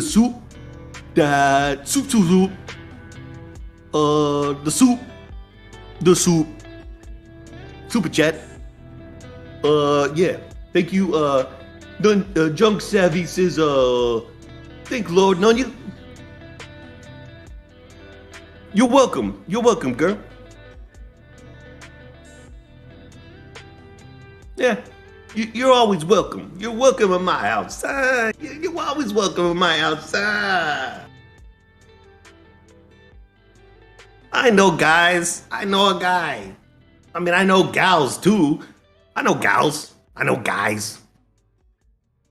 But I know more guys than gals. Let's just see. I know a few guys. Anywho, Ms. Junk Savvy, thank you once again for that super chat. I feel blessed, very blessed. Cardano for freaking ever. I know a guy. Peace out. Yo.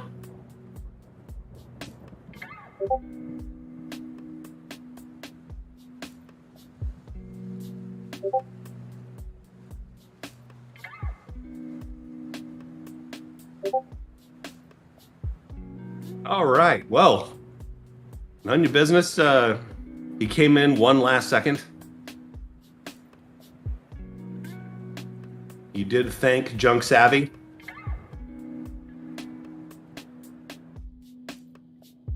And I believe he welcomed Ms. Junk with the utmost praise.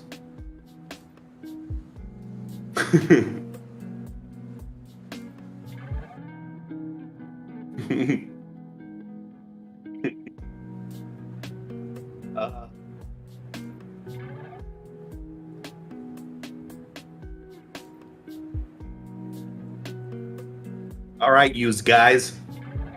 I guess I'll hop off here. I'm gonna hop off. I'm hopping. Totally hopping. But of course I had to recognize Junk. I always like to recognize Junk. Love ya. And I'll be on the microphone tomorrow, 8 to 10 p.m. Eastern Time. Eastern Time.